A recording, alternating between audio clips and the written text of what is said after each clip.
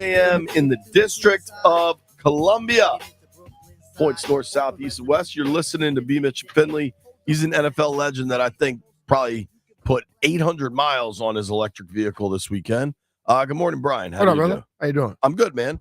Just had a few stops. Yeah, sure. That's all that was. I was at the Caps game last night. Tough loss. Obviously, the series sucked, and they don't want to talk participation trophies, and I get that, but still cool they made the playoffs. But the big news of the weekend is Washington got a Heisman Trophy winning quarterback to join their roster, and the Dallas Cowboys signed an aging running back that averaged 3.5 yards per carry last year. Yeah. But they brought him back for a reason. Sam Howell outproduced Zeke Elliott on the ground last year. Well, quarterbacks always outproduce the running back. Is that? If you're a running quarterback, you normally have a 5-6 yards per average. He had more touchdowns. I run him off.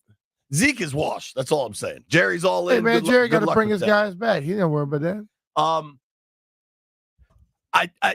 The notion of draft grades is a little silly because, like, I always go back to the 2019 draft when the Commanders got Dwayne Haskins and then traded back up for Montez Sweat. Mm-hmm. People were on fire about that draft class. Yeah. The 2020 draft was 4 years ago, and there's not a single player left on the roster from there. So you got to give a long runway to determine how the success of a draft. But I really appreciate the strategy with which they drafted. I did too. I mean, I was hoping that they would move back into the first, but when Adam explained, they saw nobody that had that value. And it was smart not to. Then they get the kid, Johnny. Johnny Newton, Johnny which has Newton. a lot of fans upset, and I think they're kind of missing the boat. They can be upset all they want, but this kid had a first-round grade. I looked on several things where he was the number 1 rated defensive tackle in the draft. So when you see that and you could get him at that second pick, in the second round, you make that move. Because let's be real. I know we have sat here for years and we talked about, the 4 defensive linemen we had. And I kept saying, they're not going to all be here forever. And I thought it would be because the guys will perform and then you can't pay everybody. They're looking to see this team, the draft, to me, they wasn't trying to, we try to come up with some type of way of promoting. Like the Susan O'Malley used to do, come see the Wizards play the stars of the NBA. Then they had the tallest and the shortest. They are trying to make sure when this thing starts to roll, they're going to be having people constantly coming in and hitting their stride. Well, not just have guys at one side of the ball and think it's going to work. And they're building, obviously, for like a long-term future plan. True. I think they're almost building with an eye on 25.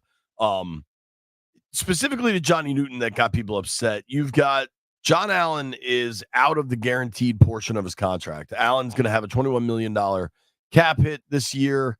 No guarantees on there. Look out to next year. It's 23 mil. John Allen's a good player. I think there's no hurry to do anything there, but eventually he might want a new contract, which I don't think should be a surprise, especially as the D-tackle market is growing, has exploded. Baby. I think this is more, though, about, one, the value, to your point. Yeah. This was true BPA. I mean, they took the best player they could get there.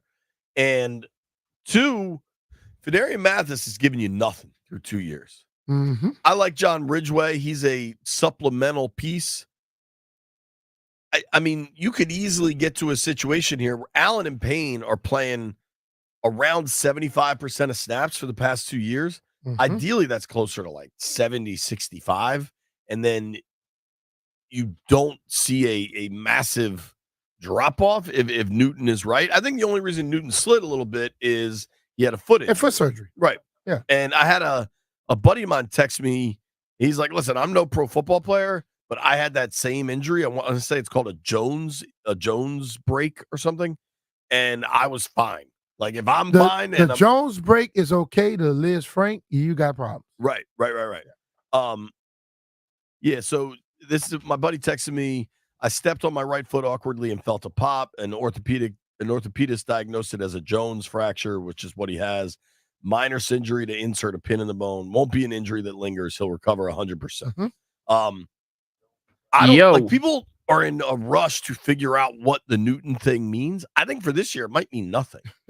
I think the person for this year that should be most concerned is Mathis, because yes, he's a second rounder from 2 years ago, but these guys didn't pick him. They didn't pick him. You know, I looked this up yesterday. You know what Mathis' career stats are?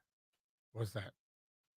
Now, the first year he was basically gone because of injury, right? He got hurt, I want to say in the first quarter of the first game of the year. Mm-hmm. But through 2 years now, 2 seasons, over under 15 games played for Federi Mathis. Under? Over under 15 tackles for Federi Mathis. Probably under. He's played in 11 games and has 8 tackles. See? But you ask questions that you give the answers to, basically. That's fine. I'm not trying to trick anybody. I'm just saying, like, I don't know. That to me is what you're looking at immediately, and then you're looking at roster construction down the line. I think a lot of people have to understand one thing. As I sat there in that room with all those media people from all over the country, I had multiple people come to me and say, man, your guys are working miracles over there. Y'all moving and shaking. I think what the problem is, we all here are still stuck in what we were and who was running things. Instead of looking at what's happening now and start to think of it how it was supposed to be.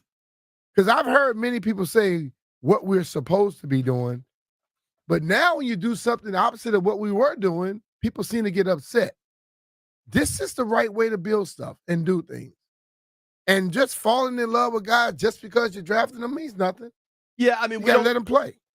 I think when Jordan Morgan went 25th to the Packers, the tackle out of Arizona, I don't think there was a tackle there that helps you immediately, because Guyton, by all accounts, is going to need a year, maybe more, to kind of learn the position, especially if you want him to play left. Maybe he's a right tackle.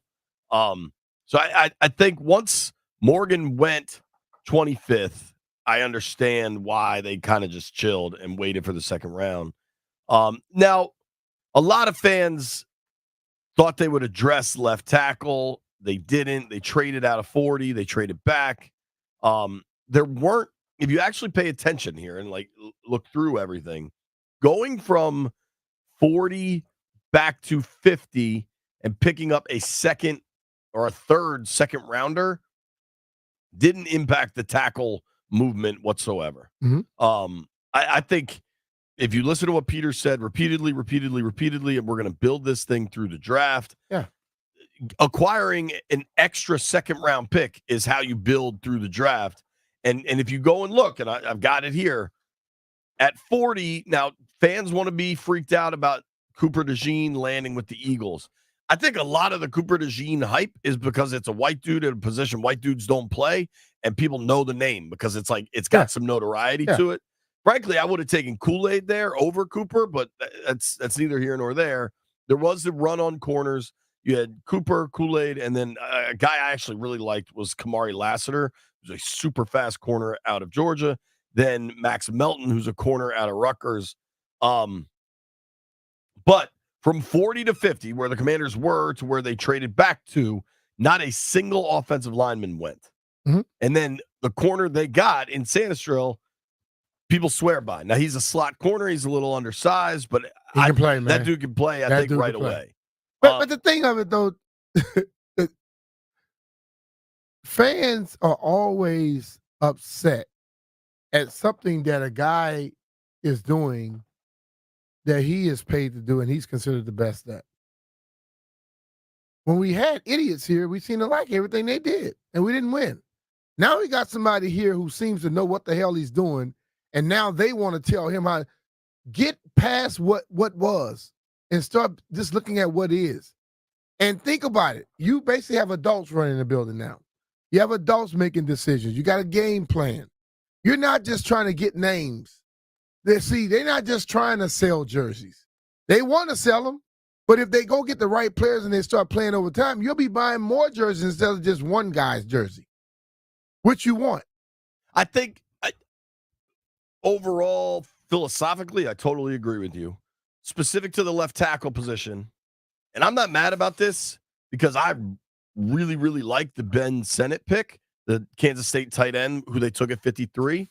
But going into the draft, we all talked about the need at tackle that it arguably still exists. And so Sennett goes 53. Patrick Paul, tackle out of Houston, goes 55. Blake Fisher, tackle out of Notre Dame, goes 59. If you want to be concerned, you can be concerned right there. But I can tell you this.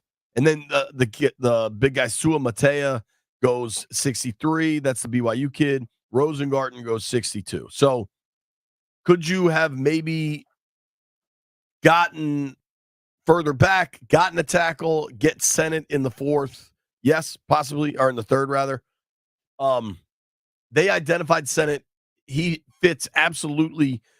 When you look at the athletic profiles for almost everybody they drafted, they are through the freaking roof. And I think when you look at some of those tackles that went a little later, they don't hit the same athletic measurables. So in other words, now we are picking people that fit what we want, and they fit the type of player you want, the type of athleticism you want.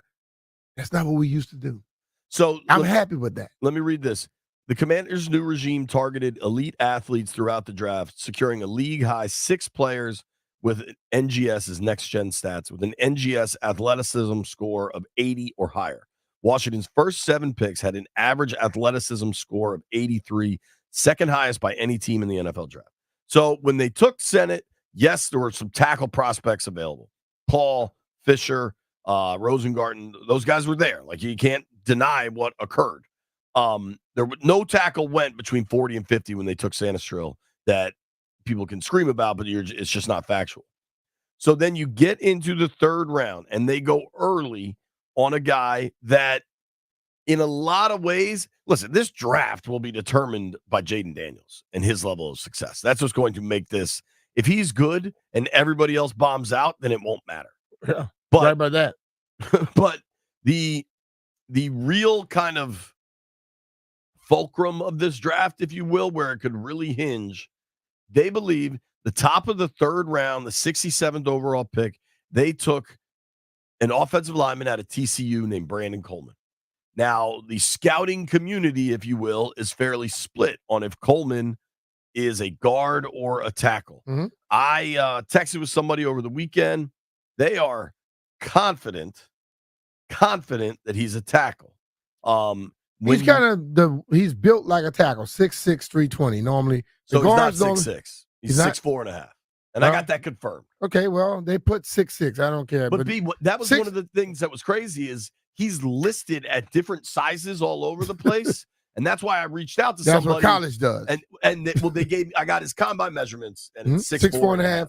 But he's got really long arms. Normally, when you go to the combine, you normally are going to end up being what you are, because they will put their hand on top of their head and push it down a little bit. When guys like to do like this, they change it up. But if he has longer arms at 6'4.5", I think he can fit that too. But this is what matters How to me. tall is Trent Williams? 6'5", right? Yeah. Or maybe 6'4" and 7/8. I wonder what he's listed at. But yeah, sure. Yeah. But here's what I think we got to discuss specific to Coleman. They view him as a tackle, undoubtedly. That's their opinion on this. They're aware that he's not 6'7", 6'8", like some of these tackle prospects, like Mims and Guyton, both are through the roof, right? Paul is another guy that I think is like 6'7", but there's some worry when you get to be that big and you have to go against these pass rushers that really keep like a low bend, low center of gravity. Can you get down there? Coleman placed in the 97th percentile in the NGS athleticism stuff. Like, they clearly identified Brandon Coleman as their tackle. He talked about his visits with them, how impressed he was, how much all that stuff mattered. Like, they scouted, talked to this kid a lot. This was not an accident. Like, when you trade back from 40 to 50 and 53, and no tackles go between 40 and 50. So they had their pick there of any of those dudes they wanted. And right? They pick him? They could have picked any of those dudes they wanted. The run on corners was going on. They liked Sanistrell. They took him.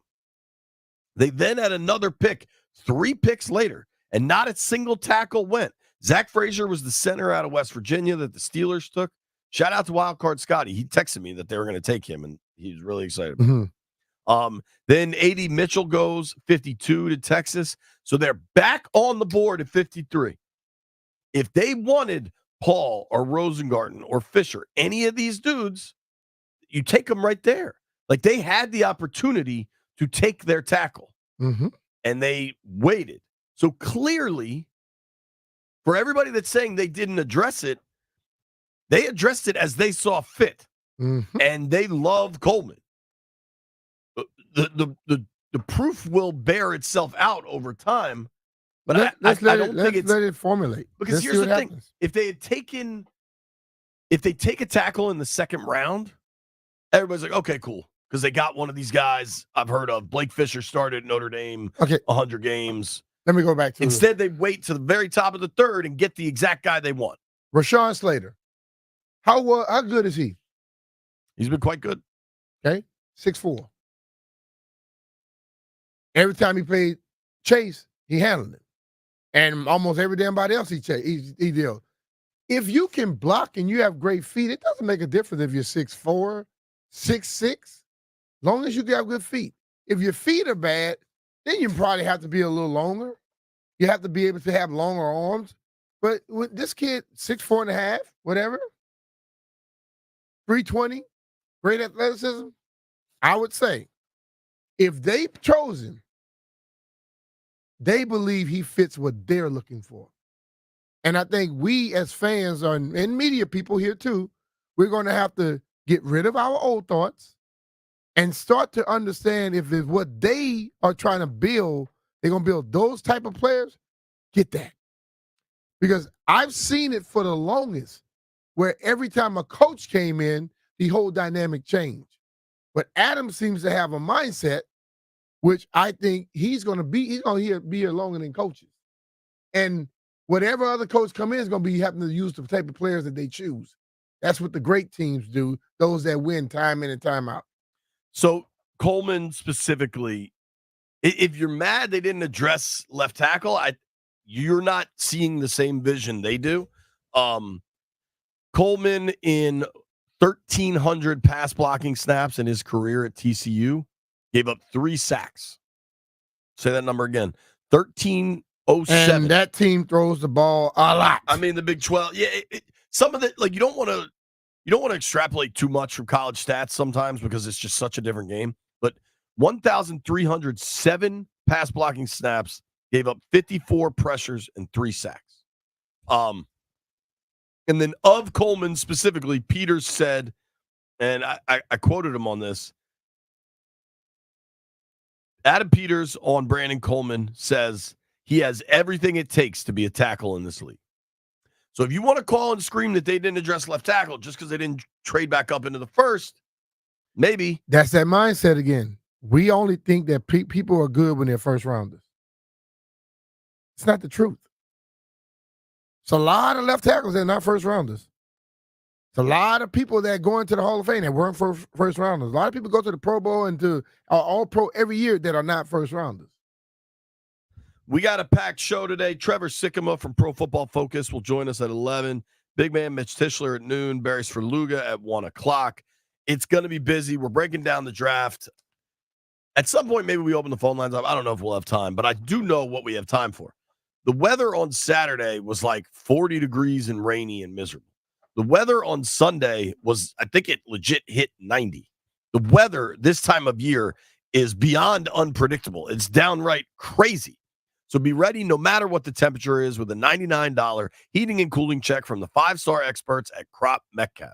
That's right. For just $99, a Crop Metcalf 5-star technician will check both your home's heating and cooling system and assure peace of mind today, no matter what the weather brings tomorrow. Call 1-800-GO-CROP or visit cropmetcalf.com. Crop Metcalf, home of the 5-star technician and proud partner of the Washington Nationals.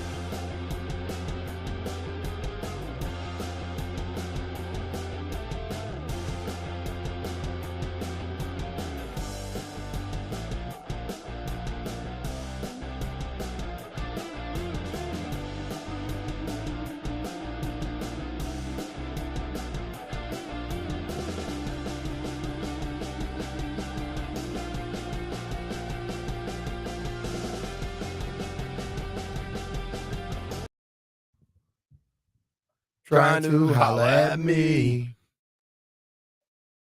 TLC made bangers, man. They said, I don't want no Jeff. Jeff, did we determine how much? That was good. What did that feel? That was good. That was good. Savage. Jeff's wearing all free clothing today. No, I am not. Stop Yeah, saying that. That's accurate. B-Mitch said it, and I 100% agree. You can't even name what's on my body right now. This is I don't want 100%. to We name don't what's on name your what's on body. your body. We can This, care less this about is your body. 100% DMV supported brands that I have on right now. Yep, that they gave you to wear for them. Nah, nah. Yo, I only do that with sports merch. I don't. wait until they get cameras for the stream on Jeff and Landfill. Jeff's gonna be wearing like 1-800 lawyer shirts. Like he's gonna be wearing everything he can. This says Savvy the brand, and I paid for this. This was a $30 shirt. All right. My Don't hat, believe him. Probably should have got your size. my You believe hat, him? 99 is a rap label. I paid for the hat because I Should've like got it. that. That's like Should've a got- fake New Balance. You logo. should have got that extra large though. That my large God. had And you should have got a medium instead of a 2X. All right, I want to talk specifically about something because I saw Brian for a minute at the Commanders draft party Yeah. over the weekend. Mhm.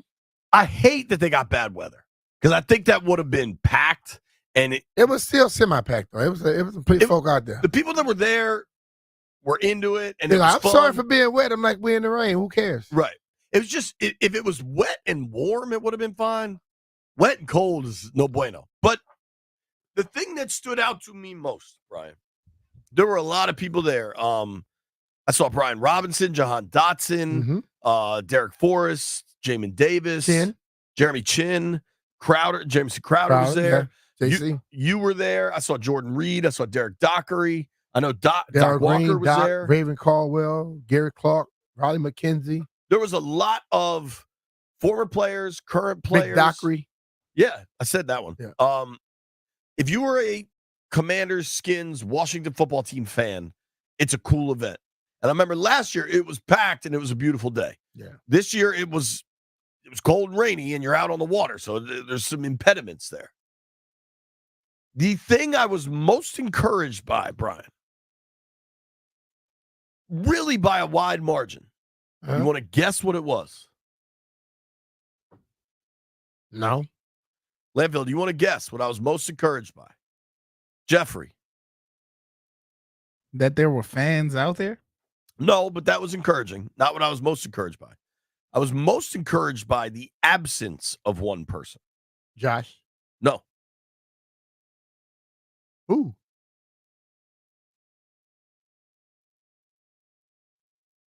Yeah, I don't know. I was most encouraged that they did not trumpet Jaden Daniels over there. That the Jaden Daniels selection and introduction to Washington is not going to be a straight up marketing vehicle to try to sell a bunch of tickets immediately. Mhm. Because in the old days, there would have been a helicopter from Ashburn to National Harbor with a banner on the back of it that says, "We found our savior. Order your tickets now." I understand what you're saying, but I wouldn't have had a problem if he was there. I wouldn't either, Yeah. but I was glad. Like I think they moved differently, man, because this is what I saw. Okay, people that were pissed off and because Josh was in meetings and Josh has been in the war room. He's learning everything his first year. You know who was representing his wife? His wife was out there. She spoke to the crowd. Janine Samuels, she did a great job. She was interviewing. You say people. Josh Harris's wife was there. Yeah. Josh Harris's wife was there. She basically went into the VIP area, came out to the stage, was talking with everyone. And this is the thing about it. You know, when sometimes you hear people, the spouses of some of these owners, and it's like they're reading from a script. She didn't sound like that. She sounded like she wrote the damn script. You know what I mean? Right. So she's heavily involved. And I talked with her earlier, then I talked with one of the sons. These people are living this. It's not just like, oh, here you go. No, they live this. They know what's going on. Well, dude, Josh talked with the media on Friday so I also liked at the Daniels presser. throughout the draft, really all week.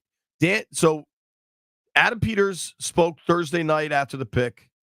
Adam Peters spoke Friday night after the pick. When they had the Daniels presser, 2:30 on Friday, Peters briefly introduced him, and then it was just Daniels answering questions and kind of just being cool. After that, Dan Quinn and Josh Harris each spoke for a few minutes briefly with the media, but off to the side, not at the podium. The level of song and dance for drafting number 2 overall Heisman Trophy winner, guy that had 50 touchdowns last year, like they're not focused on the song and dance. The dog and pony show doesn't matter. What have I said for years here, Jay? We win, everything else take care of itself. Sure.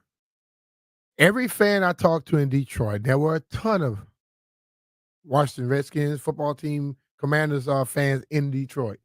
Then on Saturday, they were out there too.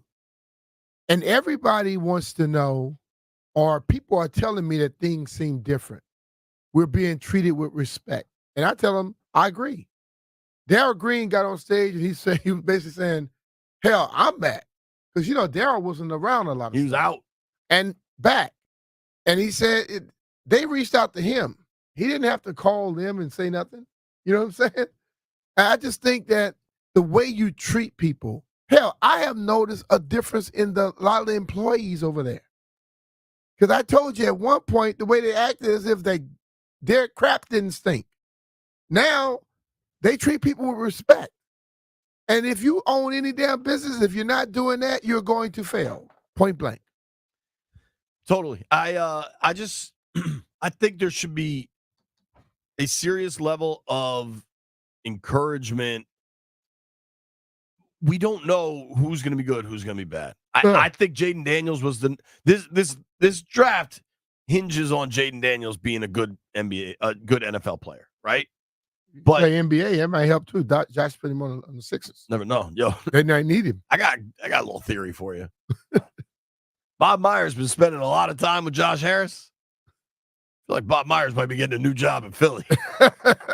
Don't you think? Like, I don't know. Maybe he's now a football guy. Maybe he's converted. But you watched, Knicks Sixers yesterday where it was just getting out physical. I don't know. That's a different conversation. But shout out to Jaime Manassas. That's his theory. I'm piggybacking on it. I don't know that Mike Sanistril is 5'9", 180. I don't know that he can hold up to the physical rigors. I kind of think he can. I think Michigan guys playing for Harbaugh, at corner, pretty damn tough. Like 5'9", 180. That's a stocky dude. That's a built dude. If he was 6'4", 180 might be a problem. I'm just saying, I don't know if he's going to be good. I don't know if Coleman's going to be good. I don't know if Sennett's going to be good. I don't know what will happen with any of these dudes. Johnny Newton, we don't know. But the process with which they approached everything was pretty damn impressive. And if you're wondering what they did specifically, like what can you point to that showed a strategy relying on athleticism? Luke McCaffrey, right? Obviously, he's Christian's brother. His father won 2 Super Bowls with the Denver Broncos.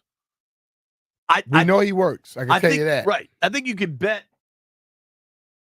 Pedigree doesn't always answer anything, everything, whatever, but you can bet on the work ethic. And well, everybody say he's supposed to draft Drake maybe because all of his family members play sports. All of this dude family members play in the NFL. Think about it.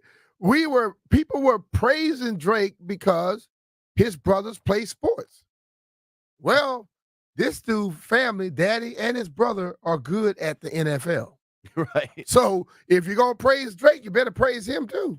The short shuttle drill that receivers do at the combine shows quickness and ability to change direction. There you go. Right? Which you would think is really important for route running, especially from the slot if you're running kind of underneath stuff, button hooks and stuff. Mm-hmm. Since 2018, Jackson Smith in Jigba has the fastest short shuttle drill at the combine. He ran a 3.93 seconds short shuttle in 2023. Jackson Smith-Njigba was also a first-round pick. I want to say he went like 11th. Jeff, look that up for me. Luke McCaffrey has the second fastest short shuttle drill of any receiver since 2018. 4.02. This is also a dude that started where you have that? Number 20. Number 20. Okay, thank you.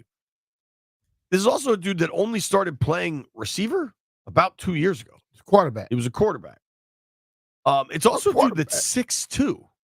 6'2" with that kind of quickness. Usually, you know what? It's going to be interesting. I got another theory, too. Emergency quarterback. Maybe. Hey. Well, guy that played it till 2 years ago, if he's on your roster, you can go with him instead of being like Denver and have to play what the hell ever. They've changed the rule, but yeah, that's interesting. Rome Odunze. So the three wideouts at the top of this draft that everybody talked about, Marvin Harrison, Malik Neighbors, Rome Odunze. Rome Odunze's short shuttle drill, 4.03. So a hundredth of a second less. I don't want to keep pointing out the athletic profiles because it doesn't guarantee anything. Who was my man, the tight end from South America? Oh, the one that came here? Yeah. Oh, man. Reyes, yeah. Reyes looked like the greatest athlete on planet Earth. Yep. Didn't amount to much. He was basically a robot. But my point is, there's a reason all of these dudes, to me, landed in Ashburn. Mm-hmm. And the athletic profiling stands out. Trevor Sikkema joins us at 11. Nobody go anywhere.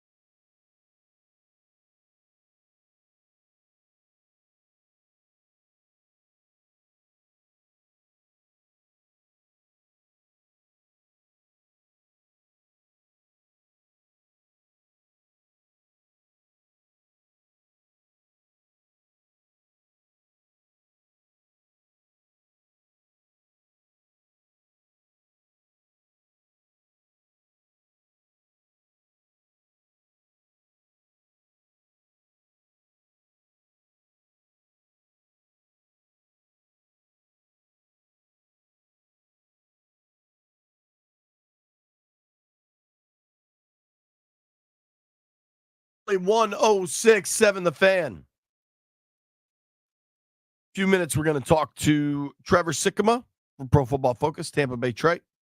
I think a lot of folks really liked what the Commanders did in the draft. I'm curious what the boys in the aquarium say. I liked it. I think there was a clear strategy. I think the move back from 40 to add 50 and 53 was really smart. This team has a billion holes. They went 4-13 with no Pro Bowlers last year. So if anybody thinks like, oh man, what are you doing? Trevor Sikkema gave him an A. They were trying to acquire more capital. Jeffrey, what'd you think? I love the draft. My favorite pick besides Jaden Daniels was definitely Ben Sinnott. We haven't had that build of a tight end or what I expect him to produce.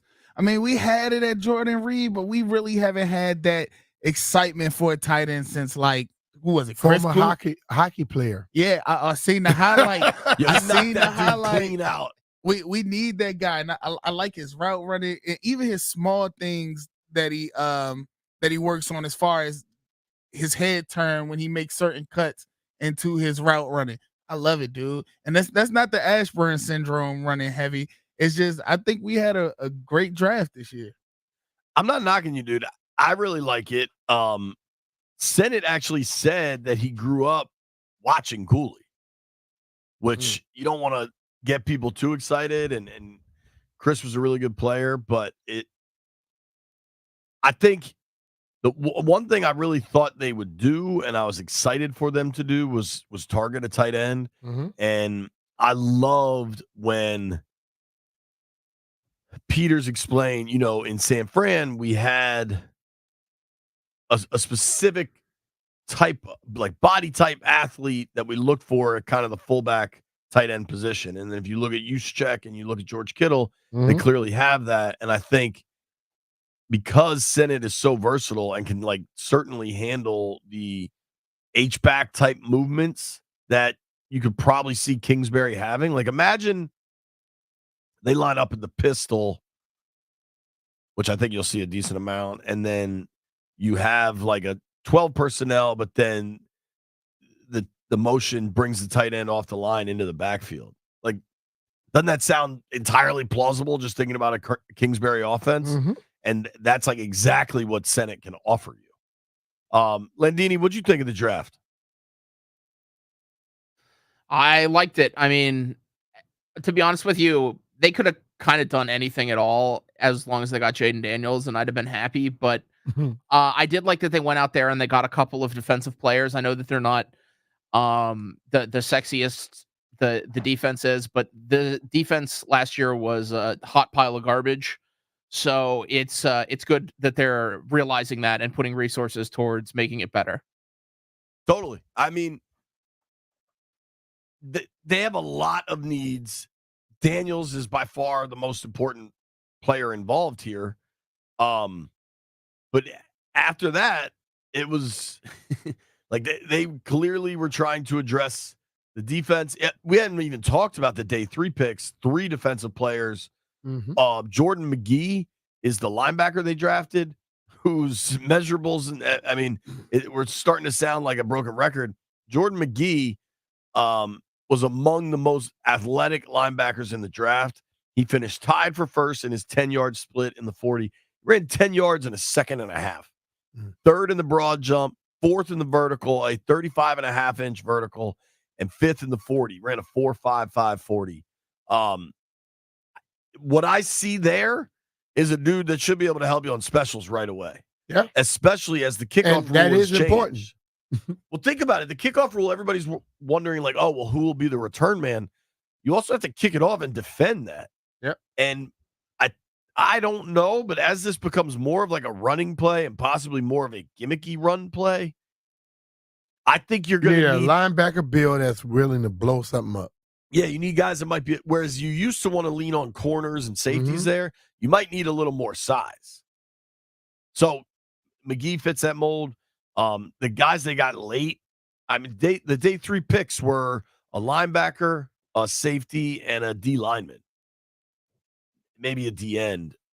Baptiste is a little small, but it's also your 7th round pick. You're probably not going to get exactly what you want. Mhm. If you go through their draft to Landfill's point, D-line, corner, then you add the tight end, then you add your presumably tackle. If depending what that McCaffrey immediately, like as of today, is the tallest wideout they have on the roster. They have this guy Bryson Tremaine, who's 6'4", but he didn't play last year and is a practice squatter. I mean, McCaffrey's and it's not like McCaffrey's 6'8", he's 6'2", and he's immediately the tallest guy on the roster. And dude, we can ask Trevor Sikkema this because he's a draft analyst, whereas we're kind of football overall. Everybody that gets caught up in the value, okay, Ben Sennett, maybe you can get him in the 3rd or 4th round, but if you hit on the pick, the value is completely irrelevant. Can you really though? Value's totally if you don't subjective. pick him there, somebody else might pick him before you come back to pick him. Right. I mean, so and you can't always trade to where you want to get to. Sometimes the trade market costs you more than it doesn't. You made a comment about the quarterback that if he's your guy and you think that's your guy, take him. No matter if you have figured out that this is your future, you take him wherever. I think when you get to some of these other picks, if I get you in the 2nd round in a certain pick or wait till the 3rd round in the 1st, what difference does it make? As long as you go out there and play, right? Value is determined by performance, not subjective draft grades going in. I feel like actually I saw this thing, and we'll talk about this a little later, that per like social media searches, the Commanders had a really strong draft based on fan reaction. Mhm. I think there's a lot to like. We'll find out later. It all hinges on Daniels anyway. There's also a little bit of quarterback positioning that is interesting beyond Daniels with Sam Hartman's arrival. But when we return, Trevor Sikkema, Pro Football Focus, joins the program.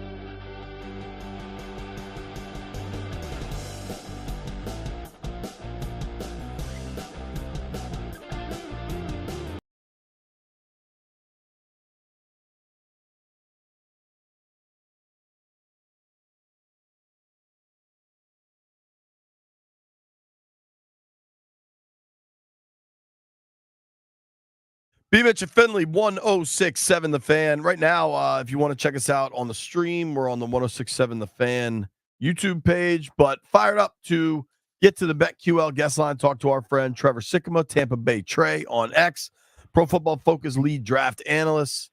Trevor, what's up, dude? How are you, bud? I'm doing fantastic, fellas. Appreciate you having me on the show. Are you just completely gassed, or did you just sleep all day yesterday? I imagine you've been busy. Thankfully, this morning, I did not have to set an alarm on my phone. So we caught up over the last couple of days of very little sleep from the draft weekend. But, that's the grind that we sign up for. So it was an expected thing. And I will just say, I'm glad to be on the other side here, having a good night of sleep under me for the first time in a while. Yeah, I get it, man. I get it. I know what you mean. I was in Ashburn, and then I got to cover the Caps last night, and they got their ass kicked. So I'm ready for a good night's sleep tonight. Let's talk about what Washington did. Daniels at 2 to me was the right call. Let's start there. Where did you land on Daniels versus May, or was it even like a contest?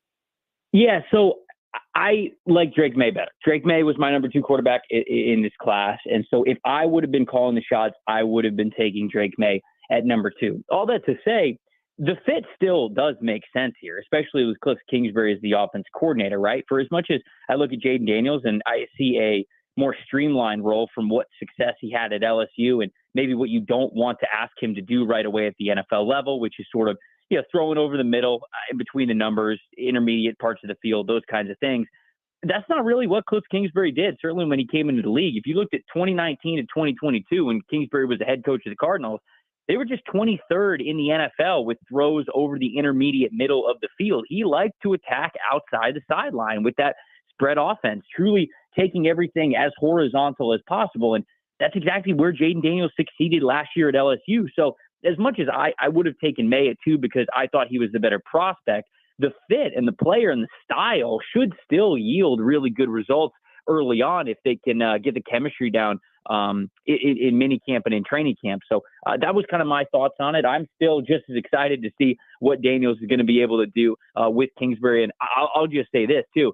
I liked Daniels' landing spot with Washington a lot more than I liked anybody who was going to go to New England, right? So yeah. I think that we could get the best version of Jaden Daniels now that he does end up a Washington Commander. Wait. The thing about it, like you said that Drake was the best prospect. What makes him a better prospect in your eyes? So I just think he has better arm talent than Jaden does. When I watch Jaden Daniels, I think he has an adequate arm for the NFL level. But I think that his fundamentals are so fantastic. I think his fundamentals are the best of any quarterback in this class. You look at how repeatable his throwing motion was from his footwork all the way through the follow through. Just it's the exact same every time. And that's a big reason why you saw that consistent success from him at the college level. But I think those ideal fundamentals kind of maximized exactly what his arm strength can be. And yet I saw maybe less ideal fundamentals from guys like May or Caleb Williams at times. And that ball still just fires off their hand like a rocket. And so whether it's distance, velocity, late throws, maybe seeing a second late, these guys just have that arm talent to be able to zip the ball in there with incredible velocity and pace and a lot of natural accuracy to it as well. So that's ultimately why I just look at those guys and their arm talent, what they did over the last couple of years. And it's just big time throws all over the field. Like with May, there's so much experience throwing over the middle of the field. And I'm a big believer that you've got to be able to do that at a consistent level at the NFL stage. And I just didn't see it a lot from Daniels. And again, that's not to say that he can't do it, but the reason why I had more faith in May is just that arm talent. I believe in it a little bit more. And I think there's just diversity of where he put the football using that great arm over the last couple of seasons. So that's kind of how I came to that conclusion. Although obviously these two guys, I gave May a solid first round grade. I gave Jaden Daniels like a late first round grade. So they are close, and it just kind of depended on where they were going to land to see who can maximize what they do best. Talking with Trevor Sikkema here from Pro Football Focus. The quarterback play eventually will probably determine how we view this draft as a success or not. But as you get down the draft board, top of the second round, kind of a surprise to some just for the positional need. What do you think of Johnny Newton, the big D tackle out of Illinois? Oh, he's awesome.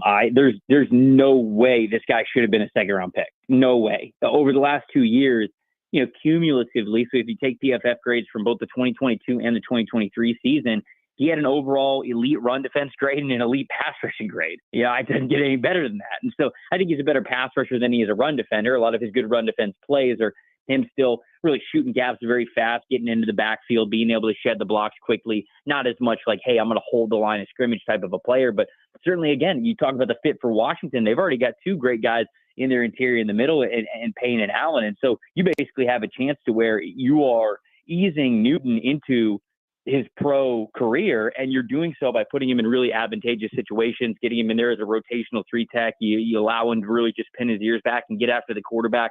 And I think that you'll see the block shedding, the motor, how fast his hands are. Like he had the Jones fracture in his foot, and I have to imagine that's what pushed him to the top of the second round. But you have surgery, you recover, you take it the way that you need to, you rehab it the way you need to, and you get back out on the field and you play well. And when he's out there and when he's healthy, man, I mean, he was just straight up one of the best players in all of college football over the last 2 years. I really do believe that. Another thing about Newton is sometimes people are like, okay, well, you see the flash of where's the consistency. Newton played a ton over the last couple of years. Like we're talking like 600-700 snaps a year. And crazy. You're not really going to see that at the NFL level. You're going to hone that down a little bit, maybe more towards 500 snaps a year. This guy's going to be more fresh. He's going to be more ready. I love Johnny Newton. He was a top 15 player for me. So for Washington to get him at the top of the second round, that's true best player available approach, and I loved it. What is your overall grade of them? How did you think they did? No, I think Washington really well. I think that this is like a B+, A- type of a draft, and especially when you look at really being able to hone in on what they needed with the quarterback position, you get that at number 2. That's kind of the obvious. But then, you get into the top of the second round there, really good football players in Johnny Newton and Mike Sanders. Still, you get those two guys there. I like. The addition of Ben Sennett, I think, is going to be nice for their offense. I was thinking, man, all right, you pick Sennett, who is a fine football player, over an offensive lineman, but then they go ahead and get Brandon Coleman, who I think is one of the best developmental offensive tackles as well. I like Jordan McGee, the type of football player that he is, even if he's just a rotational linebacker and special teams player. This is somebody who earned a single-digit number 2 years in a row when he was playing at Temple. And for anybody that doesn't know, getting a single-digit number at Temple isn't just, oh, you're the best player, you're the highest recruit, we're going to let you pick a single-digit number. You have to get voted by your coaches and teammates to earn a single-digit number when you play at Temple. That's that Temple tough mentality, and Jordan McGee was able to do that. So he is somebody that I'm super excited about with this team as well. Dominic Hampton, I'm really looking forward to seeing how they utilize him. It's funny that they also added Tyler Owens from Texas Tech after the draft, because these are two very unique, massive, strong safety / linebacker hybrid players, which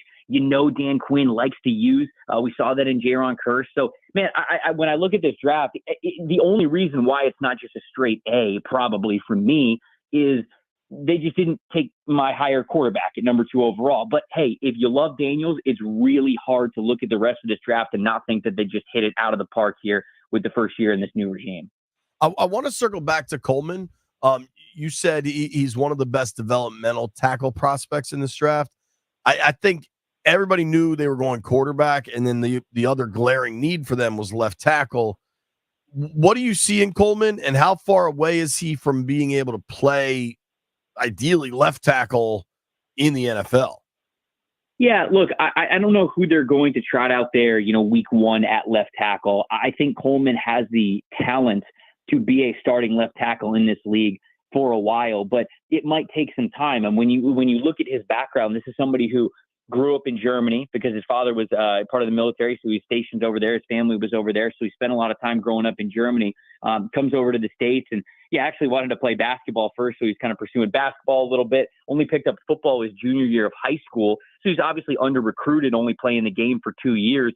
Ends up going to a junior college, then he transfers over to TCU. They used him as both a left tackle and a left guard throughout his time there, but you just watch the movement skills, the overall build, the natural strength from him, and it's all there. Now, the consistencies, we're still working on it. Sometimes pass rushers, the ones that have a really good pass rush plan, know exactly what to do. You'll see they'll get him too quick and he can't recover. But of those times where he really just gets to stand in front of people, he can lock his hands inside. He can keep them blocked and avoid getting those sheds in there, and he can mirror. He's got good footwork for a player that's his size. So the thing is, I don't know if you're going to want to throw that out there right away, but he is somebody who I love that if they were able to come away with an offensive tackle, the way that they navigated it, I think was perfect to invest in. So it might not be a year one thing, but here's the thing.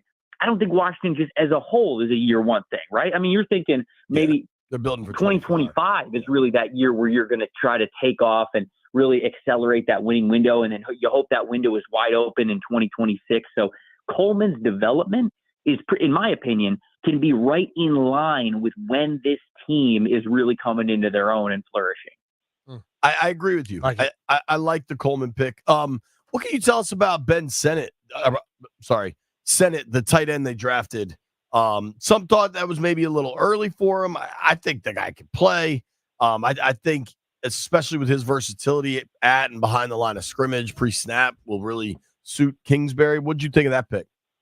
Yeah, look, I also thought it was a little bit early, but it's a good football player, right? And especially when you look at the class as a whole, you're glad that you got that guy on your team. So on draft weekend, while the picks are coming in, he's a selection and you go, man, like an offensive, I don't think they had picked offensive tackle at all at that point. So you're saying to yourself, like, man, okay, all right, you must really like this dude. But now that the class is kind of done and you look at the names, you love that you brought him in. Now, this is a super versatile athlete. He played 6 sports growing up, team sports, individual sports. He was all over the place. He played hockey, he played basketball, he played tennis, he played golf. Obviously, he played football. And so this is that versatile tag that you see on the football field is just a manifestation of kind of his childhood growing up as a natural athlete coming from a naturally athletic family as well. I know he's got his parents and his siblings are that way too. So Sennett is just somebody who, like you mentioned, you can use all over the field. I think he was best used when he was kind of a backfield, like a wing back player, like a step off the line of scrimmage. You give him that flexibility to be able to come across the line of scrimmage and block and split zone concepts.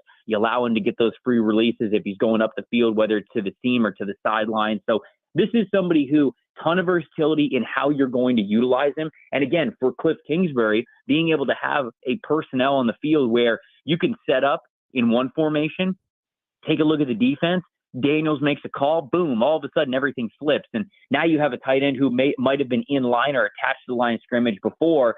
Now you're really manipulating the defense because he's going out to the slot or he's going out to the sideline as an X receiver, and you're really forcing that pre-snap communication from the defense. And he's somebody who I think can put a stress on you in a lot of ways because of everything he can do. How do you see them using Luke McCaffrey? Yeah, it's got to be as a big slot, right? I mean, I think that's where he was most successful in college. And, he's got an interesting background as well. Obviously, the son of a Super Bowl champion, Ed McCaffrey, is the brother of Christian McCaffrey. When he was coming through high school, I believe his dad was his high school coach, and he had some older brothers as well. So when he started his high school football career, he was a wide receiver. But I believe it was either his sophomore or junior year when his brothers had graduated, he actually changed to quarterbacks. And then he played quarterback for the last 2 years that he was in high school.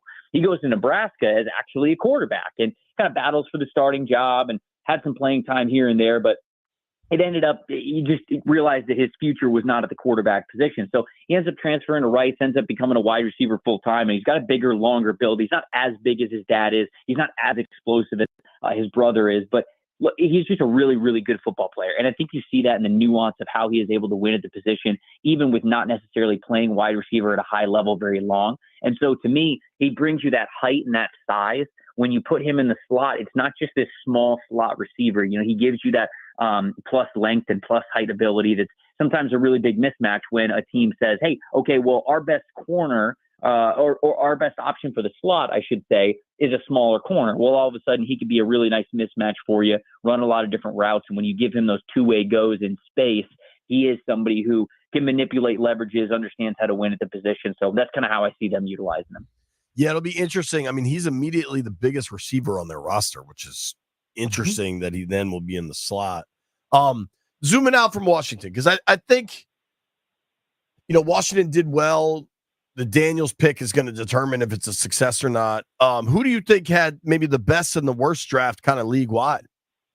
Yeah, I think that there's a handful of teams that really had great drafts. I think the 2 teams, once again, that knocked it out of the park just like they did last year, the Pittsburgh Steelers and the Philadelphia Eagles. I mean, Howie Roseman is just a masterclass drafter at this point. I mean, he could go around the country and teach seminars on how to do this thing. I mean, having one major need on your team at cornerback and somehow coming away with both Quinyon Mitchell and Cooper DeJean is just unbelievable. Then getting high-profile guys like Felix Hunt, and you got Johnny Wilson as well. I mean, this team was so phenomenal, the way that they drafted and how they supplemented their few needs to keep their winning window pretty wide open, in my opinion. And then the Steelers, man, we had questions with their offensive line going into the draft, and Troy Falcanu, Zach Frazier, Mason McCormick. I mean, Broderick Jones last year, if you combine it like that, within the span of a year, they have completely transformed their offensive line, which is something that I think they really needed.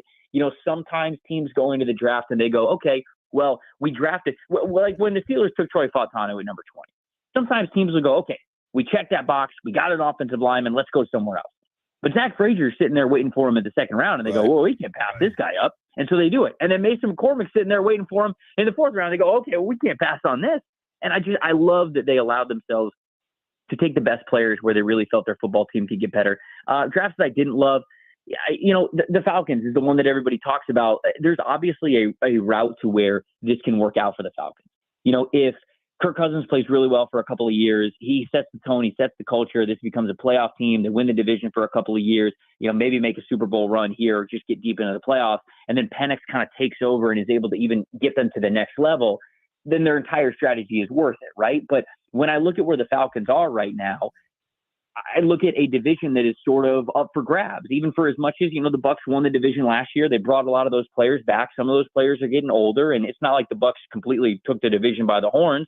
So I thought this was the Falcons' time, right? You spend all that money for Kirk Cousins to be able to become the top NFC South team and really guarantee yourself a shot at the postseason over the next couple of years. And I think they could have really used a defensive player or just an impact player overall. Romo Dunze was there. Leatu Latu was there. Any of the corners were there.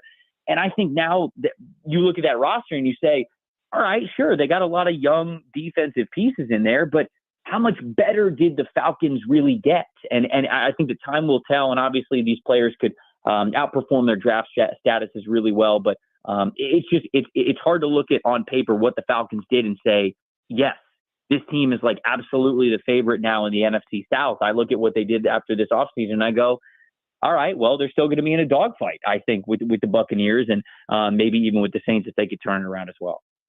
Last one. What do you think of Denver, Sean Payton's love affair with Bo Nix? I mean, the story he's trying to sell out in Denver is interesting, to say the least. Look, I like Bo Nix a lot. I was pretty high on him throughout the process. I feel like I was somebody who believed in him as a draft prospect more than other draft analysts out there. And on top of that, this was my ideal landing spot for Nix.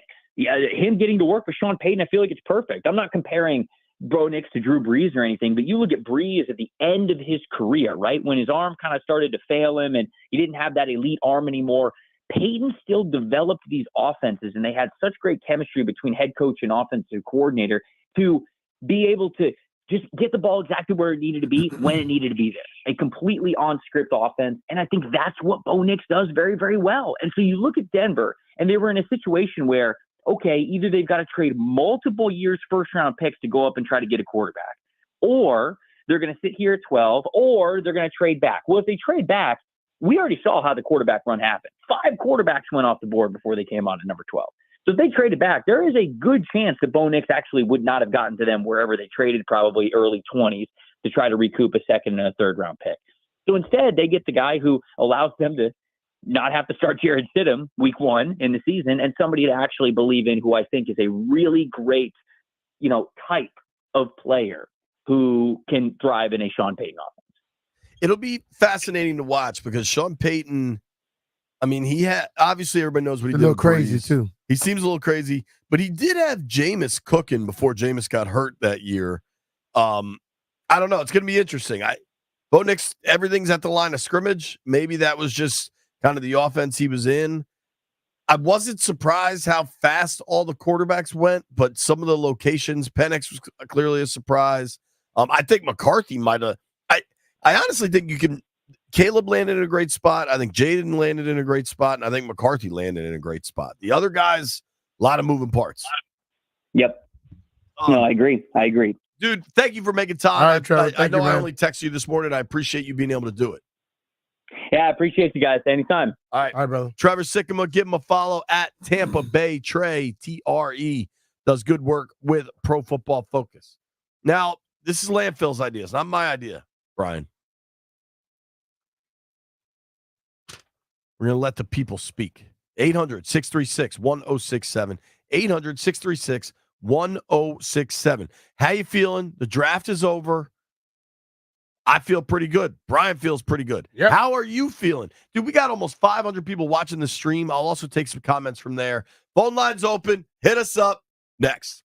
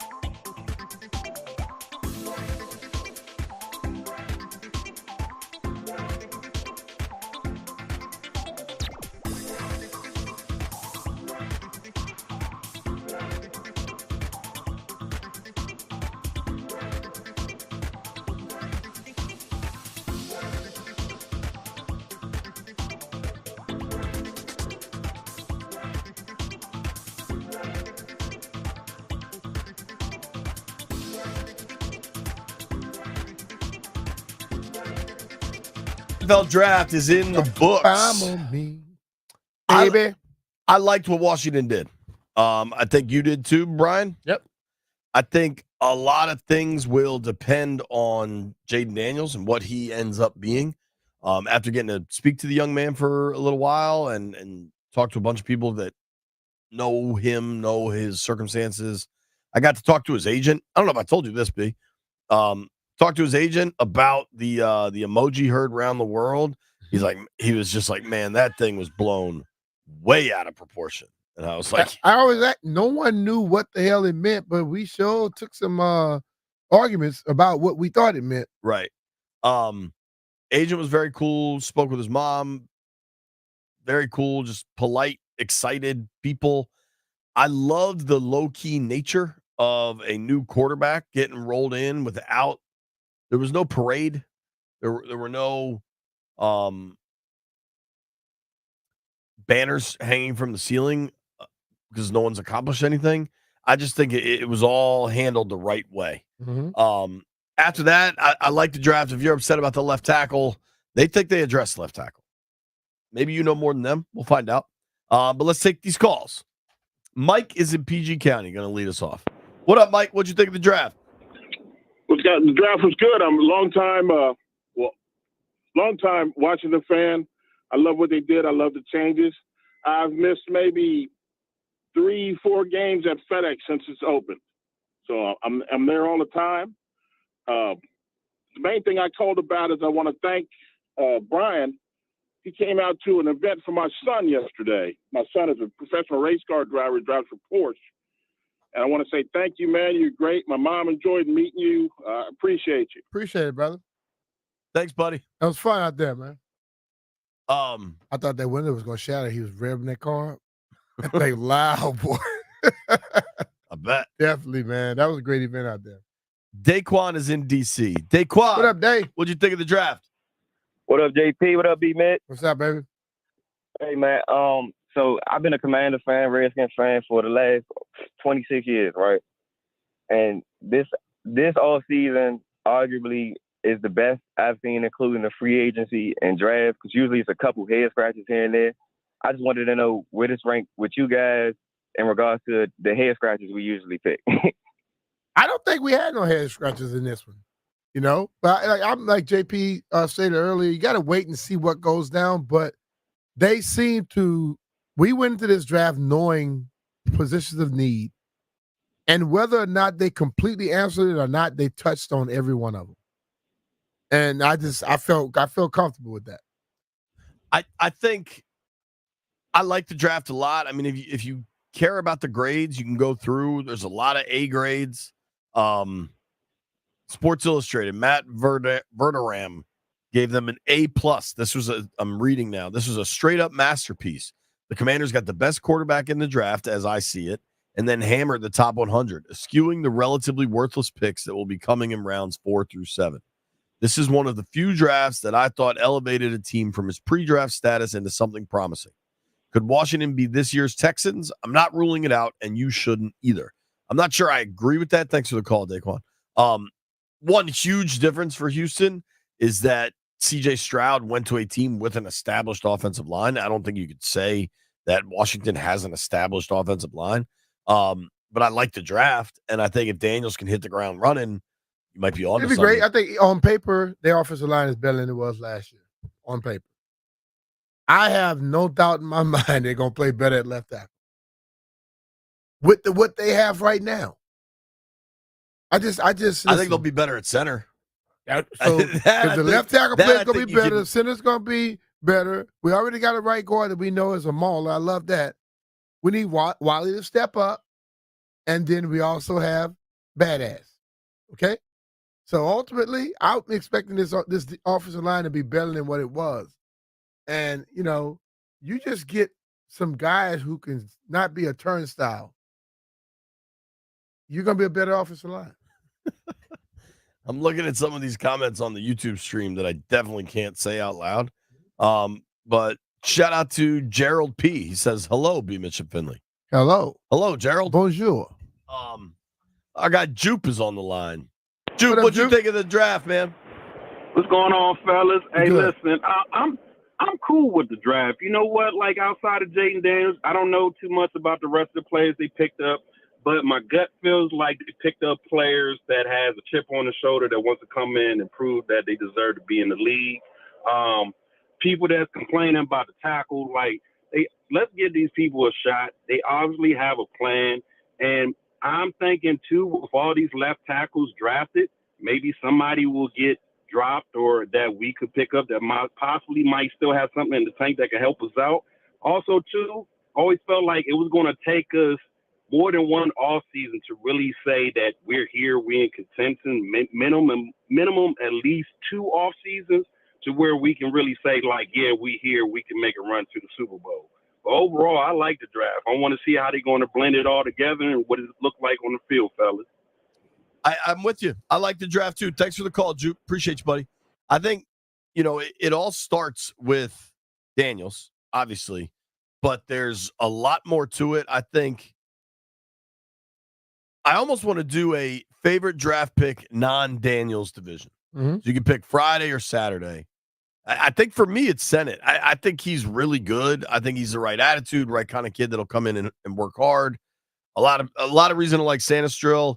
With Sycamore talking about Jordan McGee, I thought was pretty interesting. Maybe we'll go around and do that. Everybody, favorite draft pick, non-Jaden Daniels division. Because I've had this debate with people. You can like whichever Washington Capital you like, but your favorite Washington Capital in the last 20 years, the answer is Ovechkin. Yeah. Like, my favorite Wizards player of the last 20 years is Gilbert. Like, sometimes it's cool to just like the best guy. Quarterback's what's most important. So quarterback's what's going to determine the draft. But what did you like beyond the quarterback? There you go. You know what I like beyond the quarterback? Making money and landing in a dope house. If you want to make some money selling your house or find the exact right spot for you and your family, check out our guy, John Leahy. Just like Jennifer. Jennifer enjoyed working with John and his team the first time she bought a home in Baltimore County. When it came time to sell that same home a year and a half later, she reached out to John and his team again. And John and his team were determined to help their wonderful client achieve her goals. They went above and beyond to sell her current property in only 7 weeks at the price Jennifer needed to complete a move both smoothly and stress-free. Give the Leahy team a chance to go above and beyond for you. How about a guaranteed offer on your home? You can check out the details right now at johnsellsdmv.com. That's Jon, John without an H. You can go to, as we talk about John Leahy and the Fine Living Group of eXp Realty. Go to johnsellsdmv.com and find out your home's value in seconds. It only takes a few seconds to request an instant cash offer on your home also. John offers you flexible fees customized to your needs, and he knows that life happens. So if needed, he will let you out of your contract at any time. Now, listen, we all know that the housing market's going through the roof right now. If you want to sell your house, but you're not sure it's all the way there, don't worry about it. Talk to John. He can help you get your house ready for the market by loaning you up to $50,000 to make repairs and upgrades. And then you just settle up with John on the back end at closing. Stuff like that is what makes the difference with a guy like John Leahy and his team. Call John today, 301-900-3052. Go online to johnsellsdmv.com, or what's even easier, just Google John Leahy Group and start packing.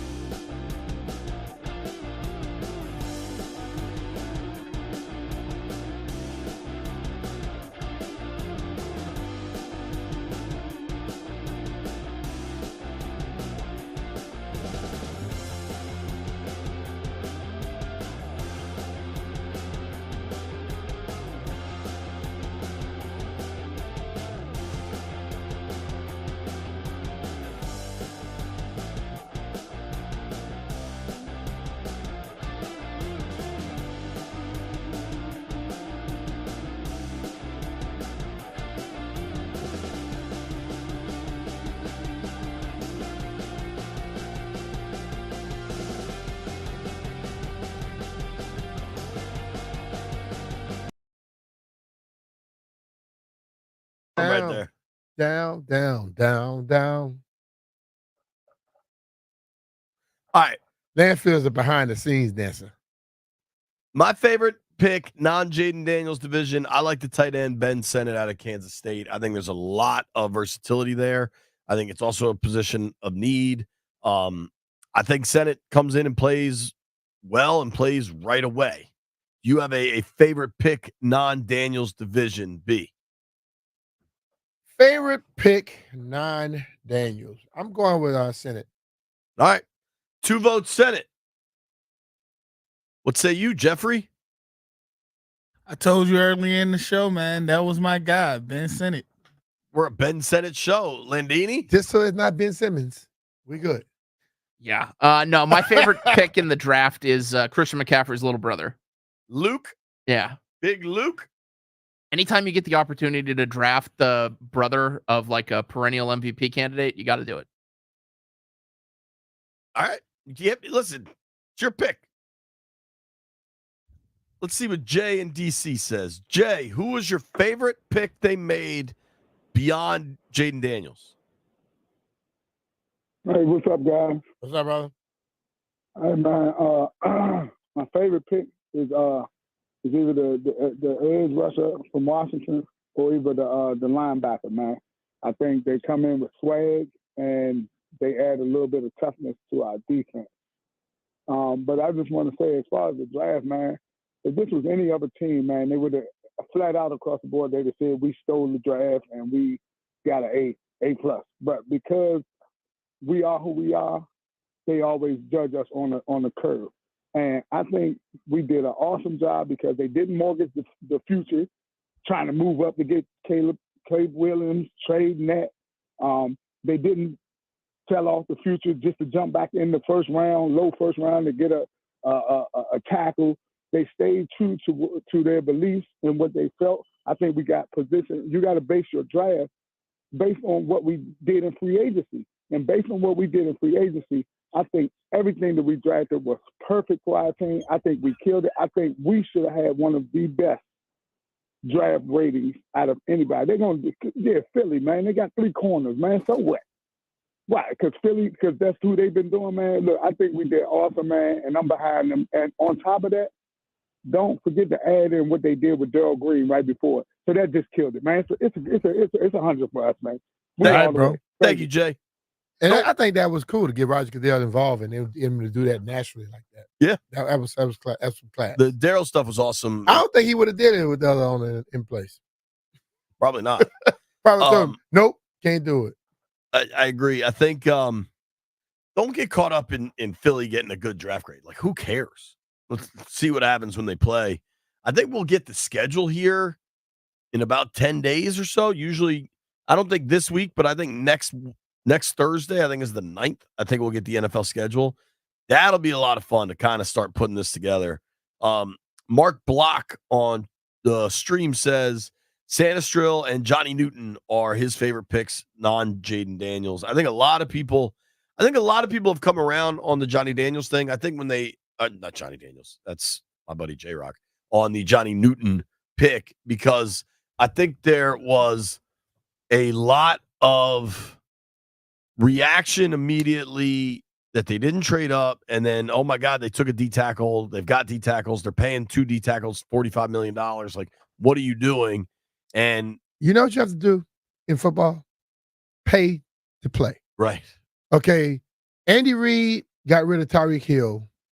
They won the Super Bowl anyway. Who do they draft this year? Somebody that runs like Tyreek Hill, right? I don't know if he's going to be as good as Tyreek Hill, but I tell you one thing, you will not be crowding the box on the Kansas City Chiefs anymore. So you keep going to get people that's going to enable you an opportunity to win. Our fans have to learn this is a business. We fall in love with players. They have to keep winning or they lose their jobs. They're going to find a way. I agree with you there. I think, I mean, now, one question that I think is realistic, is worth discussion, is Washington made a decision. You brought up the Chiefs. So Buffalo makes the decision to trade out of their pick, allow Kansas City to move up, Kansas City takes takes Xavier Worthy, the Yeah. fastest guy in the draft. Fast. Arguably the fastest guy in combine history. That I think you could question, right? Like, all right, well, Buffalo, you're trying to get past the Chiefs, and now you just allowed them to move And you got up. rid of your other receiver that was damn good. Right. You allowed them to move up and take a guy that might burn you when the games matter most.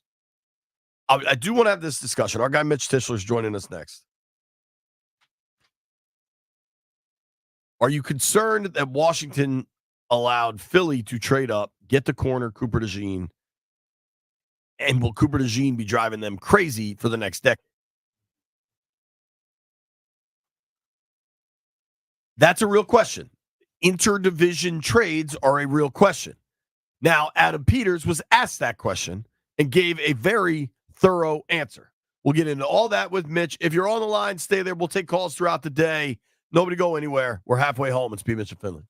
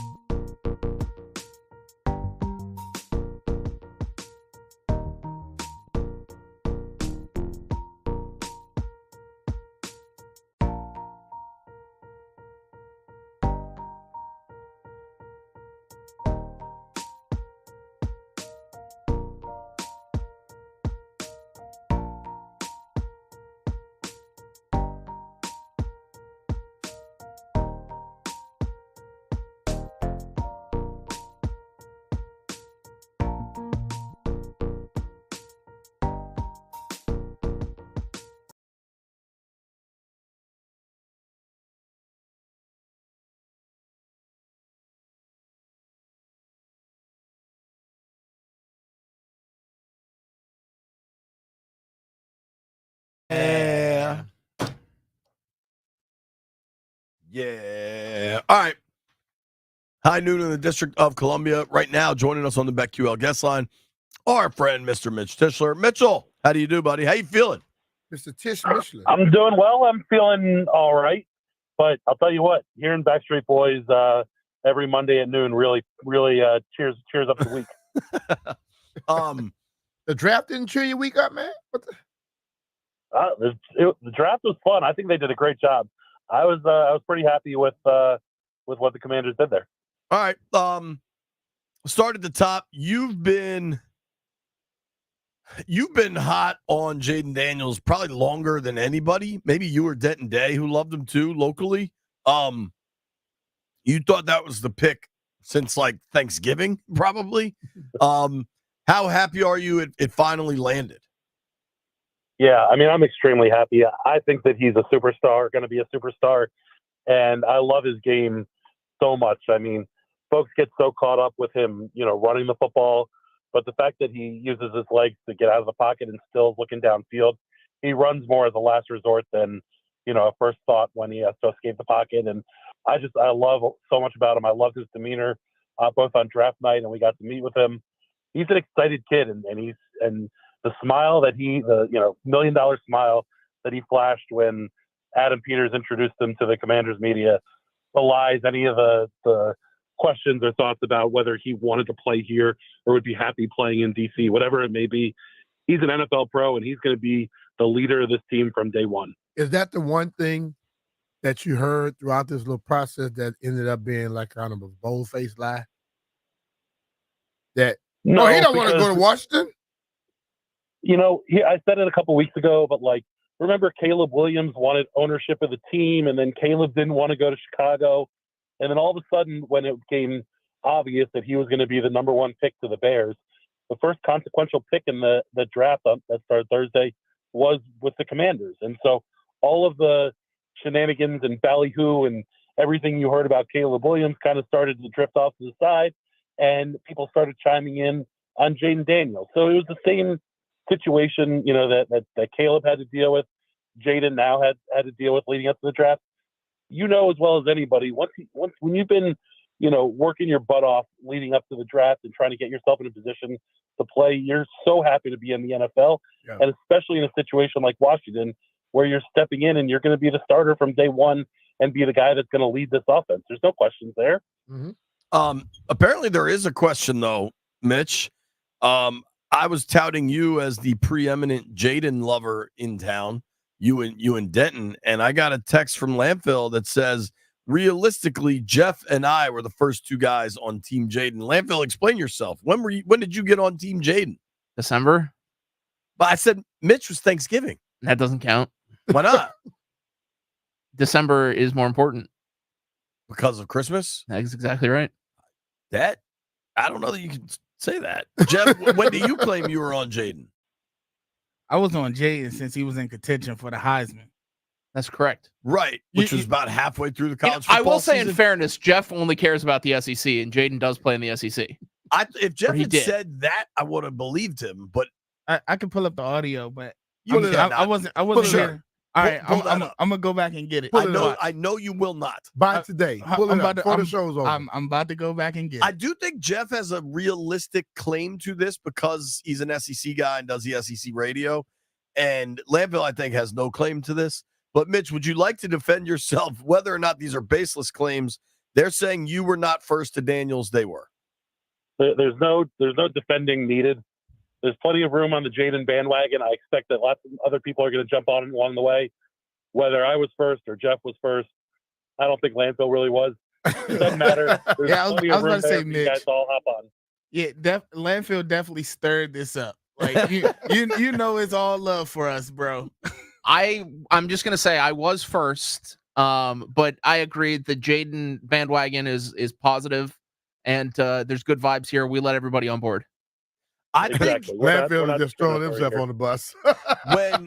when things really got cooking for Jaden, I think, because they were having a good season, but they were a little bit down, LSU. I think even when they lost the opener.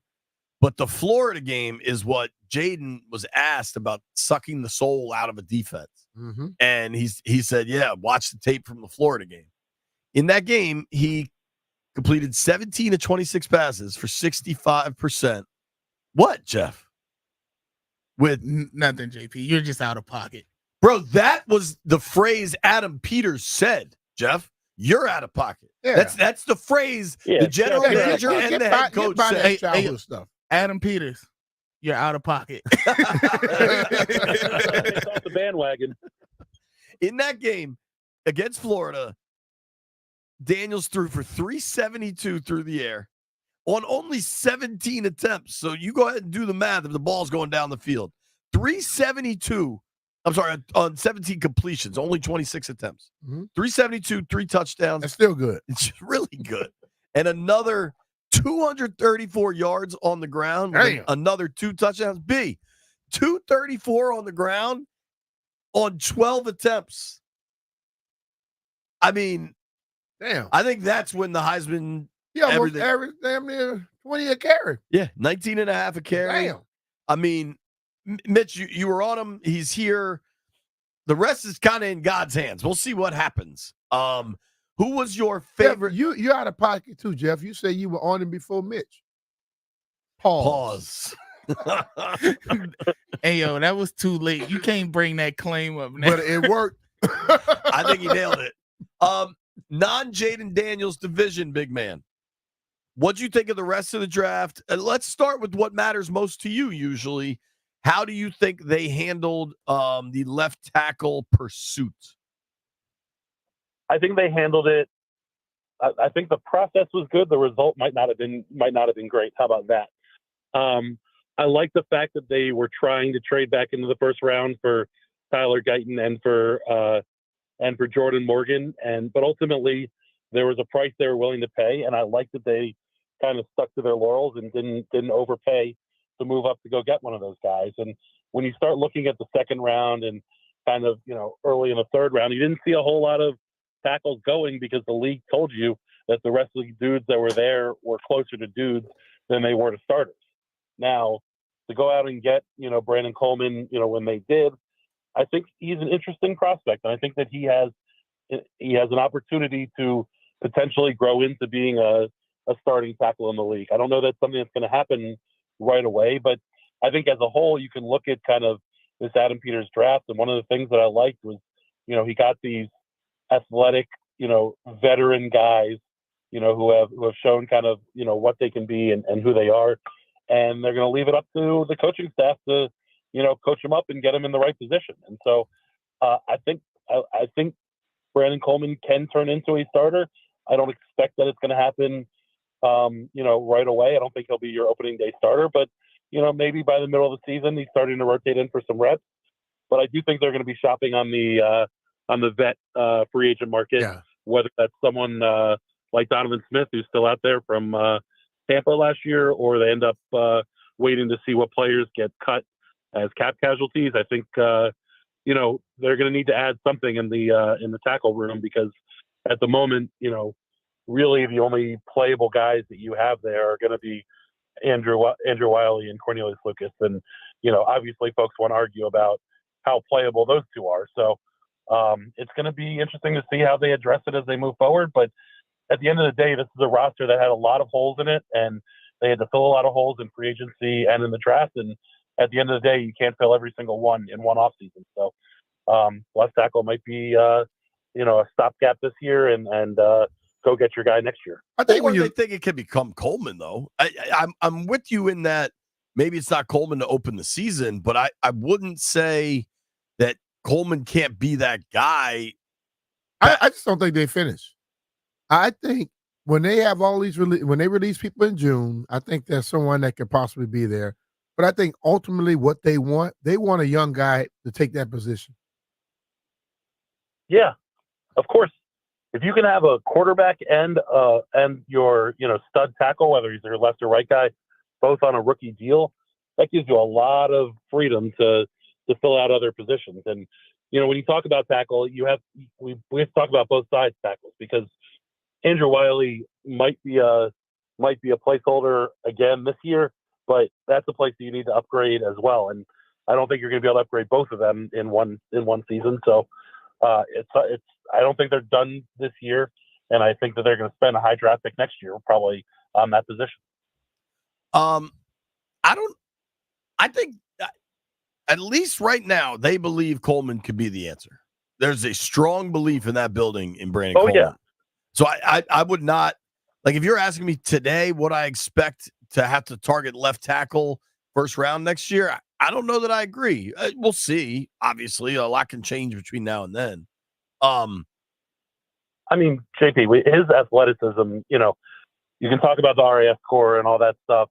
Like, his athleticism is off the charts, and he has all the physical tools that you would look for in a starting left tackle. And so it's going to be a question about his development, which obviously sort of boils down to how does Bobby Johnson work with him? And there were mixed results, right? And last year things weren't great with him up in New York. A couple seasons ago, things were pretty good in Buffalo when he was up there. So I think that a lot's going to come down to how Bobby's able to work with him and help him develop and get to the point where he can be, relied on as a starting guy. I'm with you there. You were all over Sanistril. We did the mock draft for the Beltway Football TV show, and you actually nailed that pick, which is pretty impressive. The two most impressive things to me in the draft process were, I'll go three. Mitch nailed Sanistril to Washington. Mm-hmm. Our guy Marcus Washington that joined us last week from WJA nailed Ben Sennett. And sitting in the draft room Friday night, right before the Johnny Newton pick, Standing, who was sitting right in front of Mitch and I, was like, man, watch for Johnny Newton here. And then sure enough, they called his name. So I will always point out guys that get something right in the draft, because it is such a exponential crapshoot that, like, getting something right is pretty difficult. What do you like so much about Sanistril? Yeah, I mean, listen, he was a captain and key cog of a national championship winning defense, and you've seen folks say that he was the heart and soul of that defense. He just strikes me as the type of player that, Dan Quinn and Joe Witt would love, because he's both aggressive on the field and plays with a ton of great instincts.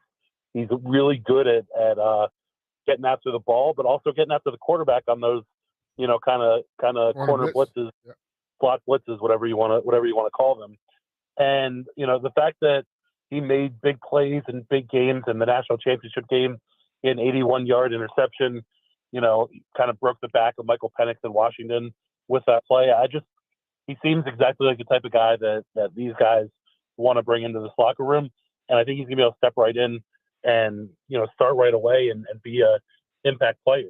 I think he plays big too. He doesn't play his size. I mean, I think we got size might matter in certain positions, but as a cornerback, he could be a gnat. It's the motion of the ocean. Especially as a slot corner, you can be a little bit smaller. But I think Adam Peters, after day 2 of the draft, was talking about Sanistril in there when they went to the Michigan Pro Day, and how they started off and he did all the defensive drills, and then moved over and he was included in the offensive drills. And he just said he was like the Energizer Bunny. He just had all this energy in the world and may have been one of the better guys that was running routes there. And he was he's a slot corner. He started off in college as a wide receiver, moved over to corner. And I love the fact that the guy has an understanding of what receivers are going to be trying to do to him, especially, first person knowledge. And then also the fact that he clearly has some pretty good hands. Yeah. If he was a wide receiver. So, we wanted ball hawks, and everyone was very excited about Emmanuel Forbes last year, hoping he was going to be that guy. I think these guys will have a better chance in this Joe Witt defense to go and make plays and be the ball hawk. Instead of talking about it, they'll be about it. And I'm excited to see what he's going to bring to the field. Yeah, I think there's a lot to like there. Did anybody day 3 stand out to you? You got Temple linebacker, Washington safety, Notre Dame D-end-ish. John Baptiste. I mean, I kind of like the Jordan McGee signing or pick a fair amount. He's a little bit of an undersized middle linebacker, but in this day and age in the NFL, I don't know that you necessarily need to be prototypical size, early 2000s, late 90s kind of London Fletcher type, linebacker type guy. And I think that the speed and the athleticism that he's going to be able to bring to the inside of that room, especially with a chance to learn from Bobby Wagner and Frankie Louvu, I think will speak volumes for him. Plus, he's a special team standout. And when you get to day 3, those guys have to be able to play special teams to make a roster. And having that time, working with Bobby Wagner can only elevate him and help him out. And I think he'll be, an interesting piece as they move forward. They didn't pick up the 5th-year option on Jamin Davis. Maybe he's able to kind of take over Jamin's role next year when Jamin presumably ends up elsewhere. And hopefully he's the start of this regime valuing linebacker, building up linebacker, and getting guys who can get out there and play that position. I mean, I think you've already seen this regime caring more about the linebacker position just in free agency between Wagner and Louvu actually getting real money and a multi-year deal. But yeah, McGee has an opportunity. It's going to be fascinating to watch what happens with Jamin Davis. He was at the draft party. I didn't get to talk to him, but I know reporters did and asked about the 5th-year option, and he answered it as best you can. Hey, it's a business. We'll see what happens. I do think, though, and it's probably a little premature, I'm tempted to do a projected roster. I think there's going to be some draft picks from the previous administration that don't make the final 53. That's very possible. You know what I mean? Like when you're running a team and you draft a guy in the 4th, 5th, 2nd, 1st, whatever round, you give them a longer leash. But when somebody new comes in, they've watched the tape. They don't care what the prior draft position was because it doesn't impact their ledger of draft wins and losses. Totally. Something to watch certainly as we get into August. Big man, I'd be remiss if I don't let you at least the Caps encouraging end of the season and encouraging end of the regular season to fight their way into the playoffs. Pretty one-sided affair once they got into the playoffs against the Rangers, who are a great team.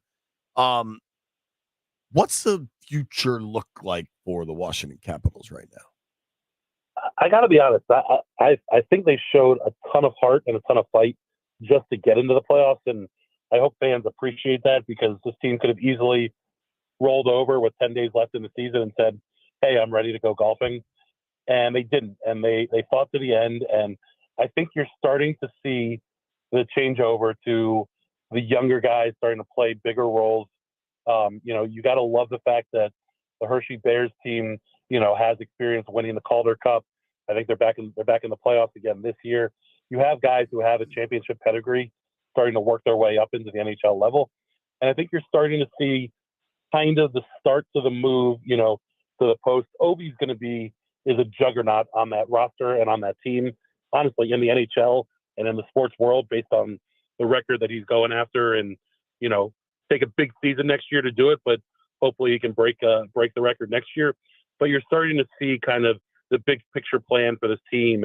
And with all these young guys coming up and playing important minutes and getting that, kind of playoff experience this year will speak volumes and help them as they start moving forward. And you can't talk about this Caps team without loving what Charlie Lindgren turned into, a journeyman kind of backup goalie stepping in and just nabbing that role and playing as well as he did in the second half of the year.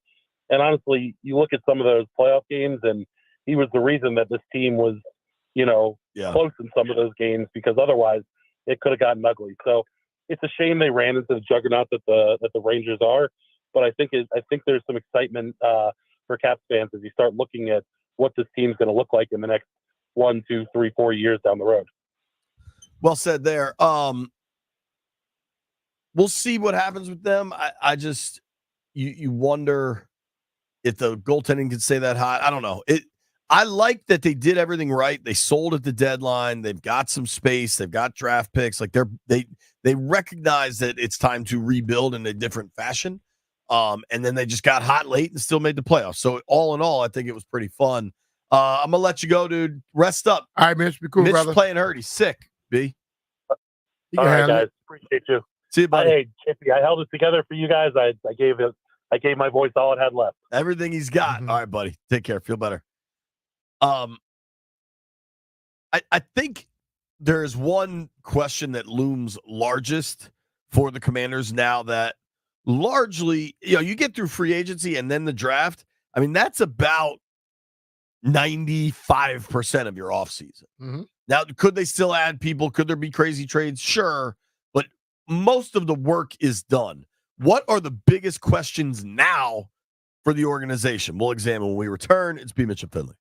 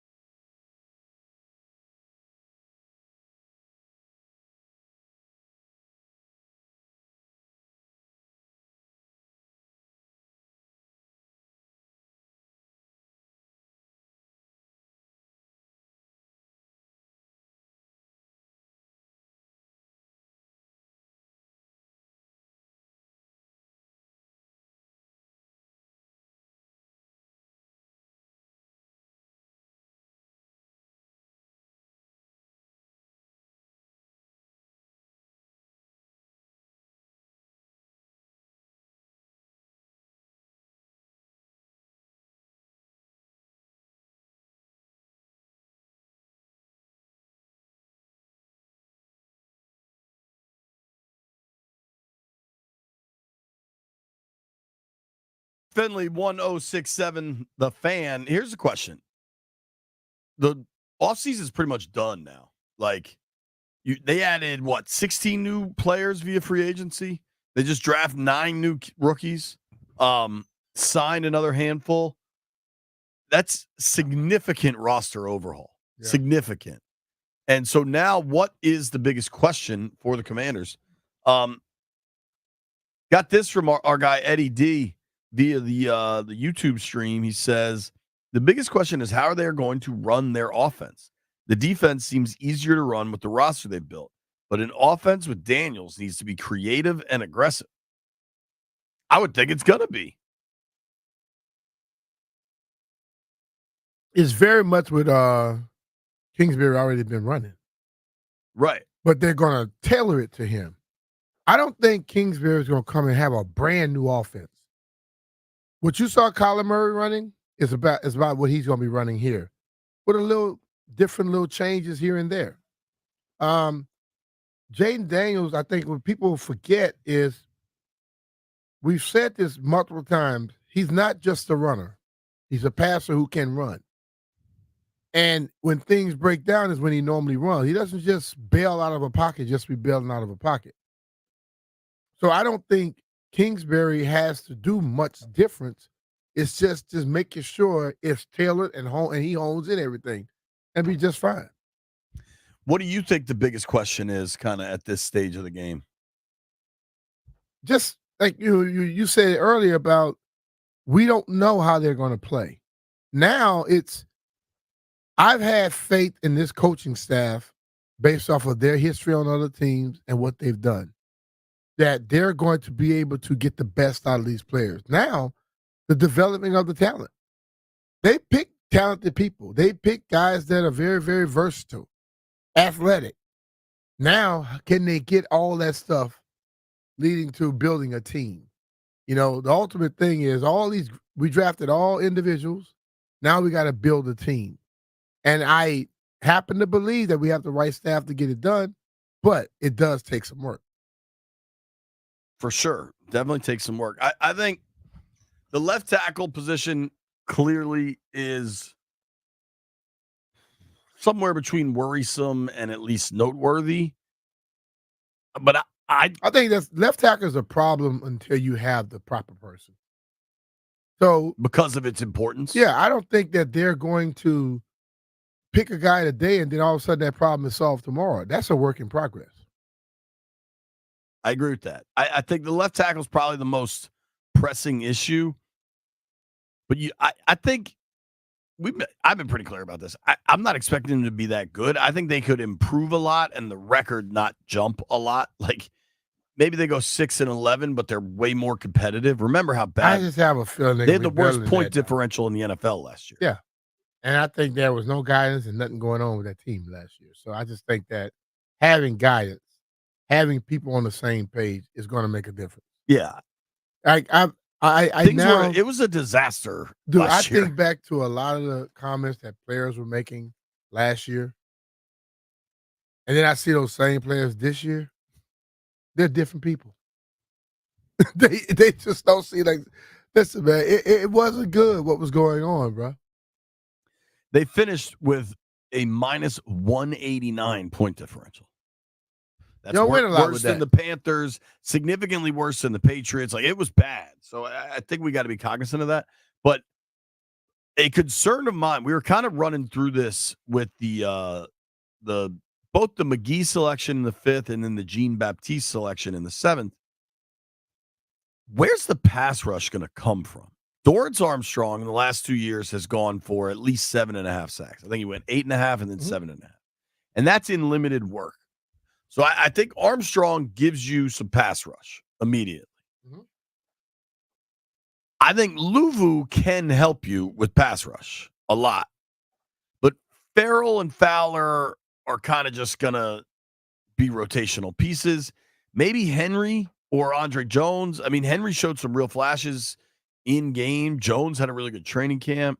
I don't know what to expect from Jean-Baptiste. You can also get plenty of pressure and disruption from Allen, Payne, and now I would add Newton.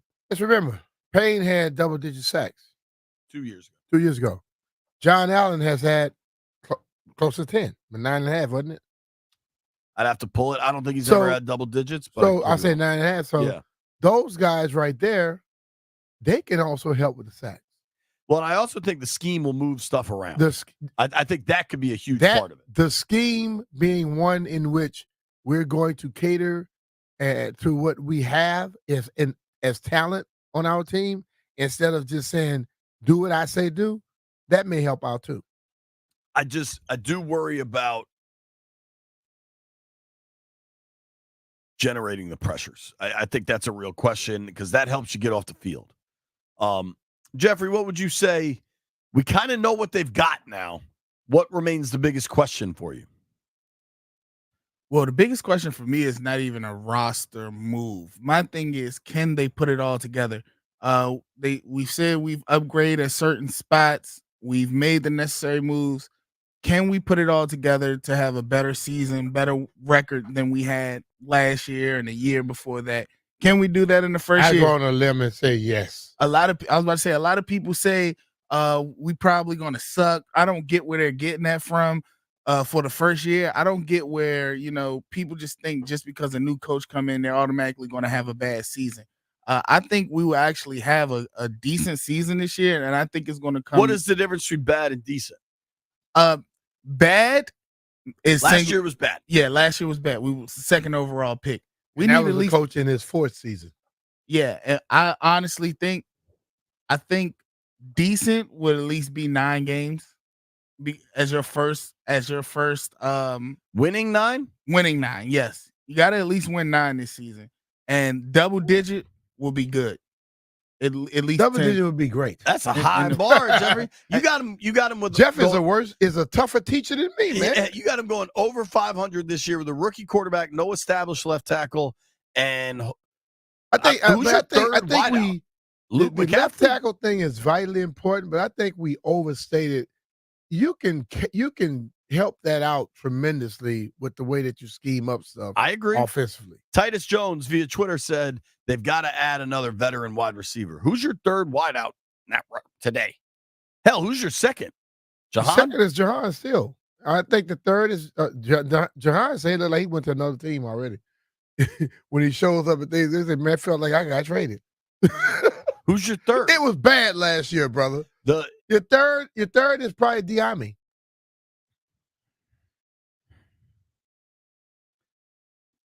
Yeah. I'm saying.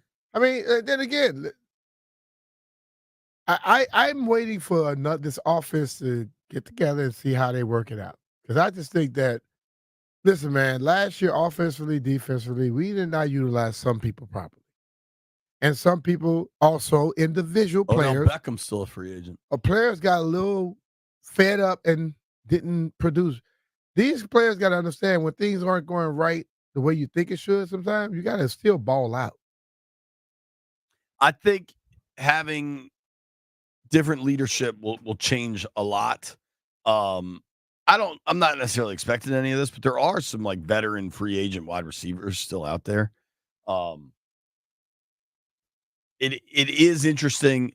Like I wonder what kind of opportunity Luke McCaffrey has to get on the field, try to accomplish something.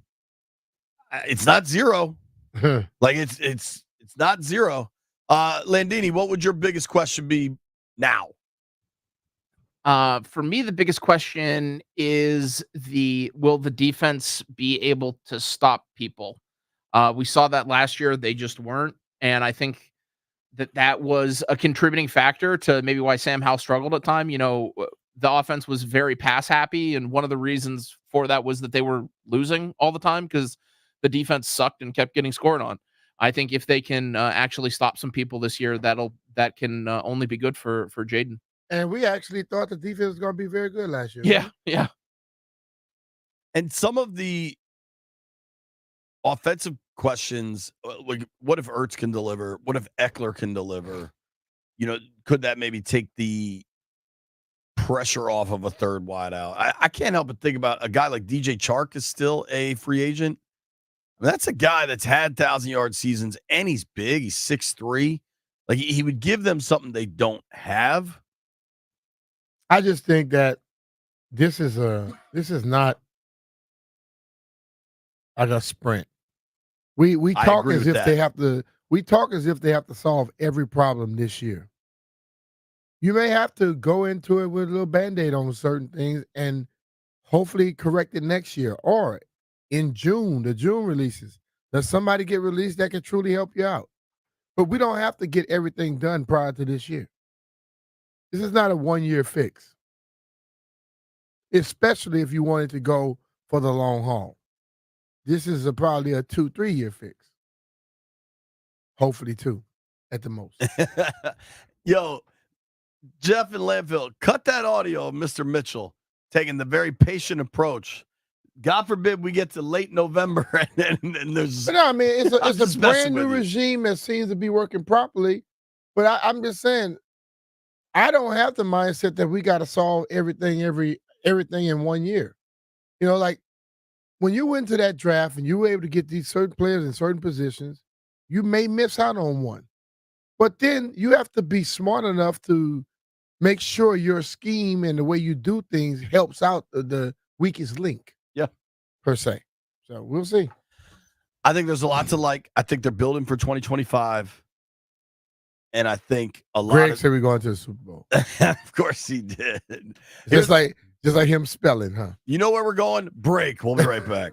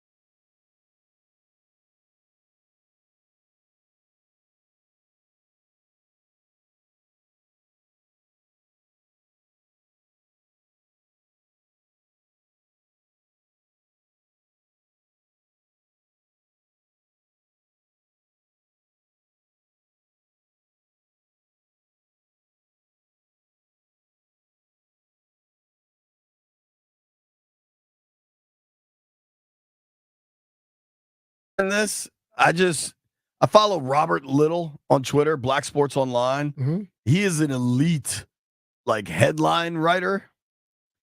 And this caught my eye. Remember Sebastian Telfair? Yeah. Point guard. Called him Bassy. Apparently, Sebastian Telfair just got a 3.5-year gun sentence because his wife, his mistress, and his girlfriend all testified against him. Damn. That's a Wow, lot. that's a triple threat right there. That's a all lot. three of them going at you, dog. You should have known you were And then going look to jail. at the picture. Bassy definitely has a type. They all kind of look alike. Yeah. Ooh, that one in the middle look a little The one in the middle, rough. the one on the edges look. Who's the one on the, I don't know. girlfriend or the mistress? I'm on the not wife? clicking on the story. I don't know. That's all I know. But all I know, that face right there looked like you were in trouble when you met her. he has 0 ride or die chicks. If all 3 of them are testifying against him, he really needs to reconsider his techniques, I would say. A technique you do not need to reconsider. Caller number 10 right now, 800-636-1067. 800-636-1067. You'll win 2 tickets to the Marley Brothers. Ziggy, Steven, Julian, Kamani, Damian, the Legacy Tour. Uh-oh. That'll be a lot of fun. Friday, September 27th at Jiffy Lube Live. Tickets are on sale now. For tickets and more, it's gonna be in the ad that night. Yo, boy. what do you think it's gonna smell like out there? Oh man, I'm gonna sit on my back. I can Like smell Jeff it. Walker be there. I'll be able to smell that from my back deck. Just like Jeff's, every T-shirt Jeff wears to work. For tickets and more event information, visit thefandc.com /events, courtesy of Live Nation. Call number 10 right now. Marley Brothers in concert in late September. Now I can't help but think about Sebastian Telfair's love life and what Jeff's clothes smell like. Did you get to watch any of the Caps last night? We'll give our Caps wrap up real quick. No, They were outmanned. I mean, I was traveling, JP. you were where all were you yesterday? Where were you? Since I saw you were in Detroit Saturday morning. I then saw you at National Harbor Saturday afternoon. From there to Herndon. From Herndon back to Alexandria to Brown Academy. Then back home. Then from there to a car show at the Porsche dealership in Chantilly. When did you finally get to sleep Saturday night? You had to be exhausted. Like 12 something. I don't remember. I just remember laying down and waking up. Yeah.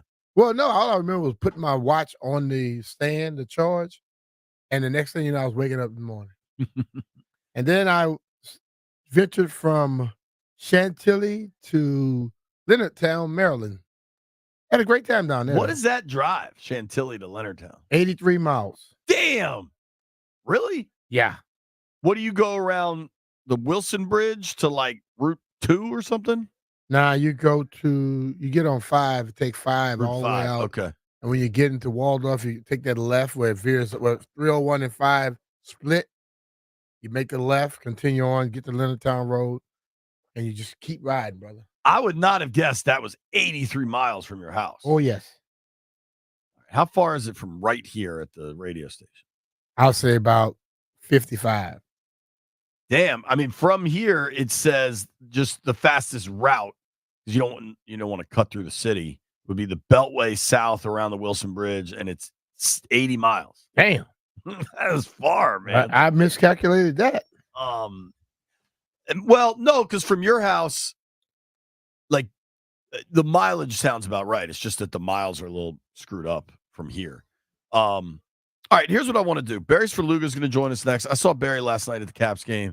Obviously, Barry has been locked into the Commanders draft as well. A couple interesting little audio clips have emerged.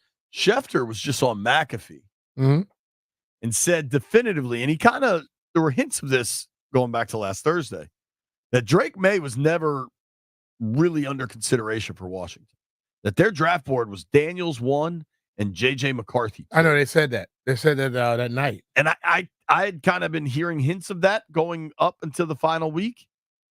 And I can kind of understand it. I know that there's people that swear by Drake. I think for young quarterbacks, the situation you land in is of the utmost importance. Mm-hmm. Have you taken a look at what New England's got? Not much. Not much, man. There's Gresh and Fourier. Yeah. They do radio up in That's who we did our crosstalk with. in New That was a England. wild And segment. Gresh was totally not happy with the Drake May pick. Really? Fourier was like, okay, he'll grow into it. They wanted another position totally. I think a lot of people up there were kind of saying, trade back, get as many picks as you can. Now, if you think you got the right quarterback, there's not enough picks in the world that are worth more than the right quarterback. But Drake May's going to a team. One, I think Jacoby Brissett starts. But, I mean, that line needs work. I mean, their best wideout is maybe Jalen Polk that they drafted in the second round. You talk about Ramondre Stevenson. They did sign Antonio Gibson. Mm-hmm.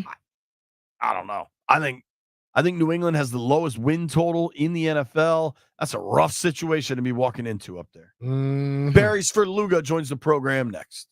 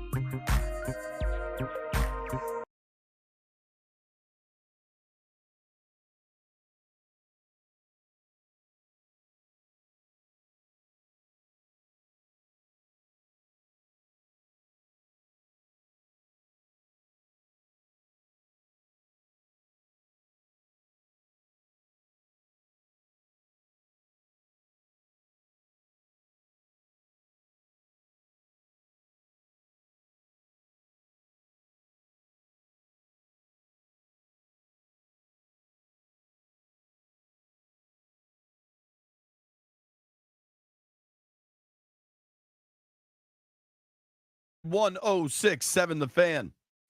Forgive us. Me and B got caught in a Kevin Na highlight vortex where he's stuck in the woods. It felt very relatable. No, not for me. Although I'm not normally escape that. Why does he have on a yellow and black stripe?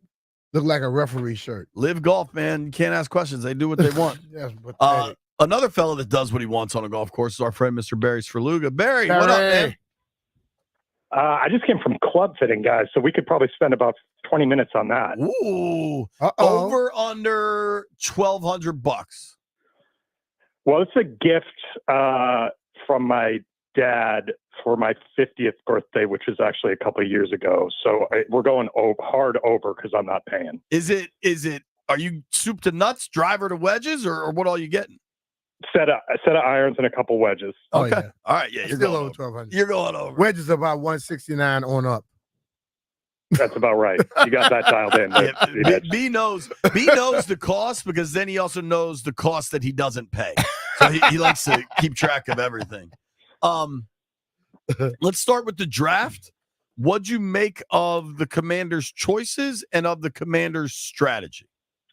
So I think I've determined that the telling pick was the second round pick, and taking a defensive tackle there who, everybody's going to say, well, he was the best guy on our board. I'll tend to believe Adam Peters in this case. But it tells you that if you were to sit down 100 Commanders fans and say, of this, really decimated roster that Ron Rivera left behind, what is the strength? I think, 95 of them would have said, well, probably our defensive tackles. So if you add to that area, this draft was not about building the 2024 roster. To me, it's about building the 2025 roster and beyond. And I'm willing to take Adam Peters at his word that they did make some calls about trading back into the first round to maybe take an offensive tackle, a left tackle. Obviously, that's the hole on the roster that's going to jump out. And there's a slight concern I have that it hasn't been addressed. Not because you should be able to fix everything in 1 year, but because putting the rookie quarterback in a position to succeed is so paramount at this point, and part of that is protecting him.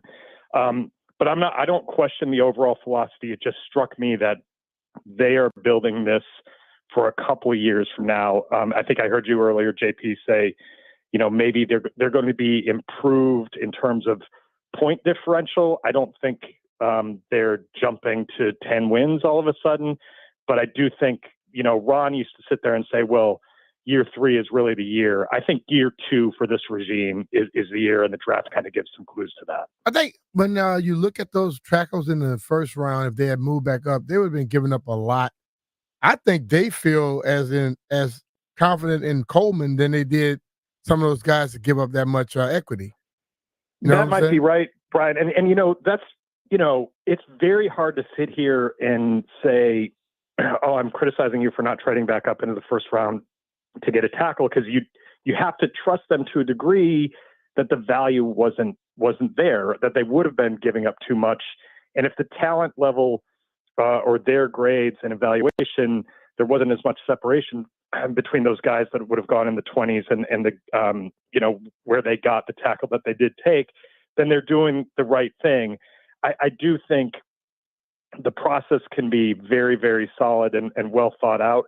And we could get to training camp and get into the exhibition games and think, oh boy, Jaden Daniels is going to have to run for his life a little bit here. And how does that hinder his development as a passer? He's obviously got the athletic skill set to run away from trouble. And, he keeps his eyes downfield too. He's not just running. When Sam tucked, it was over for him. I don't think that's going to be the case with Jaden Daniels, but I think doing things creatively to protect him, if they can't straight up out personnel you, that's going to be a key part of Cliff Kingsbury's offense, because the development of that position is the most important thing about 2024. Totally. Yeah, like if this draft becomes a winner, it's because Daniels is a winner. And even if the other 8 picks hit, if Daniels flops, then this draft will be remembered as a flop. That's just like the unfortunate circumstances of having the number 2 overall pick. It was kind of said draft night, but it's definitely been said since that the Commanders, if they didn't go with Daniels, they would have gone with J.J. McCarthy. What do you make of that? McCarthy has been hard for me to get a handle on throughout this whole process. And obviously, I think in the end result, where he went and who he went to, I think people are seeing a lot of value in the Vikings landing him and Kevin O'Connell starting over with a new quarterback that can fit what he does well. I think, JP, you and I might have talked about this prior to the draft. I had a tough time taking McCarthy at 2 just because I wasn't quite sure what about him would have leapfrogged the other 2 guys in the whole process. Maybe it was Jim Harbaugh's evaluation of his workout and speaking up for his old player. Maybe it was, he didn't have to do so much at Michigan, and people were thinking he could put more on his plate as he developed into a pro. But I just had a tough time thinking, take McCarthy at 2. I would have wanted to take the risk of trading back. As it turns out, he went after Penix, right? So that would have been a risk. I will say that through all of this over the last however many months, I feel like they took the guy that was the perfect person to take at number 2, staying at number 2 and taking Daniels with the skill set, the upside. It feels, I wasn't always there. I was kind of on the Drake May train early on. But in the end, for whatever reason, I feel like the fit is right. And the excitement level and the look on Adam Peters' face, I mean, I just feel like that's very genuine. Like when you said, what do you like about about Jaden? And he says, what do you like about him? What's not to like about him? It seemed like very true, and like he turned on the tape and he loved it. I feel like they got the right guy. I'm with you, man. Talking with our friend Barry Sverluga here on the BetQL guest line. You can give him a follow on X at Barry Sverluga, SVRLUGA. We don't have to go whole draft the whole time, but I did want to ask you because in the immediacy of it, there was kind of a reluctance to celebrate the Johnny Newton pick, second round, 3 picks into the second round. They take a D tackle. We know how much they've invested in D tackle. Do you look at this as the new regime saying, hey, that's what they did, we're starting fresh now? Or just simple, like, this is the best guy available, he shouldn't have fallen out of the first round? I think maybe both of those things, and also I liked like what Peter said about, hey, we got a third interior defensive lineman here. Like, if we take him, like, can you get him on? Oh, we'll get him on the field. We'll figure it out. Like, I like that idea of, no, we're not so rigid in what we do that we can't mold our strategy to really good football players. If this guy's a disruptive force, it's a disruptive force. And then you're also getting to I don't want to usher John Allen out the door before he's out the door, but you're getting to the end of the guaranteed money there. If that guy develops, if Johnny develops, then, you've got some freedom with John Allen. He's either going to want a new contract, or do you cut ties eventually and have a cheaper player on the interior and spend some money on the edge? It gives you a lot of flexibility. I was initially caught off guard, like everybody, I think, maybe not everybody, but a lot of people were caught off guard. I really think, as I said earlier, that pick tips their hand that we're thinking about this in 2025, and the total perfect roster fit in 2024 is not what we're going for. When they picked him, I had a kind of like a little perplexed look, and then I started talking to people around the media center up in Detroit. Everybody had a lot of great things to say about that kid right there. I mean, he was disruptive in a very difficult conference to play in when you're not at Ohio State and Michigan, right? Like he's the you don't draft based on college awards, but if you're the defensive player of the year in the Big Ten, you're a player. And I'm excited to watch him. I'm interested to see how they use him. And I think it'll be telling, obviously quarterback, this draft was so much about quarterback, but you hired a defensive-minded head coach. He's got to have some toys and tools in his box as well. I'm curious to see how Dan Quinn uses those guys, rotates them through, develops Johnny, and gets the most out of the personnel he has. Talking with Barry Sverluga. Hey, I want to get to some cap stuff, but what'd you think of Atlanta drafted Penix and blown away? Kirk. I mean, you're Kirk, and not telling Kirk. First of all, I know this is conventional wisdom, like taking Penix at number 8 when you've signed. You're on the hook for at least $100 million with Kirk. Kirk had to have signed there in part because he thought they were going to contend. If I'm not incorrect, if I'm not mistaken, I don't think that's the reason he signed. I think he signed because that's the most money he was getting. Well, sure.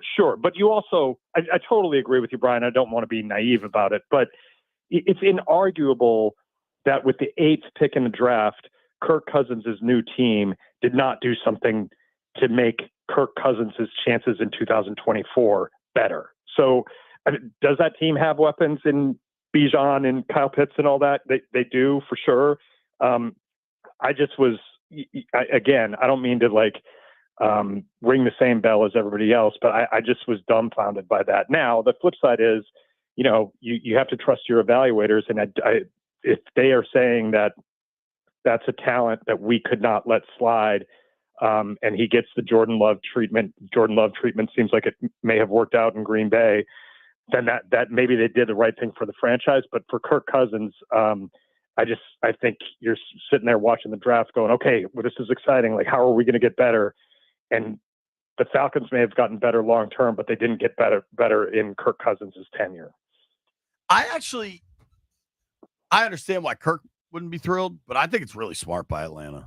I think Kirk's not feeling good because he was brought into the league the same way. Yeah. It is remarkable how for a relatively square dude, Kirk has ended up in some of these positions, man. But this to me is a little of careful what you ask for. Grass is always greener, whatever. He could have just stayed in Minnesota, and it wasn't the same amount of guaranteed money, but like you were in a good situation where they thought you could probably win some games, and that's just not how it shook out. I did want to ask you about Caps. I know you were there last night. This weird crossroads here where it was a lot of fun that they got hot late and made a playoff chase, but like they got just boat raced, swept, and the goal differential is pretty one-sided in the playoffs. Offensively, they just couldn't generate much, if anything. Their power play was bad. Where are the Caps at going forward?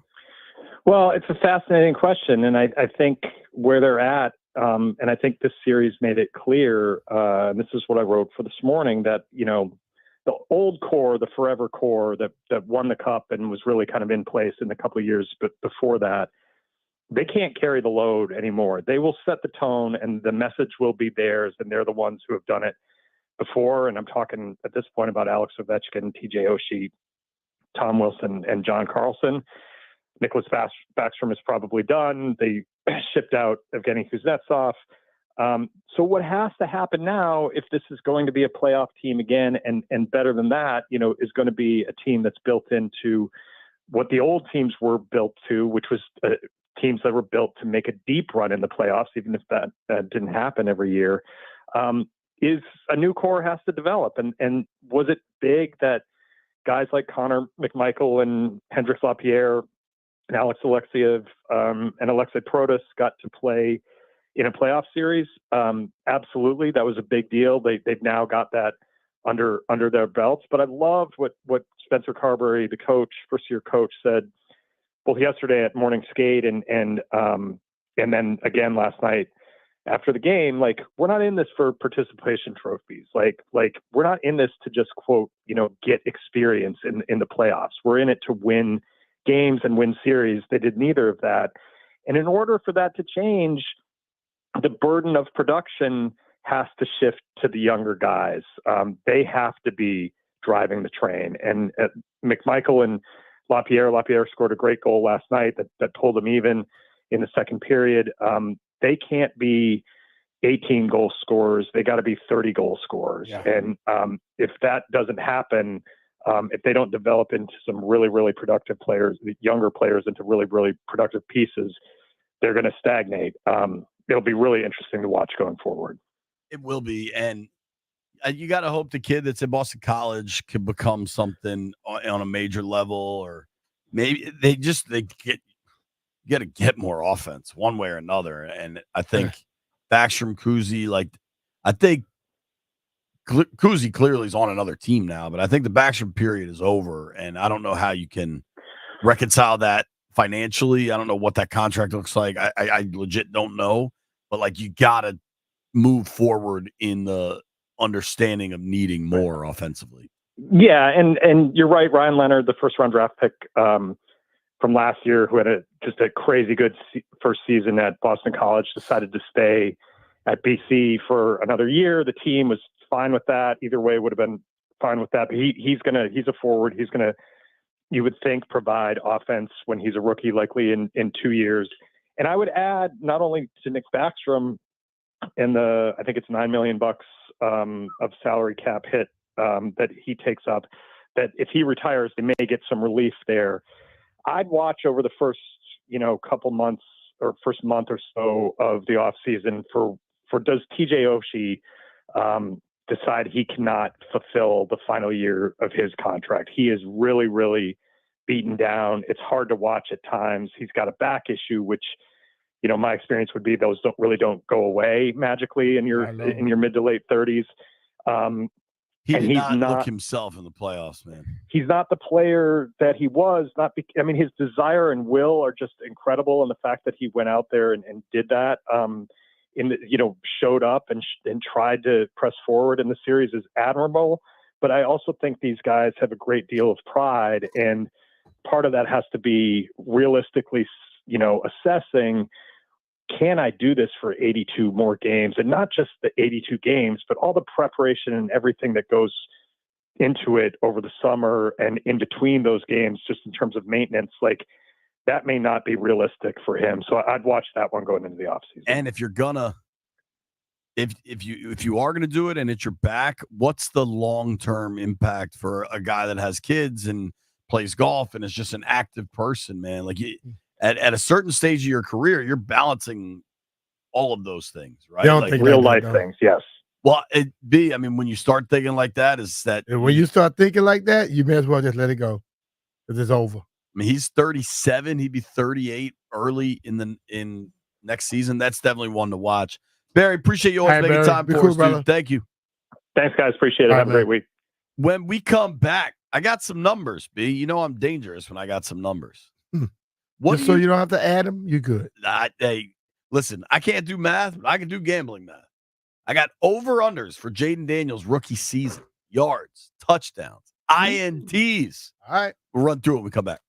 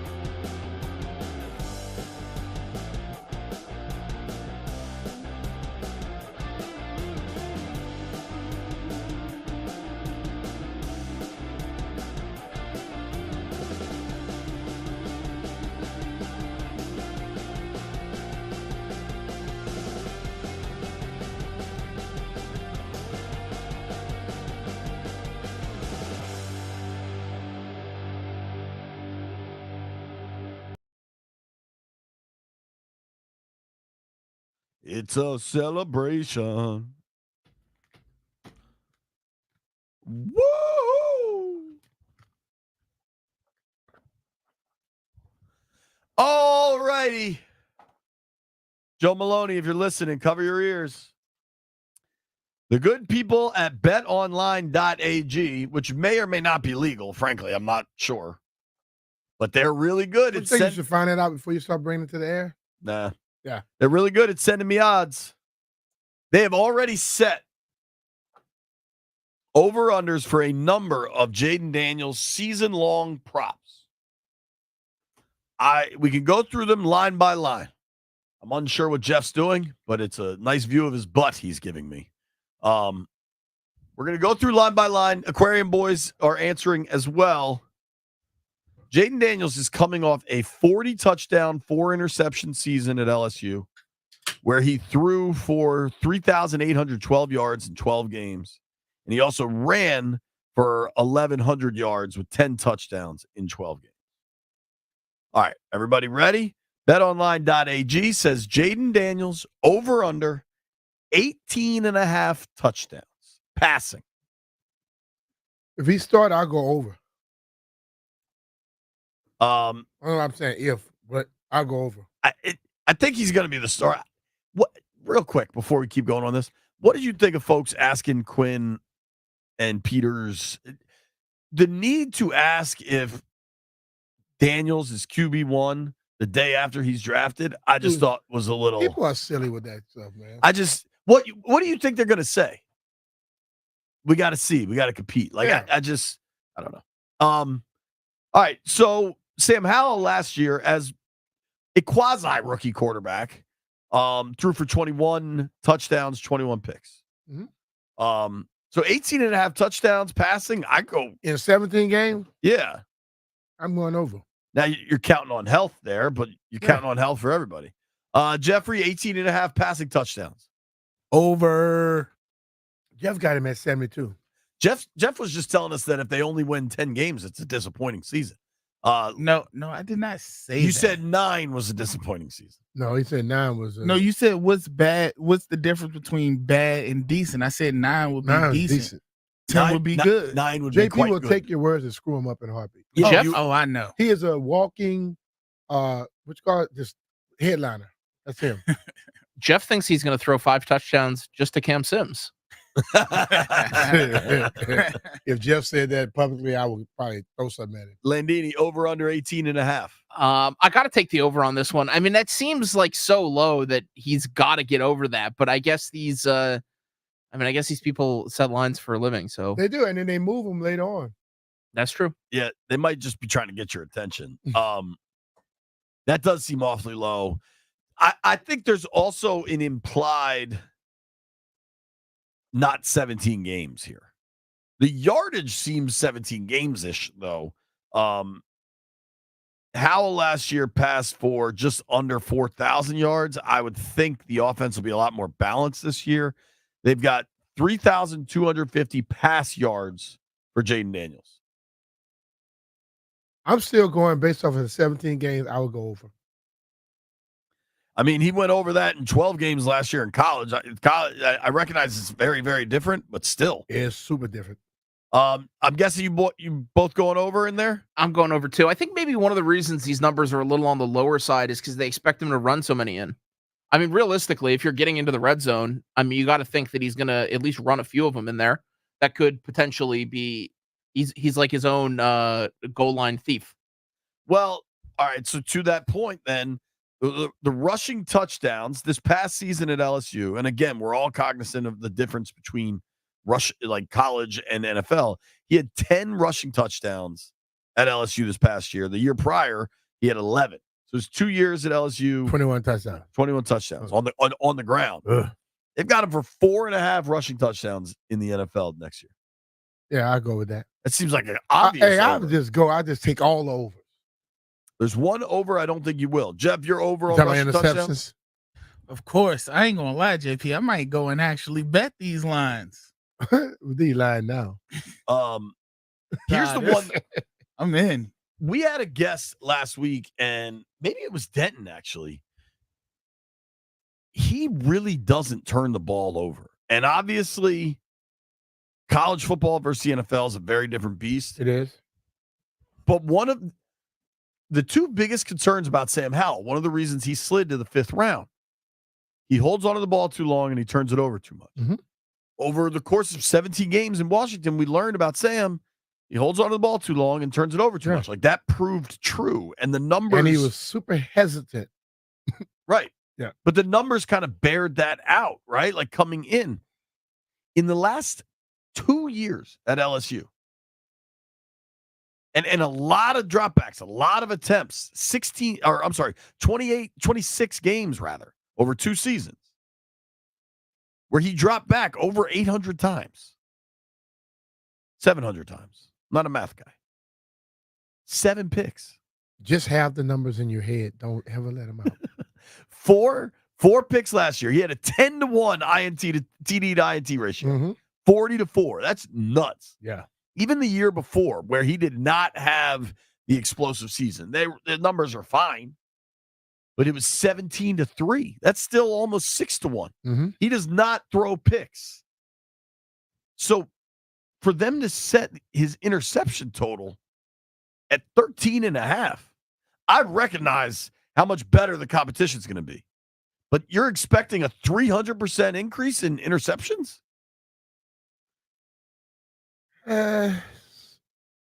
He may not have as many guys running just wide open. That's why they probably put it there. But I'll still go with the under on that. If you want to use these as a baseline, say you're talking about 19-13 rookie season TD-INT ratio, I think people would take that in a heartbeat. A lot of guys throw a lot of picks their first season. Maybe Daniels will prove to be the case. But I'd say these numbers, if you get to the end of the year and Daniels goes for 3,300 yards passing with 18 touchdowns, I'll round down to make them seem worse. All right, just based on the totals here. Mm-hmm. All right, so he goes for 3,200 yards with 18 touchdowns against 14 picks, 4 rushing touchdowns for 525 yards. So he accounts for just under 4,000 total yards. He accounts for 22 total touchdowns against 14 picks. I do think you'd have to consider fumbles in there. That hasn't really been an issue at LSU, but you never know. I think that's a successful rookie season. Mm-hmm. It's interesting in comparison to what the numbers look like for Caleb Williams. What is Caleb?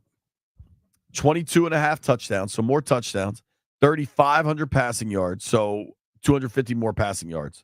Do they consider Caleb's supporting cast better than Watson, Jaden's? I think you have to. Okay. I mean, just at the receiver position, DJ Moore, Roma Dunze, Keenan Allen, Cole Kmet. They added Swift from the Eagles. Yeah. And perhaps most importantly, both the Bears tackle positions look pretty well set up. Mm-hmm. JJ McCarthy, this is interesting. How many yards did JJ pass for? I think he got close to 2,000 something. I think he got close to matching Jaden, but he played 3 extra games. Jaden McCarthy this year it was almost 1,000 yards less, despite the same amount of attempts. They got JJ McCarthy, who threw for 2,900 yards this past season at Michigan. Call it 3,000, round up if you want. They got him at 3,100 yards, 20.5 touchdowns, 12.5 picks. Same amount of picks. Clearly, Vegas thinks all these guys are going to throw a bunch of picks because they got Caleb at 12.5, Jaden at 13.5, JJ at 12.5, and Bo Nix at 11. If they throw 24 touchdowns and get 12 interceptions, that's not a bad season. No. Anything, I mean, for a true rookie quarterback starting, anything north of like 1.5 to 1 is pretty good. And if you get to 2 to 1, you're in business. in beeswax. I went undefeated last week, won the week. You guys cheated me out of my 1 week. Were you here? Today's a new week. Hold we on. start fresh. Were Pete you Mitchell Finley. here? Is the question we asked. I was here. I was here all week. Oh, I was here that day that you told me the new record, what the new rules were, because I left I early. don't even know the new rules. You guys just make up every day. It's hard to keep track. You supported it when they were saying it against me. So guess what? How You about lost. this? When we come back, we'll establish new rules. Nobody go anywhere. Hey, it's Brian.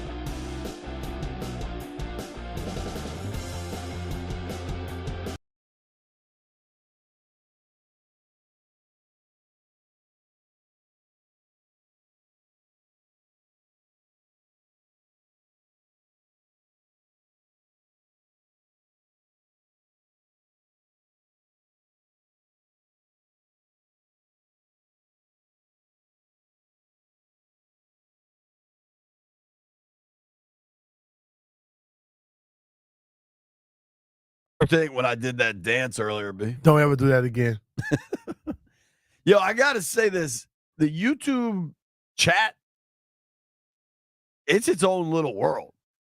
Like these guys are talking about Lauren London. Jeff, what's going on with Lauren London? Who is this?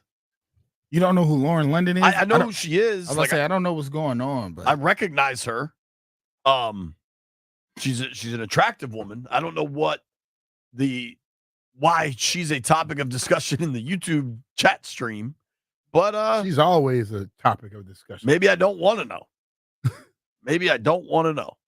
All right, so we need to clarify some things because everything. Listen, we all operate in the circus. The whole show's a circus. I get that, but we make the bets every day. So last week, we determined that if you're not here, you take a loss.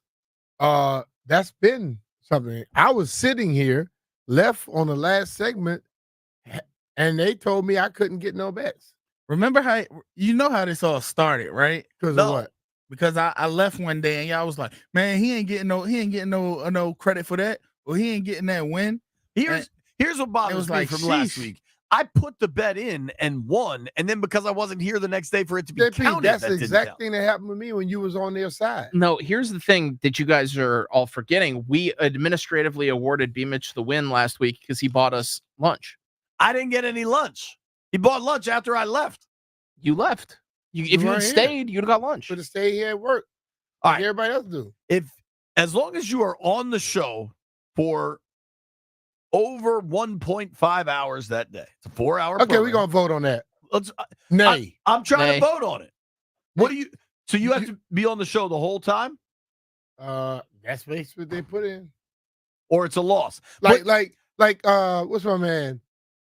Toby. Toby put in a bet one day, and they said, well, Toby, you're going to lose because you ain't going to be here tomorrow, which he wasn't scheduled to work, so he just automatically got losses. So, but even if you're on the show the whole time and then you have to leave early the next day, that bet from the previous day doesn't count? Yeah. I fear the sanctity of heard it here first is crumbling. No, it's not necessarily crumbling. It's fun, and you taking it too damn serious. I don't think I'm taking it too serious. I think I won the week last week. That's what I know. You can think whatever you wish. We know you didn't. Let's make some bets, even if they may or may not count. Oh, boy. All righty, Jeff. Well, since B-Mitch was appointed as the winner, even though, JP, if you play the audio, I advocated for you. Thank you, Jeff. J-Dogs forever. So B, go ahead and make your pick. He's done. We'll never have. You gonna cancel me like that? No more. He's done. You say pick my pick. You know I'm not ready. I'm ready. You know I'm not ready. Y'all know I'm ready. Let's go, Give Yankees. me the Denver Nuggets tonight. You taking the Yanks? Yes, sir. That's just What what they I playing? wanted. They playing the Orioles. It's a Give me the big Orioles. series. I want the Orioles and the Nuggets. You're gonna be in a world of trouble I tomorrow. don't care. So are you're laying the 7 with the Nuggets? Yeah. Laying a touchdown. I'm thinking that they're back in Denver, right? Yeah. Over. Landini, any Central American soccer? I am taking the White Sox plus 1.5 because they're starting Crochet at pitcher, and I like knit goods. That's one way. That's certainly an outlook. Wait. What you betting on?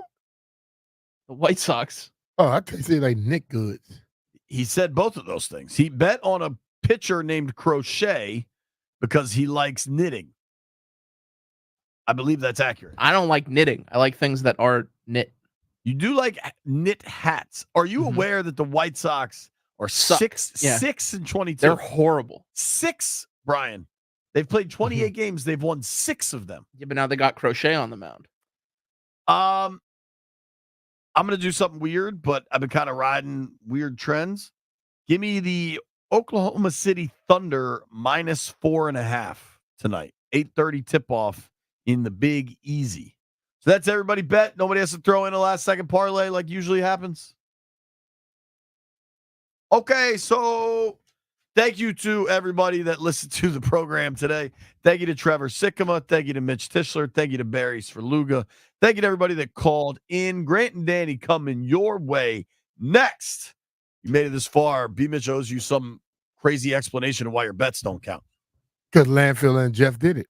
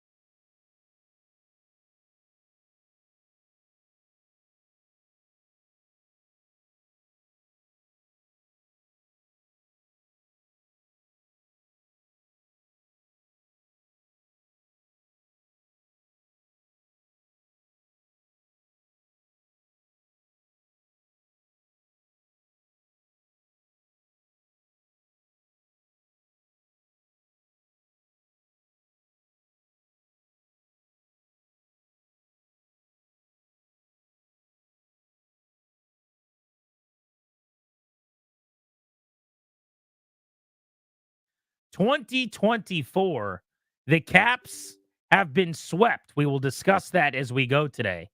The Nationals have a chance to sweep the Marlins and even their season record at 500. We will preview the game later. And the Commanders today here on G&D. Daniel, how are you? I'm fantastical, my friend. It's hot. It's hot in the hot tub. We had a little transition. Freezing rainy on Saturday, miserable, 9 different youth sporting events, numbers approximate. And all of a sudden, steam bath on Sunday. It is here. 3 servings of spring go right to summer. What we're doing it, my friend. And the local football team drafted, dude. It is a broad class. They have a theme, which is excellent athletes. That was kind of the theme. If you look at some of the relative athletic scores, that's kind of been the buzz phrase going around here. All these guys score really highly on that. It looks like the Peters Newmark law firm have a type. Yes, they do. I'm excited about the draft class. I think Washington rounds 2 and 3 on Friday night for me was to see what type of analytical dive, what type of, next gen stats kind of emphasis they put on the selection process, because they didn't.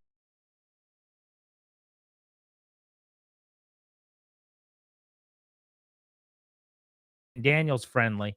They went with the scouting and the eyeballs of this superstar athlete, the likes of which there was nobody else in the country this year. So I was wondering if that's maybe the way of this front office moving forward. But the fact is they went heavy and hard in the paint with athletes, with some of the analytics and the data on the rest of their draft, which was really good to see.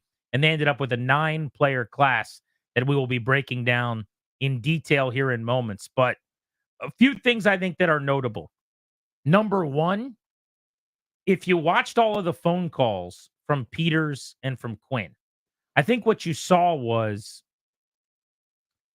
they basically had a similar spiel to every single player.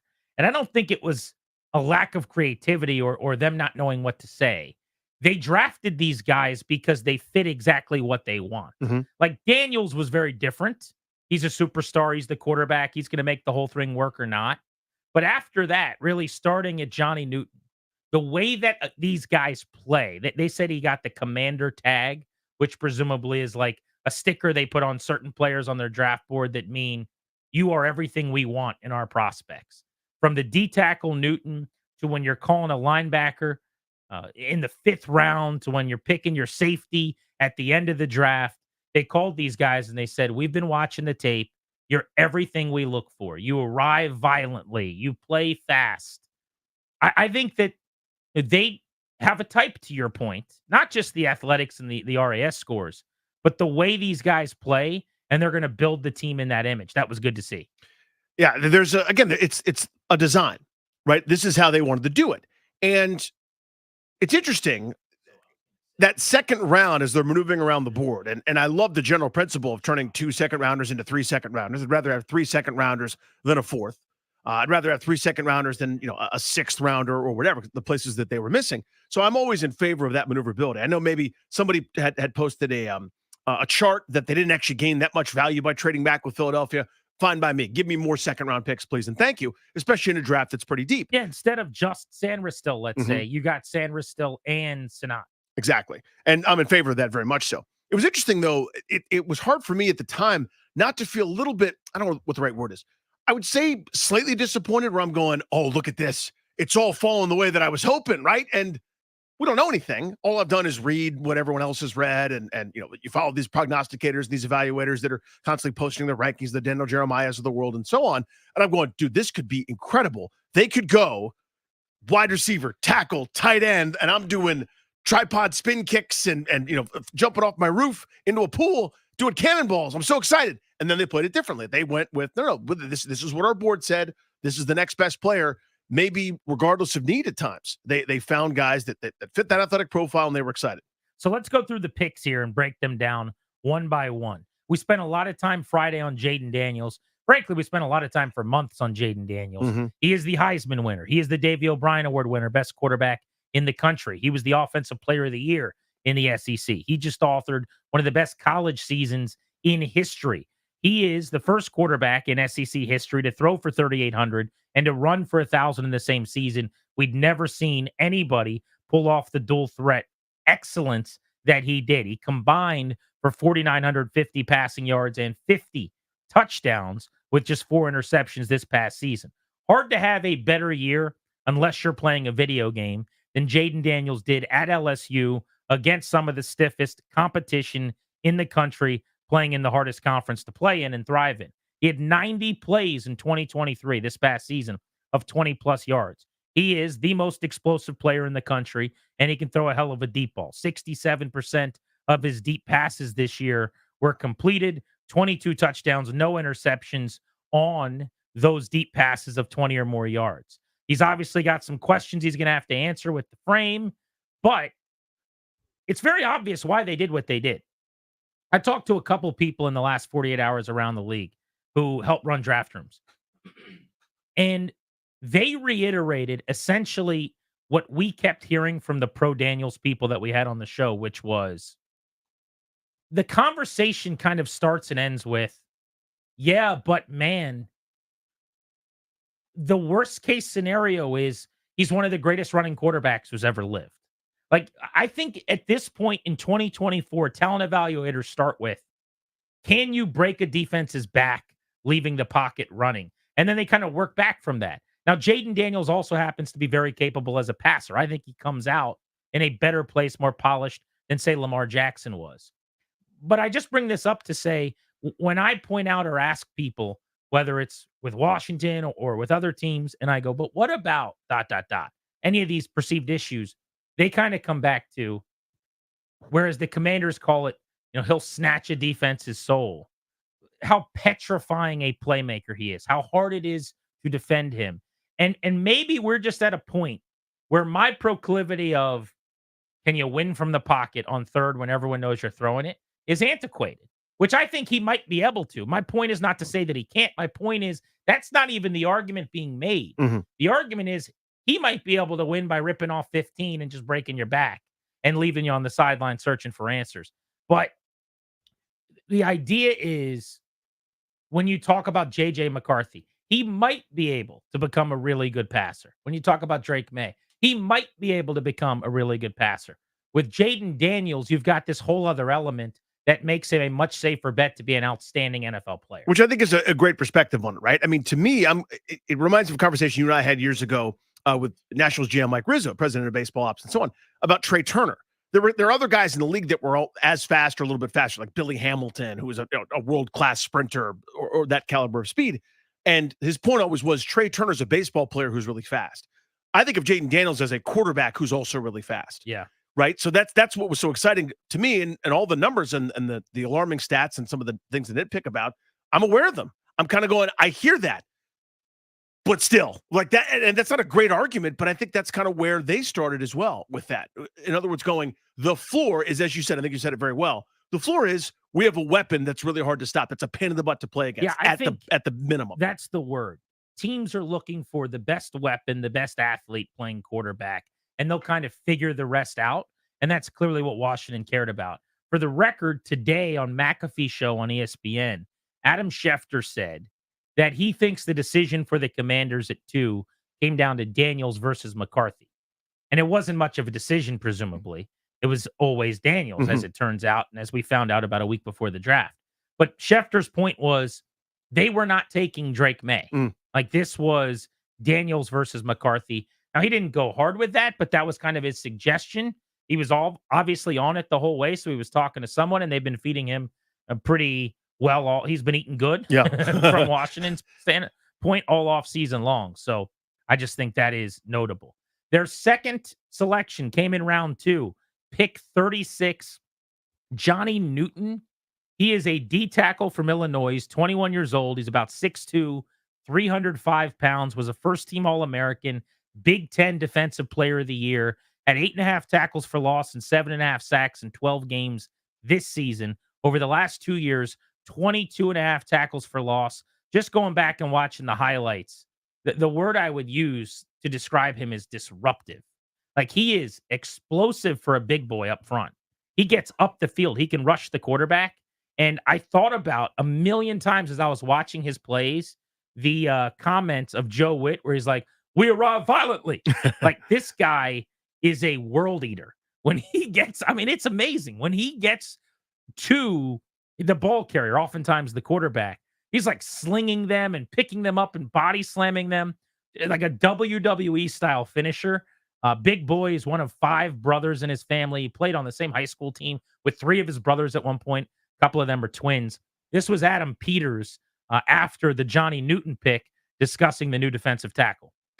Starting with Johnny Newton, and Johnny, we could not believe he was still there, and we were a little nervous that he wasn't going to make it to us at 36. We looked at moving up to get him. Very surprising. We had a first round grade on him, and he is an explosive, violent player. He's a team captain. He got the commander tag, and he's exactly who we want to bring in this building. We think he's an advanced player. He can come in and play right away. Really a 3-down player. He can play on the rundowns, play on pass downs, skilled, hands and feet are tied together. And he arrives violently when he gets the ball, and he plays just like we want him to play. So just thrilled to get Johnny, and that started off a really good night for us. So before you even fired off the text to the group chat about being mad that they took a defensive player, Mhm. I was thinking about you Yep. because I knew you were going to be angry that they took a D tackle when they have Payne and Allen. But Allen is probably gone after this year. His cap number's $23 million. They can get out of it for nothing. Save some money there. If Johnny Newton is elevated next year, and he's going to play a lot this year too, I think. If he's as good as they think he is, and it looks like he is, he might actually end up being one of their top 2 defensive tackles, supplanting one of those guys by the end of the season after Payne took a step back. Who knows? But if he's a starter next year in his second season and he's really, really good, I think you could probably get behind that. Sure. You want good football players on your team. I mean, to me, it was one of those things where I think they thought, this is a first-round player. We're not really thinking about this because he'll be gone by the time we're picking at 36. Yeah. And I think the surprise that he's there, meaning that, guys, he's falling into the 20s. They thought he'd be gone in the teens or early 20s, whatever. They're going, we have a plan. We have a thought, but this dude's too good to pass up. And look how he fits in the Allen situation there. So, yeah, to me, I'm kind of going, I really wish he wasn't a defensive tackle. And it was one of the other glaring giant chasms of need that they have that mostly happen to be on offense, where you have a rookie quarterback that you really could have upgraded right there. But it's hard to argue against the player. I mean, he reminds me a little bit of just watching some of those highlights. He wasn't someone that I was studying beforehand, but reminds us of some John Randall highlights back in the day. Like quarterback was slightly undersized, but knocking people around and being disruptive. They continued to work on that horrendous defense of a year ago. New defensive-minded head coach. When you hire a defensive-minded head coach and he brings in his buddy to be the D coordinator, you're going to make some defensive-minded picks early on probably. And they did that again at number 50. Remember, they had 40. They moved it for 50 and 53. They get Mikey Sandristil from Michigan at pick 50 in round 2. A 5th-year senior corner from Michigan is 23, ran a 4.47 40. First team All-American, second team All-Big Ten, 5'9" and change, about 182 pounds. He'll start right away from what I'm told in the nickel. They plan on putting him inside as their slot corner. Was born in Haiti, couple months old. He moved to the States, but he speaks Creole. Graduated with a degree already, working on a master's in social work. Like, high character, all-world guy everybody loves. Heart and soul of Michigan's football team. 15 games this year because I don't know if you knew this. They played extra, yeah, all the way to the national championship. Mm-hmm. He had a big interception in that game, by the way. 44 tackles, 5 TFLs, couple sacks, 12 passes defended, and 6 picks. I am a big Sandristil fan. I love that they added him. I think he's a good player. This, to me, could have been offensive tackle to start on the left side right away. This could have been special wide receiver who starts and kicks Dotson into the slot immediately. There were a few ways to go here. But if I'm just looking at it from the standpoint that they got a corner that I think will be good in the slot and a really high character guy that'll be great in the locker room, it's hard to knock it. Yeah, I mean, I know it's 2 different regimes. I can't get over 3 cornerbacks in the first 2 rounds over 2 years. And the receiver that I wanted at 36 was there at 50, and A.D. Mitchell from Texas. That was disappointing to me. I know you're more excited about corner. That helps their defense. I mean, it does. I wanted a wide receiver there, to be clear. but they had a massive need at corner. Just because they drafted 2 last year, they screwed that up pretty good. Yeah, So that's different they regimes. still had a need. Yeah, to me, the screw up is, well, yes, the screw up was made on defense. They're not going to be good on defense, even with these new guys. It'll be better though. Sure, one's more than zero.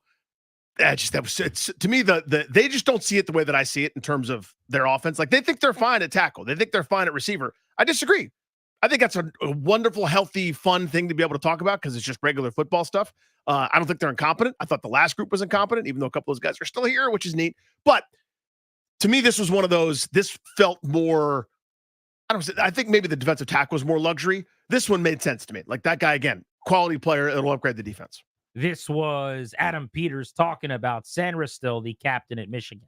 And then moving to Mikey Sanders, still another captain, and another one where we were pretty nervous there because as it was coming down to him, I mean that's who we had our sights set on, and Mikey is a guy who's impressed myself for a really long time since he was a freshman, seeing him catch passes, and he transitioned to corner and playing nickel, and 6 interceptions last year, and was really the heart and soul of that Michigan team. I think anybody will even tell you. I know JJ had a big part in that too, but I think anybody will tell you Mikey, as much as anybody, was a team leader. And I think what sealed the deal with us is when we went to the pro day, and he was incredible doing the DB drills, and then he was the best one on offense doing the receiver drills.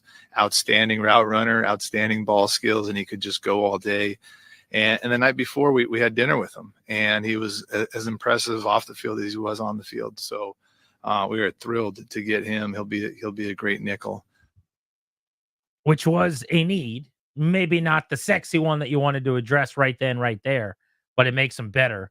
That was Sanders, still out of Michigan, at pick 50. They were back on the clock 3 picks later, thanks to the trade back, and they picked up a tight end.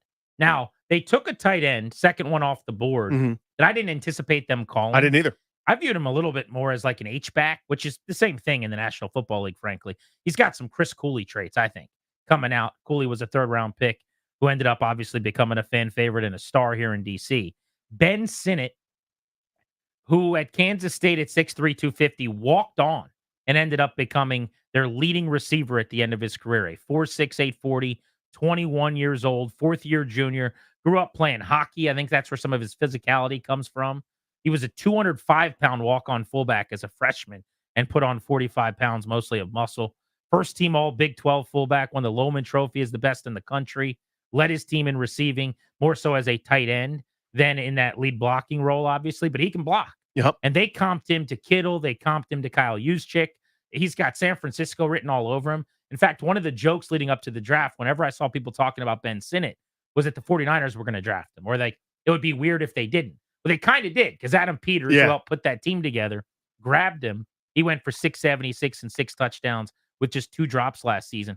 But I think there's a little more skill and speed. Yes. Like, he caught 4 balls for 40-plus yards last season. When you hear fullback, I think you have like your mind made up on what kind of tight end someone is. It's not that. There is some open field ability and elusiveness and wiggle here. He led all tight ends in broad jump, vertical jump, 3-cone at the combine. This is an athletic player. And again, even though it wasn't necessarily the tight ends that we were talking about, I try to critique the draft more often than not, more from idea philosophy standpoint. What did you take? What position? Why did you do it there? Than like player, because they're diving way deeper into these guys outside the quarterbacks.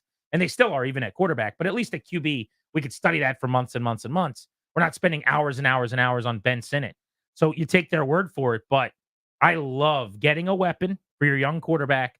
I love going tight end in the top 55. This one made me all steamy. I love this. Now, I think you said it very well. I was not thinking about him there because that wasn't one of the names we had bandied about. But then I started reading, and as soon as I heard like San Francisco type player, you reference Juszczyk, you reference Kittle, the versatility. I'm now all in. This is my favorite non-Jaden Daniels pick of this entire draft. A, philosophically, I want that versatility. B, it addresses offense. I want a lot less John Bates, a lot more Ben Sinnott. Please and thank you. I love this pick. That's the first 4 picks. Let's let you hear Peters on Sinnott really quickly before we step away. And then you go to Ben Sinnott from Kansas State, and just really from my experience at the 49ers, learning from those guys and learning what they look for in tight ends with Coach Shanahan, Kyle, and everybody there, just seeing, and it's a lofty comparison, and I'm not comparing him to the guys we had in San Francisco, but he reminds me of guys like Kyle Juszczyk and George Kittle, the way he blocks and the way he moves and just the way he competes, and certainly not, putting him in that, those guys are all pros, Pro Bowlers, everything you'd want. But Ben has that same mindset, and he plays with that mindset. He can block really anywhere. You can put him in at the end of the line of scrimmage. You can block a D end. That is the GM, Adam Peters, on his new tight end, Ben Sinnott. So that's the first 4 picks they made in the top 53. Jaden Daniels, Johnny Newton, Mikey Sanders-Still, and Ben Sinnott. 5 players to break down as we go, and we will get into them. But next, Nate Tice of The Athletic is going to join us. He's one of their draft experts, did a phenomenal job breaking down the draft, and I learned so much from him throughout the process. He's going to stop by to give his thoughts on Washington's highly revered draft class next on Grant and Danny.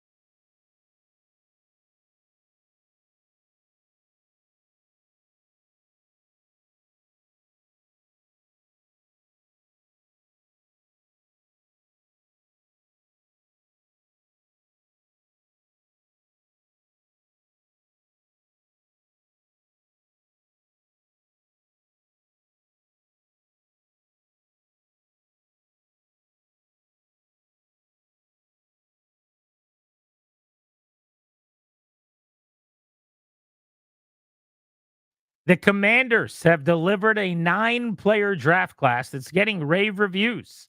Adam Peters, Lance Newmark, first shot at putting together a draft board seems to have gone pretty well. Of course, it's all going to hinge on what Jaden Daniels becomes at quarterback. And right now, we wanted to go to the BetQL guest hotline. Bet smarter to beat the books. Download the BetQL app. Visit BetQL.com. Talk to Nate Tice, the Athletic, Yahoo Sports, former scout.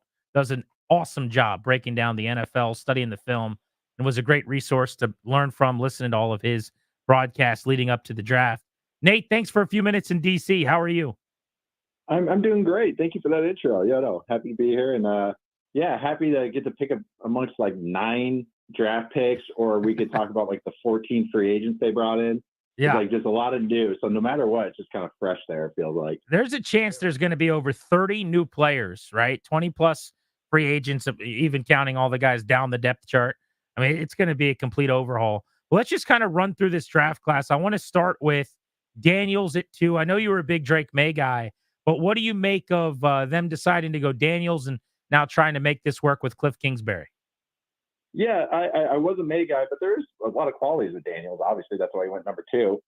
First and foremost, the thing with Cliff Kingsbury, even though he's an air raid guy, when he was in the NFL, the one cool thing that he showed with Arizona with Kyler was his rushing ability. Like the run game was actually one of the best parts when he was with the Cardinals. And I know a lot of people are like, we just drafted the guy number 2, and you're just talking about the run game.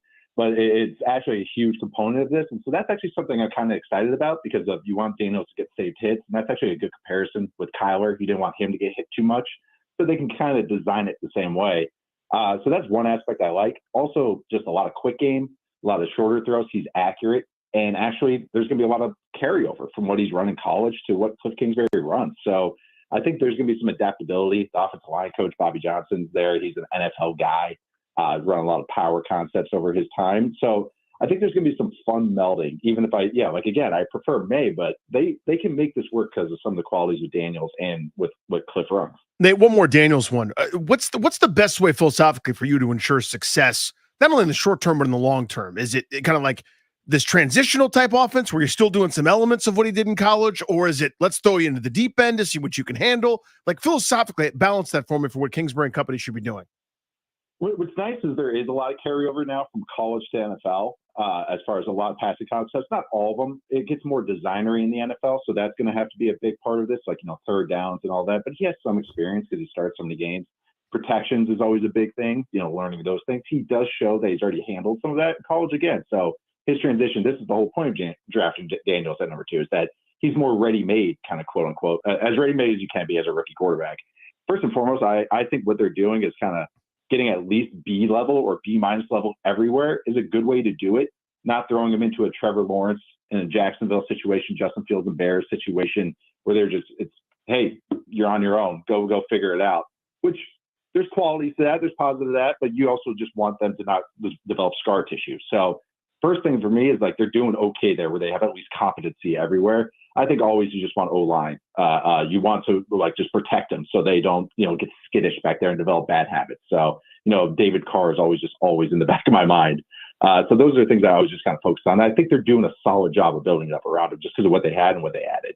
Yeah, 2 weapons, Ben Sinnott from Kansas State, Luke McCaffrey of Rice, we can come back to, that they added to McLaurin and Dotson and what they've already got, having brought in Austin Eckler. One of my favorite role players in Zacchaeus. So you're like, I was fired up about this role-playing slot receiver you guys got, because the only good things happen when the ball goes to Zacchaeus. I'm telling you. Alameda Zacchaeus, UVA guy in our backyard. Yeah. So absolutely. Yeah. I never mentioned him, but he was brought in. But I want to go to the O-line for a second, because it's something that you broke down quite a bit before the draft, and I'm sure you have a take on Brandon Coleman. But that's the one area where I'm nervous, where I would kind of take this group's plan so far to task a little bit. They don't have a left tackle. They cut Charles Leno, who isn't healthy. That's fine. But their starter right now is Cornelius Lucas, who's been a swing tackle in Chicago and in D.C. as kind of a third guy. Then you draft a number 2 overall quarterback who has a propensity to turn some pressures into sacks. And they made 4 picks without a left tackle. They ended up getting Coleman, who some see as a guard at 67. They really like him at left tackle, so I'm fine with that. I'll take their word for it. A, what do you think of Coleman? And B, are you surprised that we're through free agency and the draft is over and it still looks like Cornelius Lucas is their starting left tackle? I think they got kind of caught where they made their intentions known, I think, to everybody that they were trying to move back up into the end of the first and take another lineman and another tackle. And I think they just kind of got snuffed out by other teams' big boards. So I think their plan, they had a plan for it. I think just their ideal plan A, maybe even plan B, fell through.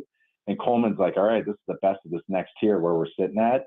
So I think they just try to make it work. It's not ideal. I'm not going to defend it all the way, but I do think they tried to do something about it. I did like that they added Biotish, even if he's a fine center, but at least he's handled, an NFL offense and shows that he has starter qualities, and that helps a rookie quarterback out a ton. But yeah, I agree that the left tackle thing is a little dicey, but I think it's going to be a throw bodies at it problem. I would say the one benefit of the quick game that I think they're going to run into, or shorter passes they're going to run into, the ball gets out quick. So we can hopefully mitigate some of the damage and mitigate some of that. I'm trying to be optimistic here. Nate Tice of The Athletic with us here on G&D. Go to Sainer still, the cornerback. What did you see? What did you like? What do you not like? Oh, love him. I think everybody loves him. I think a universal appeal with him. But I love that he's smart, first and foremost. And then he is undersized, but he did test he's an explosive athlete. Like, it's not like he's this guy's not an NFL level athlete. He's just smaller. But he legit could play all 5 spots back and in the defensive backfield. So he's going to be a slot in the NFL, which I think is great because that position is so important now. You have to have a smart player there. He's smart. He's explosive. He's a good tackler. He can blitz. He can cover. So he's like a real fun, super utility role player that I really like. So I love that pick. Like I was going to say that him and Newton, don't want to get ahead of anything, but those two guys that Washington drafted are just like fantastic players, just dynamic players too. Yeah, I don't think anybody had Newton on the bingo card in DC because Allen and Payne have been so good. Although, Allen could walk after this season.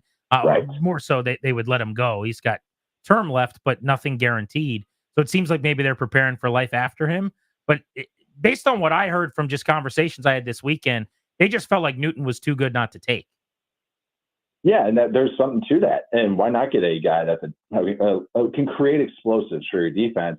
And, he gives you a different flavor than Allen and Payne. And so when you move on from Allen, it gives you kind of that synergy, to use a nice corporate buzzword on it. But I think that's what another part of this, where you're bridging now and bridging the future. You just mentioned, there's 1 year deal, 1 year left. If things go super well, maybe it's a trade deadline thing, and you go from there. But I liked it. I'm never going to be opposed to adding to the trenches, offense or defense. I know we just talked about tackle, especially if a guy falls there, because it's just so hard to find these guys. And he's a guy that creates stuff that not a lot of guys can. Nate_Tice. You should follow him on social. Does a really good job breaking down ball and studying the film. What did you make of the Luke McCaffrey pick? I believe your colleague Dane Brugler at The Athletic had him ranked 25th among receivers. So this was maybe the one pick that felt like the previous regime where they took a guy that they like way, way, way more than everybody else. I'll take my chances with Adam Peters doing that over Ron Rivera. Yeah, felt like it. Felt like a heat check. It did. One good thing is he catches everything. So you'll never be worried about that. He won't be worried about drops. He legit catches everything. So, that was a little, I had him more as like a 5th rounder. So you're getting to that point, and maybe just in their tier break and how they looked at it, there was a big drop off, going from the 1st round to the 2nd, and then greatly so to the 3rd and 4th. So maybe they're just like, hey, Ty goes to this guy that we have a preference for. So it was a little rich. Ty goes to Christian McCaffrey's brother and Ed's son, right? Bet on the bloodlines. That guy? Oh, I thought it was just another guy. Yeah, if he was like Luke Stevens, I don't think anyone would care. Big picture, though, Nate, what I want to get out of you, it seemed like they had a type in general. You mentioned this. The thing that's kind of been buzzing around here for folks in the DC area is they may be puzzled by a couple of the picks, but although generally liking them, they wanted this athletic hyper, toward the top of the board in terms of athletic skill, right? This relative athletic score that's now been making the rounds. All these guys were very much in the green for most of their spots and their attributes. Whether or not that translates into great football, I don't know, but it definitely seemed like they had a type here. Yeah, and they obviously don't have a size threshold that they worry about. They truly are going for, no, we want the best athlete, as opposed to maybe like the Packers and some teams, the Patriots actually now, but some teams have size thresholds for certain positions. Obviously, they took St. Cyril, so they said, okay, we just want the ball player that is enough of an athlete overall, as opposed to he has to be 190 or he has to be 200 or he has to be, Ben Sinnott. Like, he's kind of a tweener. I see him as kind of like a old H, which is funny because that's back in Washington, back in the Gibbs days. But kind of that hybrid role, he tested like a freak though. Like, he tested so much better than I even anticipated. So that's kind of checking that mark for them, where it's like, hey, we don't care about the size. Get this athlete on the field, and we'll figure it out. So, I mean, even looking at the quarterback, there's some teams that have that size thresholds for quarterback positions, and they said, well, we don't care. We're going to take the athlete and take the player that we like the best from film. That's a great point. I hadn't thought of it that way. It's a good observation from Nate Tice. Before we let you go, your favorite pick they made, and then maybe the head scratcher. Ooh, yeah, Newton. Newton is the one for me. Even if it's like adding, a hat on a hat to the defensive tackle position, it's like, yeah, like you guys just alluded to, it's just too good of a pick. The one I would say was Ben Sinnott. To me, I liked him a lot. I just was surprised he was the second tight end to go, from that position.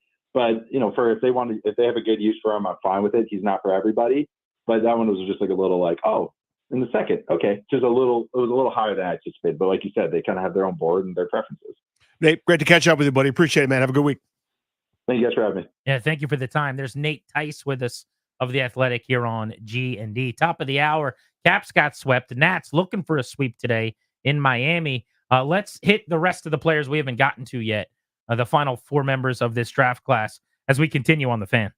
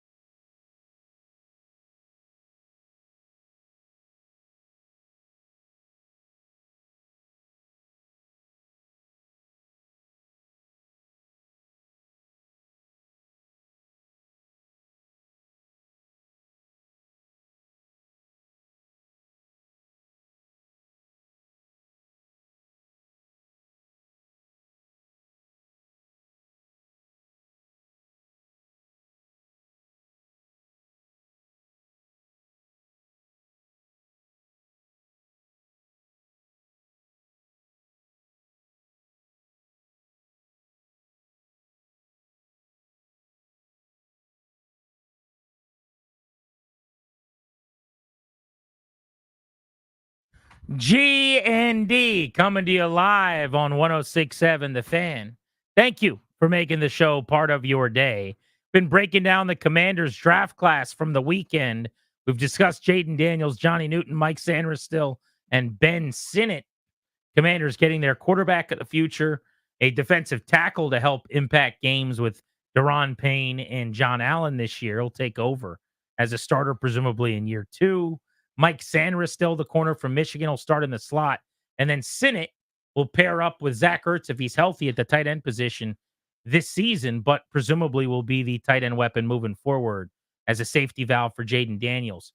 The one knock's going to be tackle, Danny. Mhm. They did not address tackle until the 67th pick, right around the 10th tackle off the board. And it's a guy that a lot of people actually viewed as a guard. Now, Washington likes him not only as a tackle, but as a starting left tackle.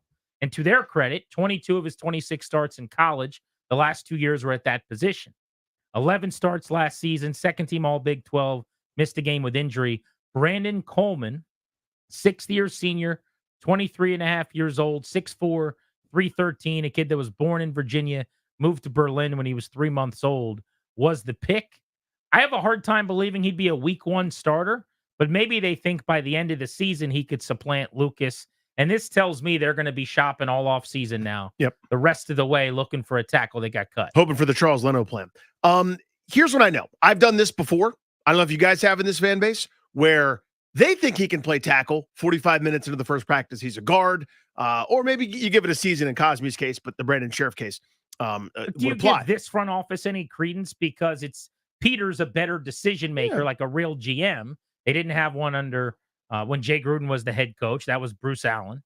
They didn't have one. That was Brandon Sheriff I'm referencing. And they didn't have one in the last regime either. That was Ron Rivera. Which certainly time will tell, obviously, if they're right about it. But what do I know? It's not like I scouted the guy, but every highlight I saw when he gets selected and Mel Kiper starts going like, very physical, dry blocker at the point of attack, looks to get to the second level, plays with a nasty streak. He was a guard.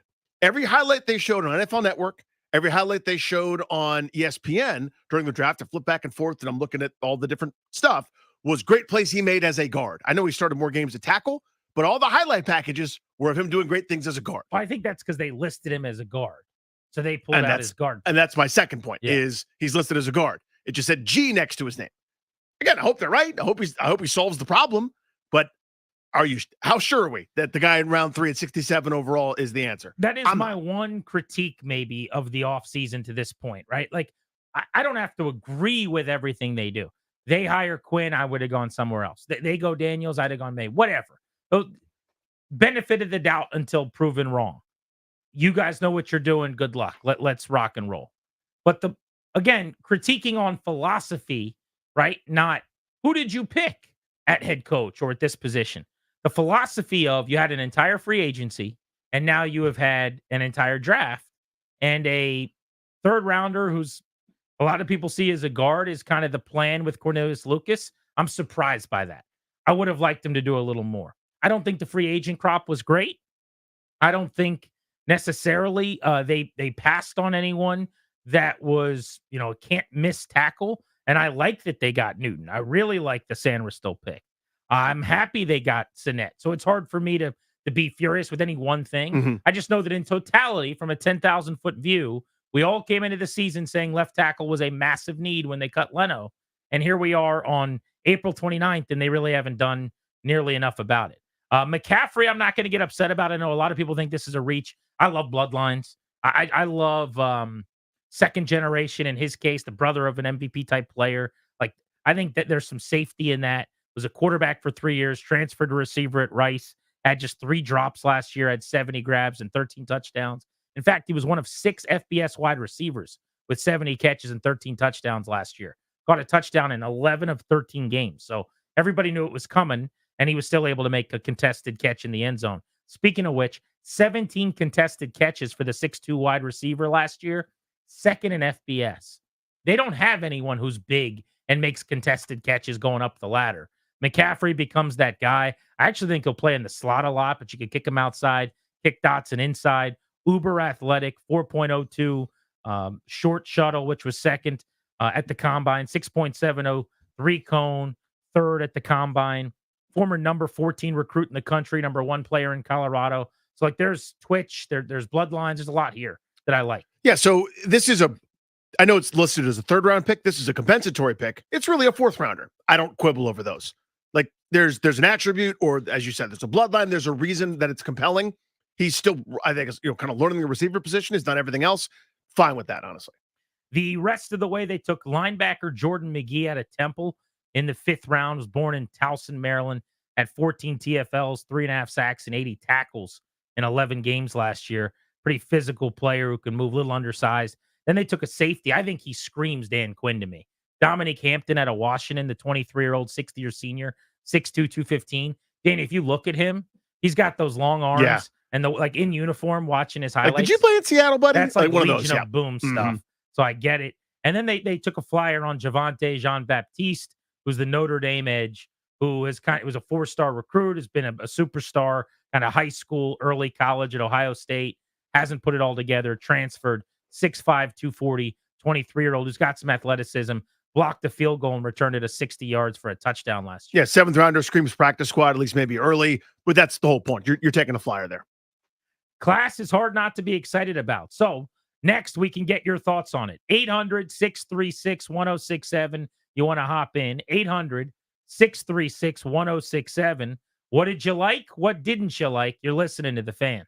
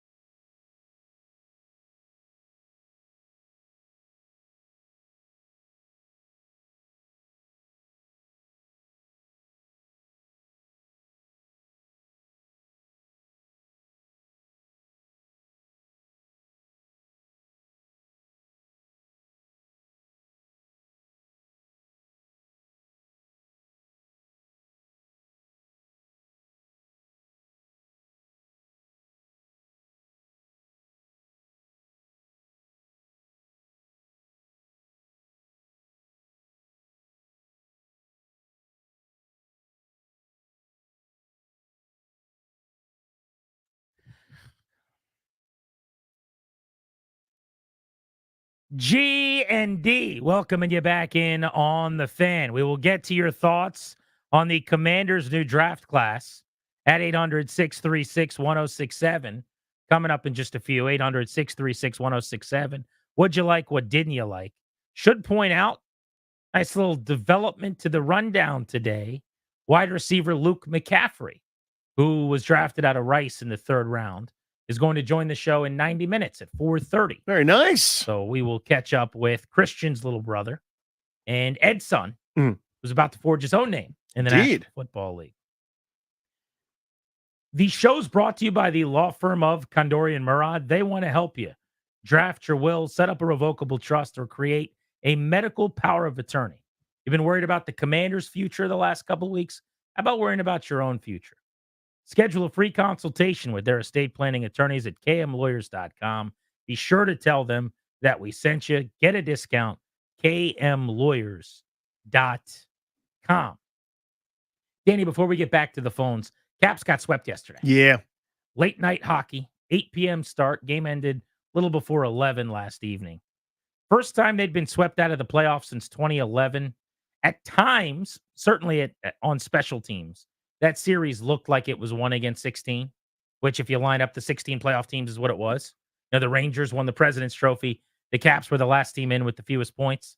And so that was your 1-16 matchup, and they get swept. I thought 5-on-5 even strength was pretty competitive, you know, winning a goal, as it were. But special teams, the Washington power play was a disaster. They couldn't get anything going, and it was a net minus because they allowed a couple backbreaking shorthanded goals in games 2 and 3 that spelled doom.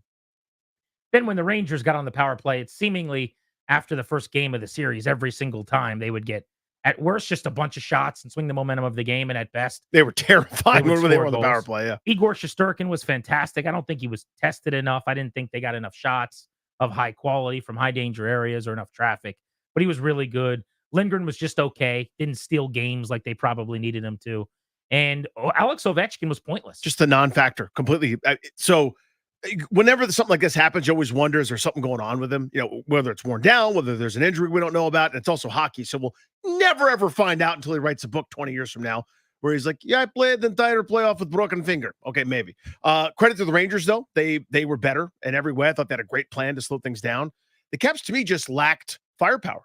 There's no way around it to me. Yeah. They needed an easy button. They needed the thing, frankly, that when Kuznetsov was right half a decade ago, when he was into it, that he could just sort of make something that wasn't there, like threaten defenses, They make got that people accountable. last night, like that spark from LaPierre, where he went 1-on-4 for his goal.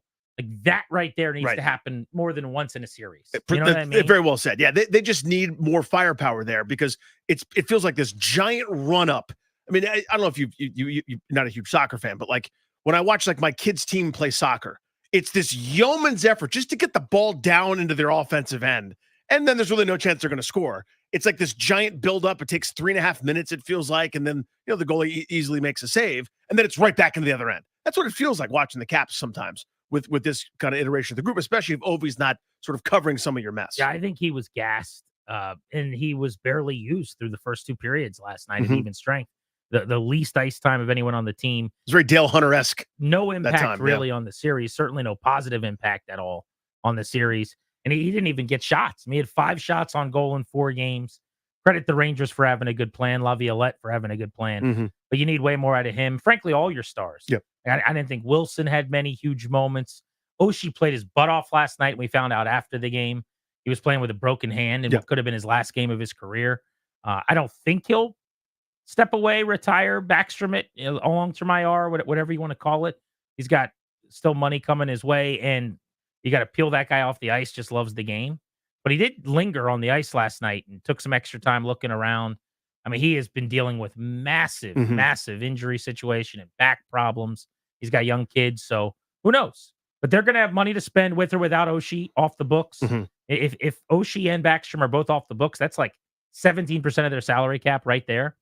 They need, as you said, firepower, goal scoring, offense. I thought it hurt not to have Jensen and Sandin, which is 40 combined minutes a night on the blue line. And then they bring both of them back last night for the 4th game of a series when they hadn't played in 2 weeks. And they both look like they hadn't played in 2 weeks. Jensen, in the first minute of the game. Tough sequence there. Horrible turnover for a goal. Both of them committed costly penalties. So just across the board, it didn't go well. But I still feel really good about stealing a playoff season in a rebuilding year and the development of McMichael, LaPierre, Protas, Malenstein, Alexiev, the leaps made by Strome and Ferravari into being really, really good players. They're trying to multitask, right? You've got Ovi around, so you're not going to do the full-on rebuild. And they've been able to thread the needle decently. I don't know how much superstar potential is on the roster in the organization with the kids. Like Mereshchenko could be really good. LaPierre could be very solid. But I think you got a couple of top 6 guys and then some role players, and they're going to have to really supplement with money. Without a doubt. As the veterans come off the books to try to keep this thing going on the other side of Ovechkin. Yeah, you never like to lose. That's no fun. That's obvious, especially to an Eastern Conference rival. But to me, the time for upset was not with this one. I know I saw this. A lot of fans seem to be pretty annoyed and bummed out or ticked off, and I kind of didn't view it that way. And you can call me whatever you want. To me, the time for being pissed off was years ago, right? When you get swept out or knocked out in the first round, or having Todd Reardon be the coach, or Adam Oates be the coach, or not retaining Barry Trotz, or not kind of starting this process sooner. You want to be upset about something, be upset about that.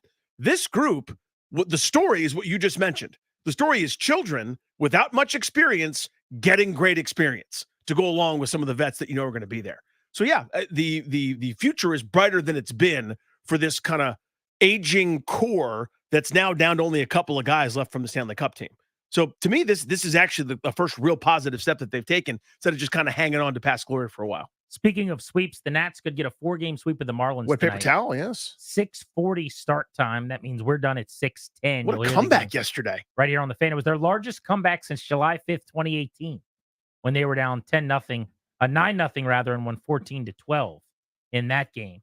Also in 2015, they were down 9-1 and came back to beat the Braves 13-12 in the Dan Uggla game. But you can't do much better than coming back from down 7-0 in the early going, 9 unanswered over a couple of at-bats. Nick Senzel, 3-run homer in the 5th, capped the rally, and they ended up exploding for 23 runs in 2 games over the weekend. So Jake Irvin on the hill tonight as they try to get back to 500 on the season. They have been a lot better than people thought. Indeed. How about Nick Senzel knocking the ball out of the yard a little bit? He's got 5 bolts, second on the team, right behind some kid shortstop that they have we should keep an eye on. You know how many games he's hit the 5 homers in? It's like, what, 7, 8 games? 5 games. Yeah. Got 5 home runs in 5 games since coming off Look at the that. injured list. So This place is lit. Thank you, Charlie. Certainly has been, Charlie. Thank you, Charlie. Yep. Thank you, Charlie. Just want to say thanks, Charlie, real Make quick. sure you thank Charlie. Thanks, Charlie, real quick. When he contributes to the show, Yeah. you got to thank him. Yeah, thanks, Charlie. CJ Abrams is him. He is. Let me hear Charlie talking about a glizzy. A glizzy? A glizzy is a hot dog? Guzzy? Glizzy. Guzzy. What? Glizzy? What's the umpire's last name? Phil? Guzzy? That's it. That's a deep cut, by the way. There's like 6 people who are going to get If that Kirk one. Cousins had a nickname that wasn't Kirka or Kirky, what would it be? Guzzy? Kirk Cousy? Too much of a stretch, Armstrong? Danny said Joey Meneses isn't a good story. He's capping. He is capping, Charlie. By the way, he's capping. Joey Meneses. The story was fun. I had a good When I time was reading that it story. 2 years ago. Yeah. Maybe even a little bit last year. Yeah. Not as fun to read at bedtime this year. He's capping. Thank you, Charlie. Danny? Does capping mean hitting 236 with no bombs? Danny? Thank you, Charlie. Oh, thanks, Charlie. Thank Sorry, you. buddy. Yeah. I didn't mean to leave All you right, hanging let's there. get to the calls. That might sing. 800-636-1067. So, Danny, you answer the question first, and then we'll get to our callers. Favorite, least favorite thing they did? Ben Sinnott. Once I heard about it, he wasn't on my radar there, but once I started doing some reading, I get the vision. I understand that. Least favorite thing is pretty simple to me. There were 3 items, 3 types of players that they needed, in my humble opinion. They don't view it this way, clearly, because they didn't do it. They needed 3. A tackle, another wide receiver, and a tight end. They got 1 out of 3 with meaningful picks. So that's what I think was a mistake. I think they missed on that. Well, when you say with meaningful picks, what do you mean? That second round where they had 3 selections. Okay. They didn't. So you would have preferred bing, bang, boom, you're Yes. saying. Or 2 out of 3 or a more reasonable plan. They got an upside guy in the third round that they think's a tackle. I understand the process there, but to me, they had 3 dire needs, and with their early picks, they solved one of them. I guess my favorite thing that they did I really like the Sanders still pick at 50. I think he'll play well in the slot. And I think Johnny Newton's going to be a stud. And I'm not sitting here pretending like I was all over him. Like, he was not really on my radar. I'll tell you this, Danny, more people hit me up about that pick than anything else that they did. Interesting. Just like, either draft nicks or people with other teams or whatever. They're like, dude, that guy is a dog. Now, he was not a guy I expected. I was not on the D tackle beat. But I think Newton will be really, really good and might end up outside of Daniels. Hopefully they hit a home run on. Ideally, he'll be the best player in the class. That's what you want to happen when Sure. you take a guy 36. Least favorite thing, it's got to be how they handle tackle. I'm not anti-Brandon Coleman. If he's a left tackle and he's good, then great. You got unbelievable value. I mean, remember, Morgan Moses, albeit on the right side, was picked around there and became an excellent And player. really struggled early. Yeah. And then we learned. Yeah. But it became good for a long time. You can find a lot of left tackles who've had success in this league that weren't taken in the top 20 or 30. So I'm not closing the book on Brandon Coleman. I'm looking at this from a 10,000 foot view of, if you would have told me that with all that money, and they still have a lot of money, by the way. Yep. You were going to get through free agency. Not like there were 6 great tackles to be signed, but there were a handful of guys that have better resumes than Cornelius Lucas, I'll say. And you go, no thank you to all of them. And then you go into the draft, correctly take your quarterback at 2, but then at 36, you're on the clock, 50, you're on the clock, 53, you're on the clock. And at all 3 of those options, you pass on tackle. For players that I just said, I really like Sanders still, I like Newton, and I'm thrilled they got a tight end. You could have probably gotten a tackle there and taken, as it turned out, like Jatavion Sanders or another playmaking tight end later. But we'll see if they're right. I mean, that's all you can say at this point, is that they had a plan, they had a vision. With Rivera, most of the time, I would say, I don't like that they did this. We'll see. And then it ended up being that they were wrong. Hopefully this group gets it right more often than the last one Indeed. did. Will is in Stafford. Hey, Will, how are you? Hey, Will. Hey, G&D. Hey, guys. Thanks for taking my call. Hey, buddy. Hey, I just want to say I agree. Grant said it. Sanders still was my favorite pick. I guess kind of a disappointment. I was hoping they would have taken a running back maybe to add to the room. I know they've got Robinson and Eckler, but I was not just because he's Tennessee, but Jalen Wright had a great combine receiving back in the SEC, same mold as Alvin Kamara at Tennessee. I thought he would have been great. He went in the 4th round, ran a blazing 40. I would have loved to get him, but you had 3 tackles go within 8 picks of each other in the 60s. Sua Mataya, Fisher, and Rosengarten. One of those guys, if they could have scooped one of them up to just even plug in a right tackle, I think would have been a good move. But overall, man, very happy. Also, Martin Farivari, great series for a disappointing 4 games. Played really well. Thanks, Yes, guys. he did. Thanks, And dude. he was flying around offensively, scored the first goal of the night, obviously, last night, and had some other chances. But I thought all year long, and as the year went on especially, elevated his game, became kind of a mainstay and a linchpin with Carlson, especially down the stretch where Carly was playing about a half hour. Did they play a lot night. of minutes? Yeah. Farivari at times was playing well up over 20 minutes, and he just became a man in front of our eyes. So that was good to see. On running back really quickly. So they went and got Eckler to be their pass catcher. They have Brian Robinson as their battering ram. I really liked what I saw from Chris Rodriguez. You know how much I like him out of Kentucky. He's kind of another Robinson type. So if they were going to do something at running back, they probably should have gone with an Eckler future replacement or someone to learn under Eckler in that pass catching role. Right. My guess is, though, you can find a guy like that maybe to stash on your practice squad, maybe not take up a roster spot. They also brought in Jeremy McNichols for what that's worth. I'm not sure if he makes the team or not, but he's a veteran guy. They've got 4 in the room.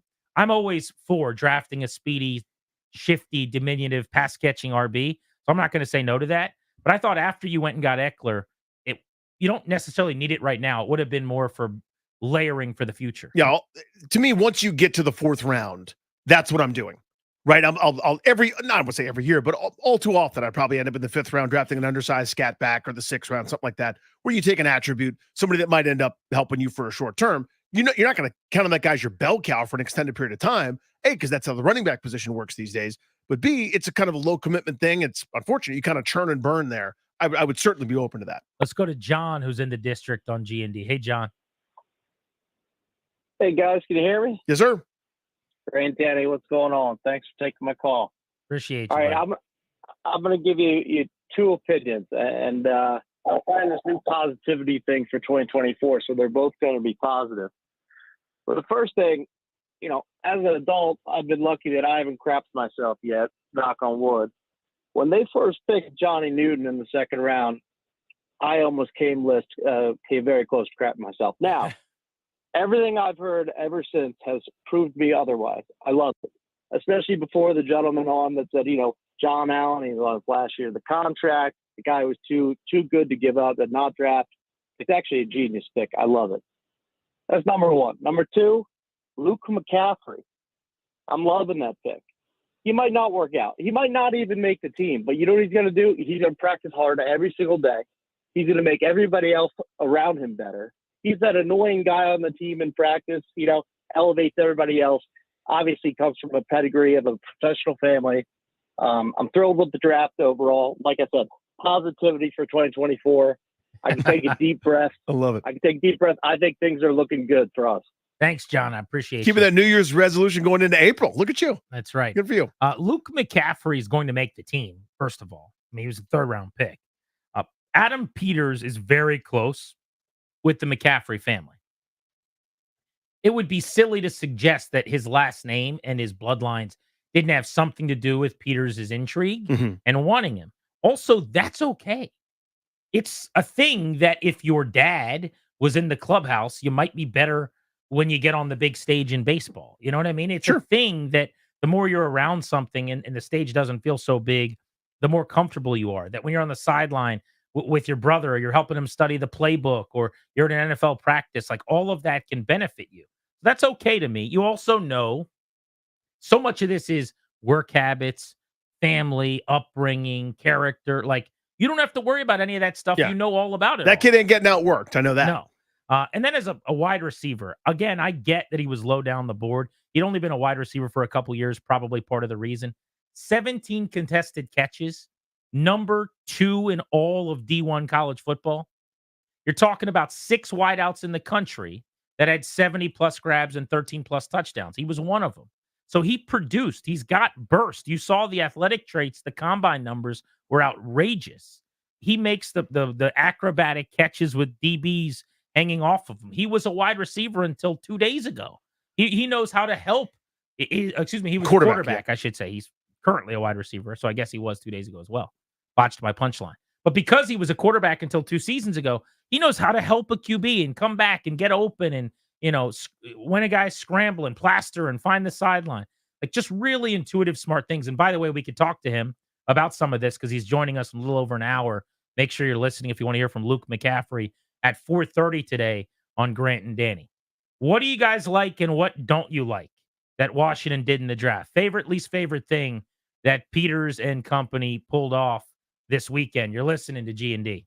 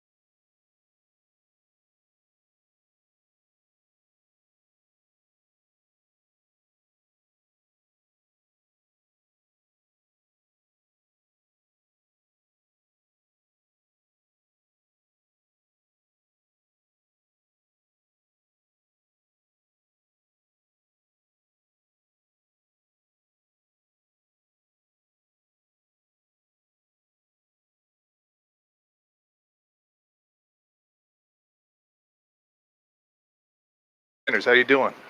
I'm doing really good. How you doing? Doing great. Doing great, man. You know why?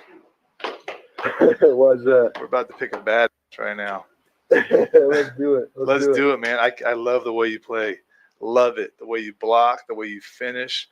And you got so much more in you. You remind me of a couple of guys I used to be with in San Francisco, and George and Juice. And I think you can be just like those guys, man. I have a ton of belief in you. I can't wait to see you play for us. Let's do it. I appreciate that. Congrats, man. How about this, huh? Man. Thank you so much, Coach. Hey, you represent all the stuff of the way that we want to play, man. You're tough, you finish, and you stand for it all, man. We can't wait to coach you. Ever since I've watched you play for 2 years, man. I so wanted to coach you. So like now we finally get to, man. We're excited, dude, and like this is a big day, man. So enjoy it with you and the fam, and just let you know how pumped we are to have you here. Yeah, I appreciate that. Can't wait. Go to Washington. Ben Sinnott. Phone call changed his life from Adam Peters and Dan Quinn. Welcome back. We're Grant and Danny on the Fan. He was the #1 PFF graded tight end in the red zone at 87 as a grade, 9 catches and 6 scores this year. You hear fullback H-back, and I think in your mind you think of like a bigger plotting. Like Brad Kozlowski with a neck roll. Yeah, like a 250-pound guy, but 4 catches of 40-plus yards. An outstanding, violent, physical blocker who also happens to be able to make some plays in the passing game. When I watched him the first time after they took him, I saw some Chris Cooley. And then it was funny that I heard subsequently one of his favorite players to study when he kind of became what he is now is Chris Cooley. And it was part of the reason why Washington was really high on his list, wanted to work with Cliff Kingsbury. He's one of a few guys I think it's fair to say, though, and this doesn't mean anything. It's just an observation. They took higher than was expected, which when you routinely do that and you're wrong all the time, which was what happened with the last regime, I'll start crushing you for it. But the industry consensus was not that Sinnott, as an example, was like the #2 tight end. There were some places where you could find that, to be clear. But they love the player, and you heard Peters there tell him, you remind me of Kyle Juszczyk, who's been one of the great fullback tight ends. I'll take that. You know, that H-back tweener of his era. The thing that I and want George Kittle, who's one of the best tight ends in the sport. What a compliment to get from the GM. I love that. And visions of those guys, it's because again, it's the versatility, right? It's if you go nickel, this guy will not get it next week. If you go base, he'll run right past you. I want that. All I want is more and more and more matchup problems, nightmares, uncheckable monsters, players that you have to scheme around and solve. Even if it's not a guy that's going to go for 1,200 yards and 10 touchdowns, like a true honest-to-goodness #1 wide receiver, I want somebody always to have a counter, right? The last several years for Washington's offenses, really since kind of the end of Jay Gruden's tenure, they've had no counterpunch. If you took away their thing, that was it. I don't like that. I want endless options, endless opportunities, endless potential matchup advantages, and guys like that provide it. He led all tight ends in the broad jump, the vertical jump, and the 3-cone at the combine. There is some twitch here. You know, there is some athleticism, despite whatever connotation comes with the Loman Trophy for being the best fullback in the nation. Kevin's in Arlington on Grant and Danny. Kev, what did you like most and least about Washington's draft? You got it, boys. Thanks for taking my call. Danny, you're not going to like this, but I'm a little bit on the opposite end of you, and here's why. Let me explain. I like that the 4 glaring needs going into draft weekend were quarterback, pass catching tight end, left tackle, and corner. And I think with Jaden and Ben, maybe with Coleman, and definitely with Mikey, we've addressed those 4 needs. Like, I don't look at our roster today and say, oh my God, we have a glaring hole there. Now, maybe we do at left tackle, but this kid was ranked by a lot of people in the early 60s. So that means he's a high 3rd-round pick. He's extremely athletic. He's got extremely long arms. He's a beast. Maybe he just needs coaching. So I'm going to be glass half full with Peters and everybody else until I have reason not to be. Now, one other thing. McCaffreys are like Bosa's. You can't have enough of them on your team. I love that. That's a great bit. And I thought it was ironic that we got a McCaffrey for the draft pick San Fran sent us for Chase who obviously doesn't love football like the McCaffreys love football. That's my opinion, but I stand by it. So I was thrilled that ironic thing occurred. Now, what didn't I like? Well, Danny kind of hinted at this. The Marty Party's still there. And if they still prove to be wrong about Phil Mathis and Manny Forbes necessitating the Newton and Mikey selections, I want the Marty Party gone or in ceremonial roles. The Marty Party, they're still there. They're already in ceremonial rules, I would say. But it got a lot harder for Federian Mathis because good luck getting on the field. I mean, I think they got to run bare fronts a lot. 5-man Little fronts, 5 down, yeah. and then have Johnny Newton playing with Payne and with Allen frequently if he's as good as they think he is. This is not just about his sophomore season next year. This is about this season, right? I also think in the case of Forbes, while he's going to play outside a bunch because I think Sanders still starts in the nickel, that was a ding to Quan Martin some. His value presumably was safety and nickel. Now, there's enough teams running spread with a bunch of receivers that you'll be able to get everybody on the field, and guys are going to get banged up. But you don't take Sanders still if you're looking at your roster watching the film going, Forbes is going to break out, Martin's a star. Yeah, what we got is this. Exactly. You don't take a Johnny Newton there if you already have. You drafted Federian Mathis in the second round in 2022. No disrespect to him, but just a waste of a pick at this point, it looks like, because you were layering for letting Payne walk, which they didn't do anyway. And you go, well, eventually Allen will walk. It's going to end up being 3 years later, but we'll have Mathis then. And you have already supplanted him with the replacement for Allen. So, yeah, he plays less than Ridgeway. Like, Ridgeway is the guy that loses playing time. There's no hope for those, to me, for the Martys to end up pointing to those picks as if they're wins. Yeah, as if to say, like, give us some credit there. Yeah, I mean, to me, I think you're right about Quan Martin in so much as now. I think you'll see him on the field because this new era of the secondary position flexibility. And he flashed at the end of the year much more than Forbes did. Well, yeah, because he didn't play the first half of the season, Martin did, but I think your he point's also right. picked off a couple passes No, he and did. made a few plays. And so he'll kind of be that, sometimes walking into the box, almost a safety, maybe a nickel, depending on how the alignment goes or whatever. So I think this will be kind of the new era. You'll see him on the field, but you're right. It is kind of a ding saying, nope, we're not all set there, in fact. But I think some of these guys are not all going to make the team in terms of, I don't mean the draft picks this year, but the last regime's early round picks. Like, it would be clearly Forbes, Martin, they should make it. But is it a lock that Federian Mathis, as an example, makes the team? I don't think that's a guarantee after you just take a tackle at 36.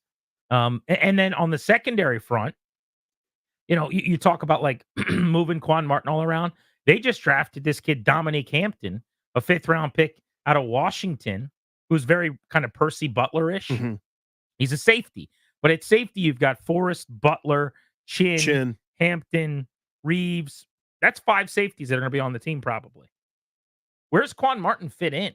Now, again, I think he's on the team and they just list him as a corner, but he's not going to play on the boundary unless you're kicking Sanders still outside some to play him inside. I just don't get it. So if nothing else, it's going to elevate those guys' performances in camp in the preseason because they're now battling for legitimate, forget playing time. You're probably going to make it just because of where you were drafted last year, but these guys didn't draft you. They don't care. That's right. You're not their guy. We just saw that with how many players you're right. They brought in and moved on from. They were not scared. Zeke in D.C., you're on Grant and Danny. What's up? Hey, guys. Thanks for having me on the show. Enjoy your show. Thanks, buddy. All right. Yeah, I was pretty much happy with the draft, except you mentioned it, Dan. It's like we had all the free agency and we had the entire draft, and we could not find one left tackle. I know we have the guard that we're going to try to convert to tackle, but it's like we got our number one asset is our quarterback, and I just hate seeing us going there without a true left tackle to protect his blind side. They might address it later, but that's the only thing that kind of had me disappointed after the draft was over. Yeah, if we get to talk to Peters in the coming days, a couple of weeks, whatever, I think mostly it's going to be a lot of complimenting him on what they've done and talking about how handsome he is and how his hair sits just so. Just sits. But the areas where I'd like some answers are, I guess, number one, tackle. I know that you need a better tackle because you tried to trade up to 15. And I know that you tried to trade up to 15. Now, you weren't able to pull it off, or I don't know how hard they tried, but you were making calls. Tells me that you acknowledge the situation. So you can't feel great. So I would need an answer about that. Then I would be curious about, and this is not as accusatory or negative, but it is just, I think, relevant and fair observation. There were a few picks here where you went with a guy that you like a lot more than everyone else. Are there any nerves when you do that, when you kind of stick your neck out there for the tight end 2 was a guy that a lot of people had 6 or 7 on their boards, and you know better than they do probably. I'm not telling you don't. But when you go, we're going to make this guy a left tackle when most people see him as a guard, you got to be right. And I guess those are the 2 questions coming out of the draft for me, is whether it's McCaffrey who we got coming up at 4:30, whose game I like, or Sinnott, whose game I really, really, really like. Like, they seem to go around early. And in the past, when guys went around or too early, it backfired every single time, and the group ended up being wrong. I don't think this group will be, but I think it would be worth asking him about that. Like, how much do you care at all, or do you notice, or do you have any understanding of where guys are penciled in and what other teams might think of them? Or are you going, Sinnott's a stud. This is Kittle. This is Juszczyk. If I don't take him here, he won't be there at 67.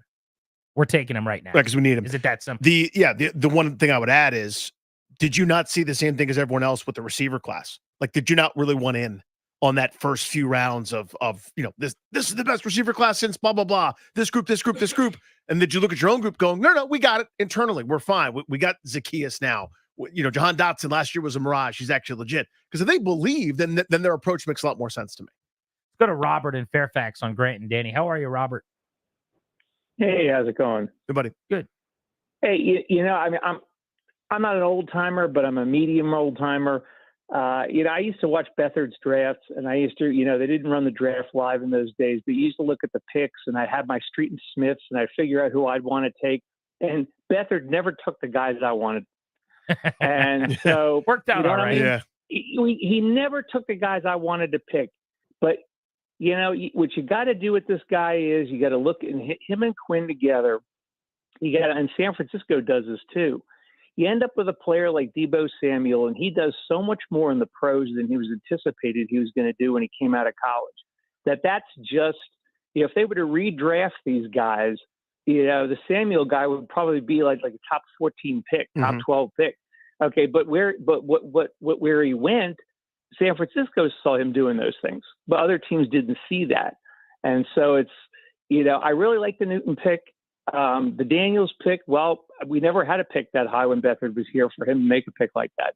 But the rest of these guys, I mean, Hampton, some of these other guys late, I mean, you're just looking at measurables because none of those guys is a finished product. They're all raw, right? Well, I wouldn't say they're raw because all the guys late played a ton of football, 6th year, 5th year seniors because of the pandemic year. So it's less raw, maybe, that they have shortcomings. And the question is, can you coach around deficiencies? Can you elevate their game? Yeah, in find those something for them areas? to do. Exactly. But I'll take Dan Quinn and Joe Witt with a big, long physical safety to just bet on them figuring that out. It's part of why I like some of the guys who are already on the roster in the secondary with them more than the last group, because these guys weren't high school football coaches. That's a big leap. That's a big thing. It's a nice little jump. Took me back there with the Street and Smith guide back in the day. That was a staple, dude. Double play coming your way next quickly, and then we can get back into your thoughts on the draft. Remember, we've got the Beltway Blitz at the top of the hour, and Luke McCaffrey, the wide receiver from Rice, is going to join us on the show at about 4:25 right here on the Fan.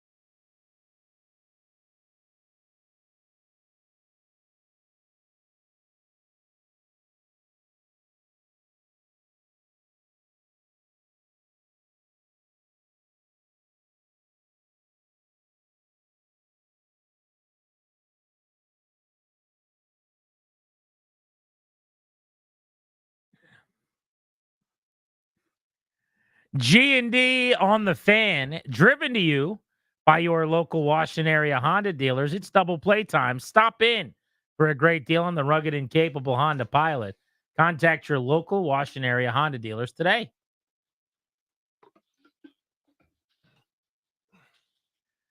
Danny, I just said to you during the break, I said, Danny, you should do OnlyFans. And Danny just kind of said, what? Why? That's what everyone thinks. But do you know that you don't have to get nude? It doesn't have to do anything with nudity. They're doing comedy now. Like a bunch of people have comedy specials on there But and there's stuff. like a negative bad connotation. So that when you say I'm on OnlyFans, everyone's like, what? Whoa. You're stripping for money? OnlyFans giving celebrities new revenue streams minus the hardcore content. This is from ABC News. There's an actress named Drea De Matteo. She was on The Sopranos. Adriana LaServa, Christopher. She specialized in some sexy characters, it says, most notably on The Sopranos. These days, she's creating a whole new persona on OnlyFans, the internet content subscription service, most notably associated with sexually explicit content. But the 52-year-old is not posting nude pictures. She's joining a growing list of high-profile celebs. You could be one of them, Danny. Very high profile, yeah. Other non-famous people taking their talent, sans nudity, to the exclusive subscription-based platform. So I don't know what it says about my algorithm, where on the old Twitterverse, I constantly get advertisements of like, click on this person's comedy special, but it's like via OnlyFans. So I know what it says about your algorithm. Do you think it does? So, but it's like it's like another Patreon Danny or Whitlock over here. Oh, easy. Why are these targeted ads, ESPN? I got a message for you there, Jason. Any hoodles. But no, it's like Substack or Medium, and there's a million different ways to get your content directly to people that may or may not want it. But they're now kind of trying to branch out a little bit away from just the, I don't know, nudes and having people pay for those nudes or So whatever. that's what they're trying to do. Is they've been hitting up like famous people on TikTok, comedians, singers, whatever. They're like, we want content that isn't just nudity. We're trying to basically their Patreon and their Cameo, but nobody knows it. They just hear OnlyFans and they think someone's taking their clothes off. But there's a bunch of celebrities who have joined. Everyone from, I don't know some of these names. Black China. Oh, yes, of course. $20 million from her page. Seriously? Whitney Cummings, the comedian. Yep. Denise Richards, the 90s sex symbol. Carmen Electra, Real Housewives. Sonia Morgan. These people, Larsa Pippen, DJ Khaled. They all have OnlyFans and none of them are doing nude stuff. They're just making tons of money. I wonder what they're doing. Cameos, basically. Oh, really? That's wild. It's essentially cameos. Now, this lady does say, this De Matteo lady, she's the one from Sopranos. Yeah. That I started talking about. She's 52. Who says she's very clear, top of the page, no new nudity happening here. It's not completely not weird, because unless she's joking, I think she has sent like her pictures of her feet to people. That's kind of strange. Yes, it is. That's it tough. is. It's just not. And God bless you, whatever butters your biscuit, You dude. can say, I'm not doing nudity. I'm not doing anything weird. Well, I do send my feet to people occasionally. I sent pictures of my feet. That's a little bit strange for me. But if you're not doing that, like apparently Cardi B doesn't do that or the nudity thing, and she just makes a lot of money. Again, I'm kind of wondering, why are you subscribing to the page for 5, 10, 20, 40 bucks, whatever? But it's like a Patreon or a, just like getting a Cameo, like make this video for my buddy. Okay, now make this video for my other buddy. And but you're like subscribing for that. And like I have a Cameo, for example, cameo.com/DRuye. And people will say, hey man, for my fantasy football draft, impersonate Barack Obama picking the order. For, wish my dad a happy birthday. Like normal kind of stuff. I get that. It's paying as you go. But like, would you subscribe for that? You see what I'm saying? Like, what is that? Like, in other words, would you? Good. No. And not that I have anything to So offer if in you terms were of on OnlyFans. if I want to get you to OnlyFans, I think it could be good for 2 reasons. Okay. One, everyone would think it's hilarious that you're on OnlyFans, and they'd be like, I got to subscribe and see what Danny's up to. And you would be so disappointed. Exactly. But it's just a funny thing that Danny's on OnlyFans, and it would move the needle and get some attention. So I think that gives you a couple bucks, right? So far, I'm into this plan. I'll do it. So number 2 then is you could post set. You could do impressions each night. You could do 15 minutes of impressions at 9 p.m. each night. You're going to do a written bit, and it's like, it's OnlyFans, and it's Danny Rouye on OnlyFans. Am I about to do an OnlyFans? The reason I brought it up is half Joan, half not Joan. Yeah. no one's ever been more likely to sign up for anything to make like $47 in a year than you are. So what's the difference? You've tried all this other stuff. Just get on OnlyFans. It's going to be hilarious one way or the other. And then do some content. You've actually, I don't know whether you're like, because you're doing. I'm being dead serious. But you're smiling while you're saying you're being serious. You're doing things like, I'm being serious. It doesn't sound as serious. I'm being serious, but it's funny because it's Danny on OnlyFans. No, I understand. I'm there. I'm with you. My whole point of this double play, the connotation is now incorrect. Yeah. When people hear OnlyFans, it's like, like you're working at the gentleman's club or something. It is not just that you're taking your clothes off for pictures. I hear you, but when you say the connotation isn't right, they built their reputation a little bit. I understand, right? But they're trying to curb that now. Yes, they are. They're literally calling Danny Rouye and going, "Can we get some content?" As Charles Barkley. Good. That way you could do OnlyFans. Here's the thing.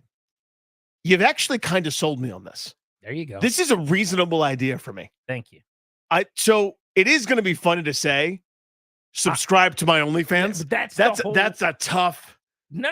You're looking at it that's wrong. a big hill to climb. I don't think that's I think that's the best part. Hey guys, the whole bit is when subscribe to my OnlyFans. When someone goes to your Twitter account, and they just see Danny.Rouye OnlyFans like hashtag HTTML or whatever, or like better yet, even better, you go to pick your kid up from school and you've got the OnlyFans sticker on your back window. Oh, no. And it just says Danny Rouye OnlyFans, and it's your link, or that's you have tough. You could probably do like what do you scan, like a QR code? Yeah, a little QR code, do like a OnlyFans QR code right there. Come on, that's the part that's tough. Danny Rouye OnlyFans. That's tough. Let's do this. Can you imagine? I want you to picture something real quick. Not me doing the OnlyFans that everyone's thinking of right now. Imagine the person that would subscribe to my OnlyFans. You see what I'm saying? It's just dudes. It's just but not knowing that I'm going to do the other thing, not the nudity thing. But imagine someone that would see me and go, "I should subscribe to the OnlyFans." Here's the best part. You see what I'm saying? Is that Danny gets the OnlyFans. Yep. He get 10, 15, 20 people hop in, couple bucks a month, whatever. Sure. He's doing some Charles Barkley symposiums, whatever it is. It's going fine, it's not going great. Yeah. It's a couple bucks to go get a dinner one night with his wife. Then Danny goes, "What if I just started sending out some pictures of my feet?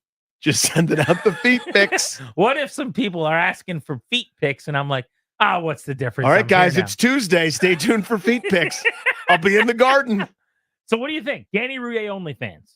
Let's do this thing. When we started this double play, there was a 0% chance. I asked him in the break, I'm like, "Dude, you got to get on OnlyFans." And you laughed in my face. Right, because I thought you were like, show your pasty, pudgy cottage cheese body. That's not the point. And that's kind of my whole point. There was a 0% chance. There's not now. How much? It's a bigger number. 40? 20? I'm gonna have to see what the wife thinks. Jarris, you gonna subscribe to Danny's OnlyFans? He shouldn't. We got to get him on OnlyFans. That's gonna be a no from me, dog. Okay. Ryan, Danny's OnlyFans. It'll be cheap, bro. Absolutely gonna subscribe right away. I'll give you all my money. What's a good price point, Ryan? All sincerity. Well, Stick aside. $5 is the max, clearly. I was thinking less than that. No, I was gonna go $6.99. Whoa. Wow, that's a lot.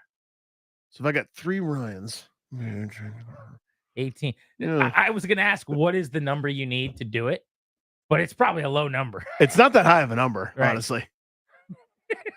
OnlyFans. Think about it. Danny Rouye, OnlyFans. Tuesdays feet pics. At Only Danny. Only You Danny can is start tough. changing your social. Oh my God. G&D on the Fan. We're blitzing next. Luke McCaffrey will be on the show at 4:30.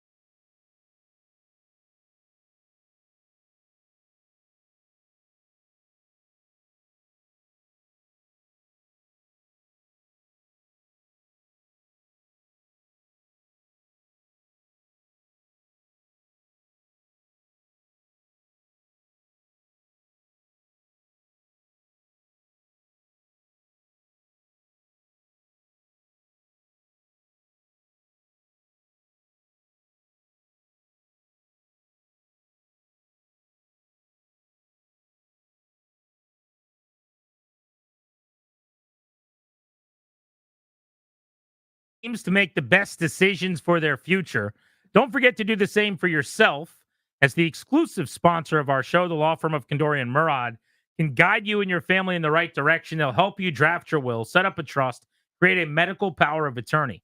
Schedule a free consultation with their estate planning attorneys right now at kmlawyers.com, and be sure to tell them that we sent you. Mention G&D, get a discount. kmlawyers.com. New Commanders wide receiver Luke McCaffrey will be on the show at 4:30, coming up in about 25 minutes. We also have to talk about the bad news for Tom Wilson and the worst news for Corey Kispert. Sam Hartman's coming to town. Sam Hartman is on his way. But right now it is time for the Beltway Blitz covering the Nats, the Commanders, and right now the Capitals. Swept for the first time in over a decade. It was a shame. Just didn't have the firepower and didn't really create enough traffic or do enough offensively to scare Igor Shesterkin. Alan May joins us, Monumental Sports, pre and post. Alan, it was tough to watch. I thought even strength was okay, but man, did they get dominated on specials in that series. Well, they certainly did. And the Rangers were great on both special teams all season long. They had the third best power play and the third best penalty kill overall when it comes to percentages. And, they were just consistent in the playoffs with how they played the regular season. And you can be that good and you can be that dominant when you have a top to bottom roster like they have. And you go into this series, their top 6 players had 174 against the Capitals at about 102. And then you look at their defensemen had about 100 more points as a group than the Caps defensemen had. So you take all that into consideration. It's great the Caps made the playoffs. They fought hard. Basically, they were in the playoffs the last month of the season, but they were just overmatched by the best team in the NHL over the course of the regular season. What's the biggest ingredient they were missing, in your opinion, Alan? Well, I just think, without being sarcastic, some of the players have just been beaten down and, you've kind of aged out. And then you had, the younger players, that are very inexperienced and, they're kind of forced in the lineup in some ways, and other players you're forcing into the lineup as the older players. So, it's just a transitional time right now for the Capitals where, their guys are getting older and they're all banged up. They're very injured. The young guys are very inexperienced and probably playing in spots that they're not ready for yet. So, it's just depth. And as it goes forward, did you want to do a total rebuild? Well, actually, that's what they did at the deadline. They had a fire sale. They got rid of guys. They bagged on draft picks. We've got some good players in the pipeline coming forward to the Caps, but it's not that time yet. So it was bonus hockey that we got 4 games. A good buddy of mine said it was fool's gold that we got in the playoffs here. But if you look at it, it's just time. You've got to infuse more younger players, high quality younger players. The draft will be critically important. Smarter trades will be critically important. Who can you sign in the free agent market? All really matters, because I do like the fact that they rewarded the older players here with the contracts they did at a time. You always come to regret the high dollar contracts of the older players, but these guys won a Stanley Cup. They packed that arena for years. They made the Chinatown area relevant because no one was going to watch Wiz games. No one was going to watch Caps games. And, they brought a lot of life to the city, but it's time now for the Caps, to bring in new players to make sure that they've got something for the younger generation of fans here to be happy about, to cheer about, people to spend their hard-earned money going to games. So it's just a transitional time right now for the Capitals. And, I'm not upset with any of the players. We all kind of expected this going with the matchup against the Rangers and looking at the Caps roster and how they played this season. They were up and down all year long. At the end of the season, they were on an up, and then it was like all season long, it was like 7 to 10 days, maybe 2 weeks of bad hockey, and then it was maybe 7 to 10 days of good hockey. It was up and down all season long. It started down, then went up, and just when you thought they were out of it 5 or 6 different times, they stuck the hand out of the grave, they crawled out, and they kept fighting. So there's a lot that I liked about that attitude, that they never gave in as far as the players, and whether it was the young guys or the old guys who created that, and the fact that the coaching staff never just started throwing the players under the bus nonstop. And in a Canadian market, we probably would have had different results with the amount of outside noise on the team and the bashing of players, the bashing of coaches. So, there's a lot of to like about this season. There's a lot to dislike. And going forward, they're going to try to find and fix all the things that we did not like over the course of this past year. Yeah, Alan, I want to go back to the idea of kind of infusing the team. They need more firepower. Look, it goes without saying that Backstrom, long-term IR, presumably, that's money that they'll be able to spend, and that's a good chunk of money. That's some star money. I don't know what the future is for TJ Oshie. If he wants to play, he's going to play. He's the heart and soul of the team. But I guess it's possible that he comes off the books at $5.75 million. But otherwise, like, what else is there? I mean, Ovi's going to be here. Carlson's going to be here. You're not necessarily suggesting that there's other veterans that make a lot of money that you move on from necessarily, right? Well, everything's on the table at all times because you really have to assess everything. You can't do it when you're emotional. You have to be very grounded when you look at the team and see, will we win in 3 years with this guy? Will we win 4 years with this player or these groups of players? So tough decisions have to be made. And we've seen the team make tough decisions in the past. So it's a matter. I love TJ Oshie. I've loved everything he's brought to this franchise, the community. He's just an absolutely incredible all-world guy. Everyone loves him. The amount of heart and soul that he's shown the last 2 years, what he's put his body through. I don't know how much he has left in the tank. I know the heart will never go away. The soul will never go away. But that body has been battered and bruised. He works as hard as he can. It gets sad at time when I saw him score that goal in Philadelphia, the empty net goal that put the Caps in the playoffs. And I thought he was near tears, that he was ready to choke up on that one. And then his post-game press conference that night when he spoke to the press, I felt the same way. And I just thought everything he did was through heart at the end of the season because the body wasn't listening. We all know how beat up it is. And then you find out he's been playing with a broken hand. And there are so many other things that I'm sure are ailing in his body. But if you could find and draft and create more players and an identity of a TJ Oshie, you're going to have a pretty damn good franchise going forward. Alan, always great to catch up, buddy. Have a great week. Take care, guys. Appreciate you, pal. Hit that Nat sounder, please. He covers the Nationals and he invented Facebook. Mark Zuckerman with us here on G&D on the Beltway Blitz. Mark, don't look now. The Nets are a game within 500 after an unbelievable comeback yesterday. Yeah, don't say that, guys, because they've come close to this mark here before, and they don't seem to ever get over that hump. So, good news, they're playing the Marlins again, and if there's anybody they could pull off a 4-game sweep against, this is probably it. It would be a really nice way for them to wrap up almost the end of the month here. And, all things considered, win or lose tonight, I think I'd be pretty encouraged by how they've done this first month of the season. What do you make of Nick Senzel homering 5 times in the last 5 games? One of the biggest knocks on the former top 5 pick is that he's never been able to hit home runs at a hot corner. Yeah, that's kind of come out of nowhere. Now, the weird thing is that he was off for a few days in there because he had gotten sick, so he missed a couple of games. And, of course, he fractured his thumb on opening day, so it was a delayed start to it also. It feels like we never really got a chance to see who this guy is, and now we're finally starting to see it. Good for him. I know this was supposed to be a stopgap signing, that this is not somebody who necessarily figures into the long-term plan, but you said it, track record, or at least the reputation as a high first-round pick with Cincinnati, who just never did find a way to put it all together. It's not to say that he couldn't, and that this isn't a sign of anything, that maybe he is finally putting it together. If he is, that's wonderful, and that's a good problem they're going to have here in the future. For now, just ride the wave and get as much as you can out of him and hope that it helps you win some games. Well, speaking of putting it all together, Mark, quantify what C.J. Abrams is doing for us.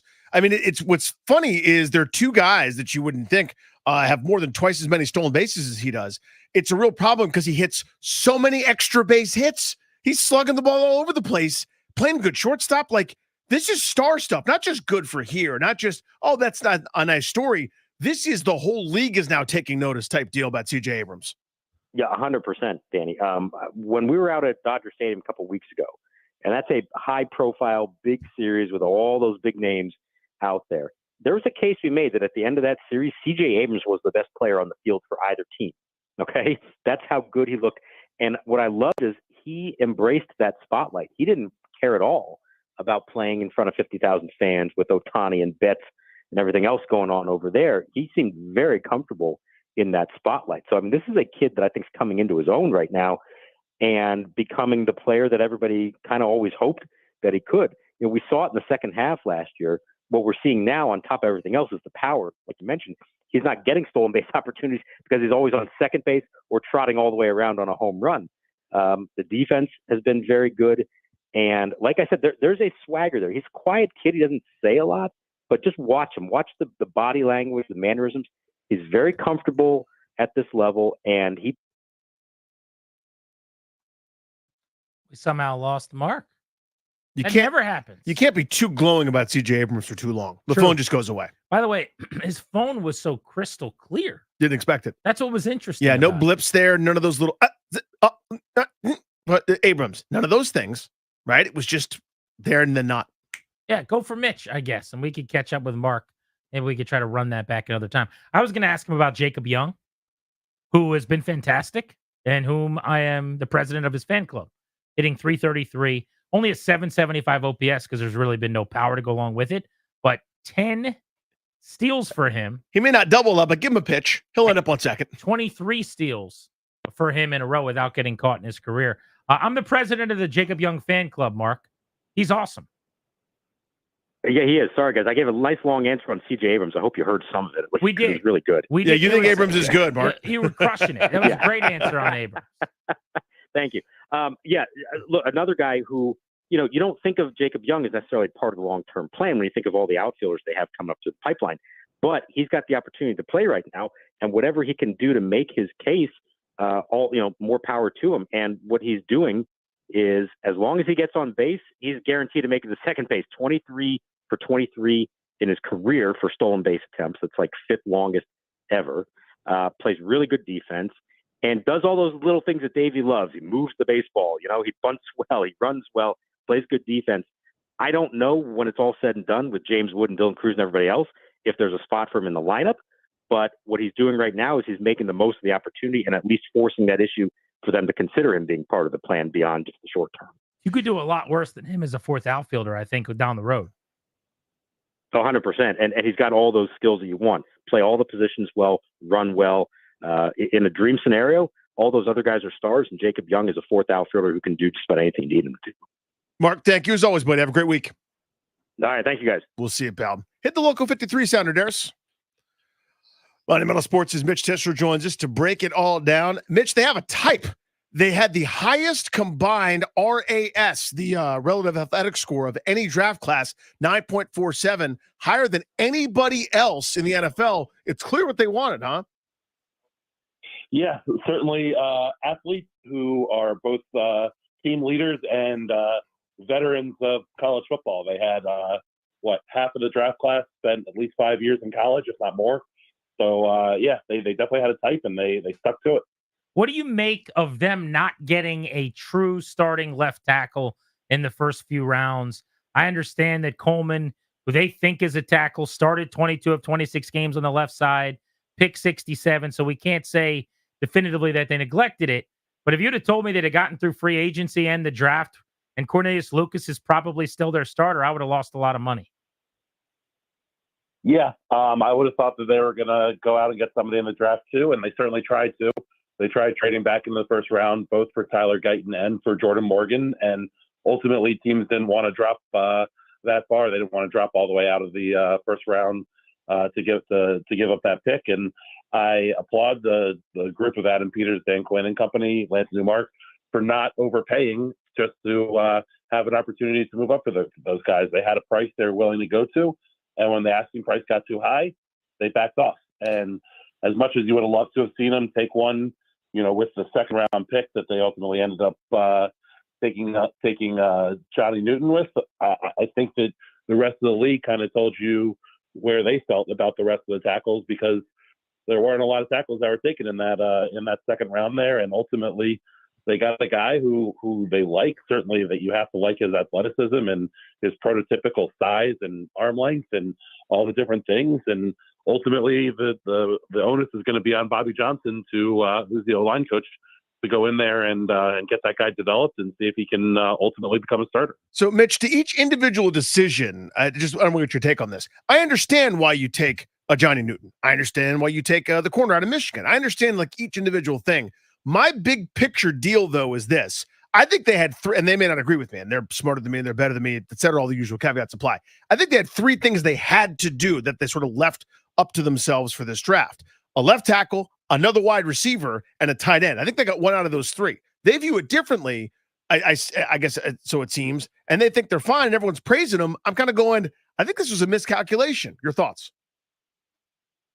I mean, I think they got two of the three there when they because they got the Luke McCaffrey, who we're having on. They got Ben Sinnott. There's their wide receiver and their tight end. Technically, yes, he's a wide receiver. I'm thinking of like in the second round, earlier picks, guys that are supposed to come in right away and be You're starters. thinking a higher rank coming in. Okay.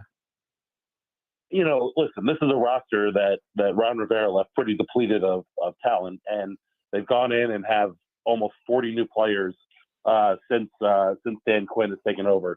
This isn't something where they're going to be able to fix every hole this offseason. And I think you can look at the draft and see that they weren't concerned with fixing every hole this offseason. They're concerned with getting kind of the best players available and building a roster 1 to 53. Yes, there's still holes to be had. I think ultimately you can be excited about Ben Sinnott.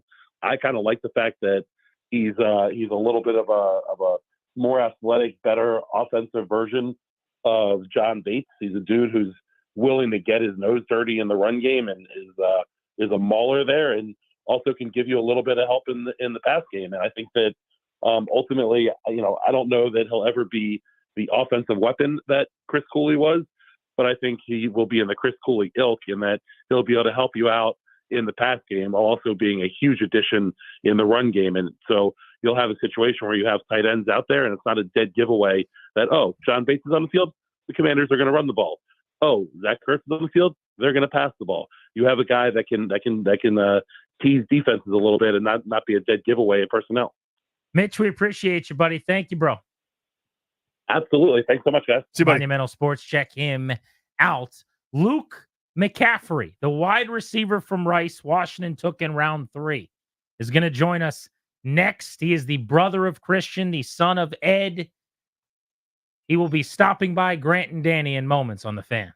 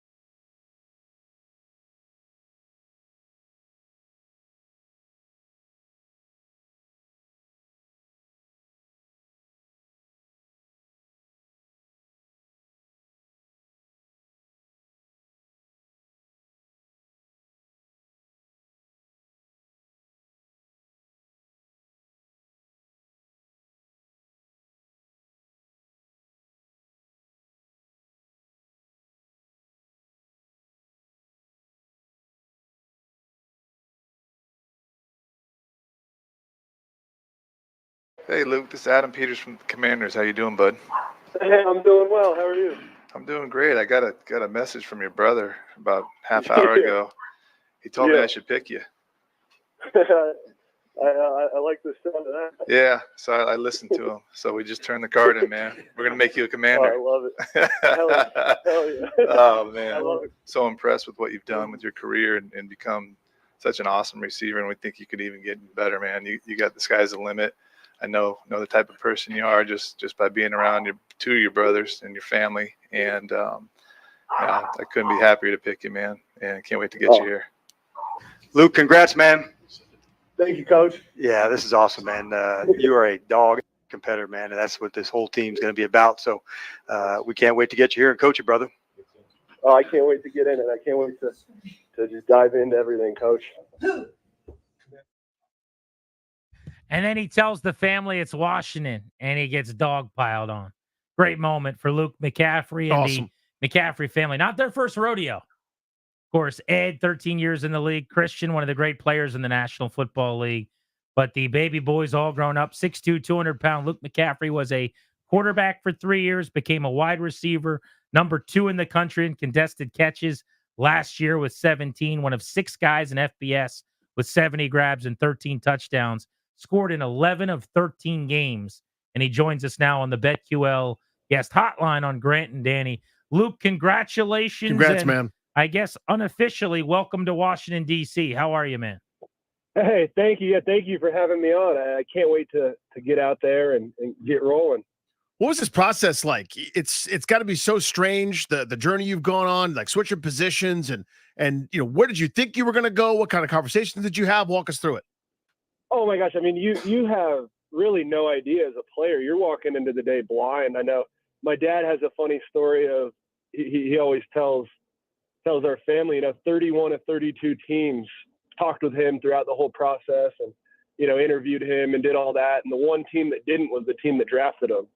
And Right. So if you think you have an idea, you don't. But I'm so excited to just be a part of this organization now. I think it's such a cool fit for myself and the 8 other guys that we brought in this year, and just to be a part of something new and something that you get to grow and build with together is such a blessing. How much did you talk to and how much of a relationship did you have with Washington before the draft? Yeah, Adam Peters specifically, we knew kind of him through some things, and at the Senior Bowl at the Combine, you're able to kind of, interview with every team at a certain level, and then a couple teams a little bit more and see how that goes. And so, I talked to them through that whole process, and then it's so cool to have some connections from, my past and some people in my family's past. I know, Tavita Pritchard's the quarterback coach there. He was at Stanford with my brother. Anthony Lynn was his running back coach there. It's kind of cool to see, Larry Izzo, the special teams coordinator, is a Rice guy. And so to have some of those connections of, whether you know them well or not, you still have some level of familiarity with them. And, you grew up watching them and seeing them. And so it's such a cool spot for me personally. Luke McCaffrey, one of the newest Commanders, drafted in the 3rd round over the weekend. Can you go back to your decision to become a wide receiver after 3 years playing quarterback? And what went into that? I just can't imagine you would have thought at that time, maybe you thought you'd become one of the best in the country within 2 years, but that you would have gone as high in the draft as you did in the top 100. Yeah, I mean, I think as a competitor, you're not too worried about, where you're going to end up from a, number standpoint or anything like that. You're kind of just focused on getting better every day and competing. And so I just went into that last off season before I switched. And, for me personally, I learned a lot about myself and kind of did a little evaluation of kind of what I believe in, who I think I am as a person, and then relayed that to football. And for me, it turned myself kind of into a positionless entity of, I knew that I was open to do whatever. And I was always kind of told my whole life, don't switch until, you're ready to not play quarterback again. And, for me, that was kind of just a time where I was like, hey, I'm doing this, but I just want to be free to do whatever. So I talked about playing safety, playing running back, playing all over the field, and kind of just started with receiver because we didn't have enough guys on our roster at the time and stuck with it. So it's been fun to just kind of learn from there. You kind of get a fresh start midway through college. So, Luke, it's such a unique thing that you've gotten to do. I mean, I'm a dad, and my kids, they're active in sports, playing stuff, but they would rather hit themselves in the head with a hammer than listen to anything I have to say, right? But you've got invaluable resources, not only with your pops, but with your brother. How has that kind of informed your experience and being able to lean on them if you have any questions, or is it just sink or swim, dude, make it your own way? I mean, I'd love for you to go into that experience. No, it's helped a ton. It's the biggest blessing that I never earned. I didn't do anything to put those role models into my life, but they just happened to be there, right? And so I don't think it's anything but a blessing and a gift that I've kind of had in my life. And to say that they haven't helped in every possible way would be, a lie. And so it's so cool to have those resources, and they do such a good job of letting you learn by yourself when you need to kind of learn lessons, whether it's the hard way or whether it's, just the personal way, and then kind of reach out and give advice when they know the time is right. And so they've been so instrumental in every decision and every path I've gone down.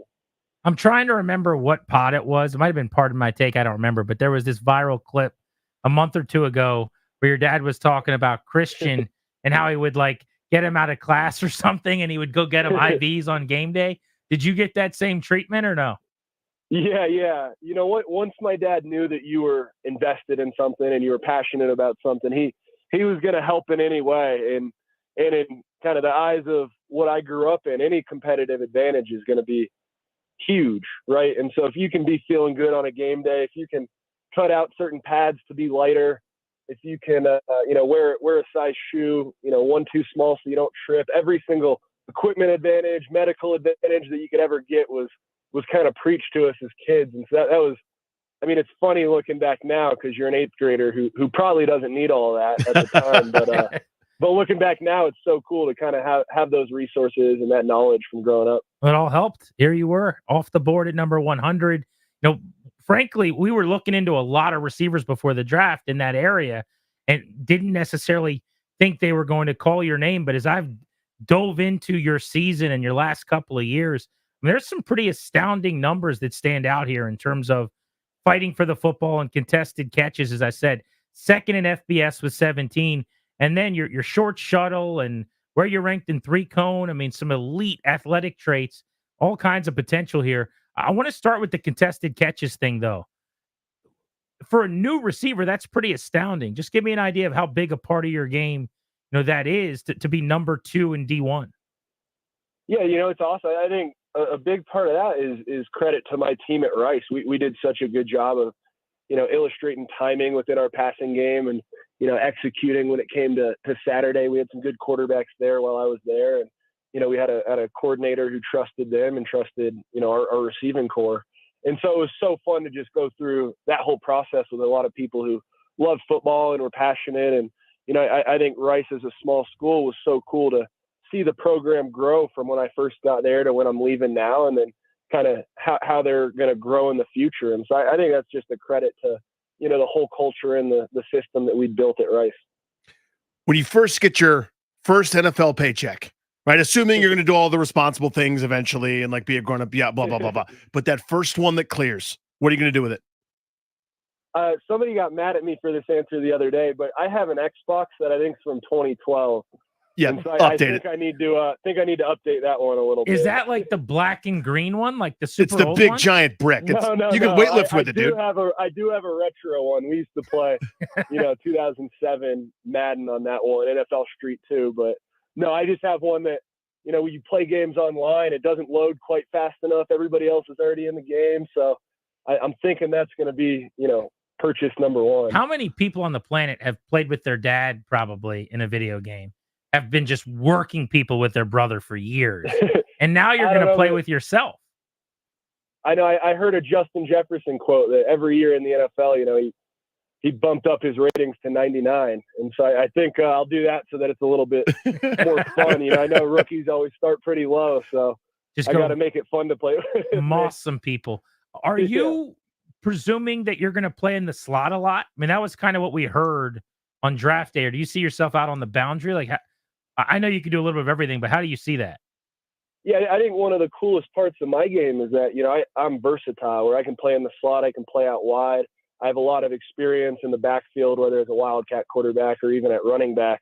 And then when it comes to catching punts and returns as well. And so I think it's fun because I'm excited to see what a creative coach like Cliff Kingsbury thinks of when he sees me as a player. And, we haven't got into that yet. We got to go through rookie mini camp, OTAs, and kind of see what the team looks like. And I'm so excited to learn from some veteran guys, Terry McLaurin, Dotson, and just the guys who've been in the league and kind of see where that all lays out. But I'm just excited to get a team that's ready to go out there and compete and have such a great coaching staff with, Coach Quinn and Coach Kingsbury. Put your scouting hat on here. What does Luke McCaffrey do best right now? And where do you think he needs, the most improvement? Yeah, I think that's such a hard question because there's always going to be room for improvement. And I think when you're a competitor, you hone in on what you need to get better at. So I think every day I'm going out there and I'm new to the position, so I'm fighting for experience. And to have a receiver coach and Coach Ingram who won the Biletnikoff, was a 1,000-yard receiver in the NFL and has coordinating experience. So, he understands kind of all aspects of playing receiver and all aspects of football, especially from somebody who's coming into the building, who played quarterback and kind of thinks like somebody who's been in his experience does is such a blessing. Because I think that's the number one way to get experience, learn from other people's, successes and their mistakes. And to do that with a veteran ran room and then do that with a coach who's so fit for that opportunity is something that's pretty cool. That's what I'm looking forward to most. Wide receiver comp? Anybody that would, like, when we watch you, you'd say you might see a little bit of this? I think you'd take things from everyone, right? I switched over from receiver right when Cooper Kupp was in his Triple Crown year. So I took a lot of things from him because he was, at the height of his career. I've taken so many releases and different stems from Stephon Diggs. I love Devontae Adams. It's hard not to. Justin Jefferson, Jamar Chase, both of those duos from even back when they were in college have such great, fundamentals and explosiveness. And so I think, you learn a little bit from every single player in the league, and then you just try and take what works for you, and then, you eliminate what doesn't work for you and build your repertoire. So it's cool to have a little bit of aspect of, all those guys that you respect so much who've had success in the NFL at times, and then kind of try and make your own mark on it. Luke, very impressive. This has been fantastic insight. It's been awesome to catch up. Before we let you go, we like to get to know all the players in town, rapid fire with some kind of off the field questions. You ready to go? Oh, yeah. Let's hear it. All right. Last TV show you've binged? Oh, Ted Lasso. So good. Outstanding answer. Outstanding. Death row, cheat meal. Oh, In-N-Out Burger. Walk me through the order. Full from start to finish. I'll go 3 double doubles with no cheese. Is that 3 double and cheeseburgers? then, Wow. But no cheese though. I mean, if it's my last meal, you can eat whatever. No. Right? I'm not critiquing. That's not judging. We're punching. I'm impressed. I'm not judging. Two sides of fries with a swirl milkshake, so the chocolate and the vanilla. Do you go animal style there? You just as is? I go regular, and then you just dump the salt on it, the little packet. The little packet of salt. Why did we do no cheese on the burger? I don't know. I love their sauce so much, so I feel like the cheese and the sauce compete against each other. A movie that you've seen recently or most recently? Are you a movie theater guy? Oh, I just watched Civil War. Yeah, it came out a couple weeks ago. Oh, yeah, I just went and saw that. What'd you think of it? I thought it was good. It wasn't how I expected it was going to be, but it was really good. That was Grant's review. Yeah, literally. Solid movie, but I thought I was going to see something, and I saw something completely A lot different. of Kirsten Dunst. Yeah. Exactly. A lot of, like, dramatic Kirsten Dunst staring off into the distance. Yeah. Didn't know what I was getting into. What is your strangest personal habit? Oh, on the field, I spit all the time. I think, you wear a mouth guard, you get turf in there. And I think it just became a little tick almost. Last one for me, celebrity crush. Do you have a celebrity crush? Oh, either Keira Knightley or Natalie Portman. These are great I was answers. a big Star Wars fan growing up, so, Padme. Grant, give me a second here. Favorite Star Wars film? I think you got to go with, I've Got the High Ground, episode 3, right? You're allowed. Favorite Star Wars character? Anakin. I love that. I love that from you, Luke McCaffrey. Oh, yeah. Excellent job. Luke, thank you very much. We threw you through the ringer there. You passed with flying colors. Looking forward to getting you out here to Ashburn and getting to see you on the field, man. Should be a fun rookie season. Awesome. Thank you so much for having me. Thank you, buddy. Congrats. There's Luke McCaffrey. That is, for now, for another couple of days, maybe. Mhm. Christian's little brother.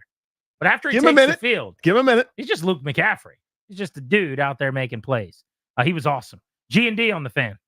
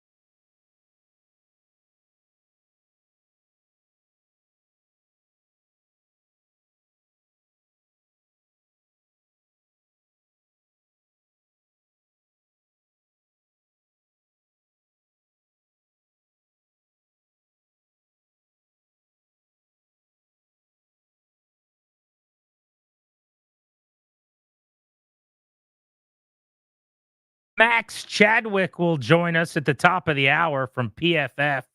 We'll get his thoughts on the Commanders draft class. For those of you in the comments, either on YouTube where you're watching our stream today or possibly on the old X machine, yes, there was a poorly chosen wording to one of my questions. Get your heads out of the gutter, kids, okay? This isn't 6th grade math class. Let's get our heads out of the gutter a little bit.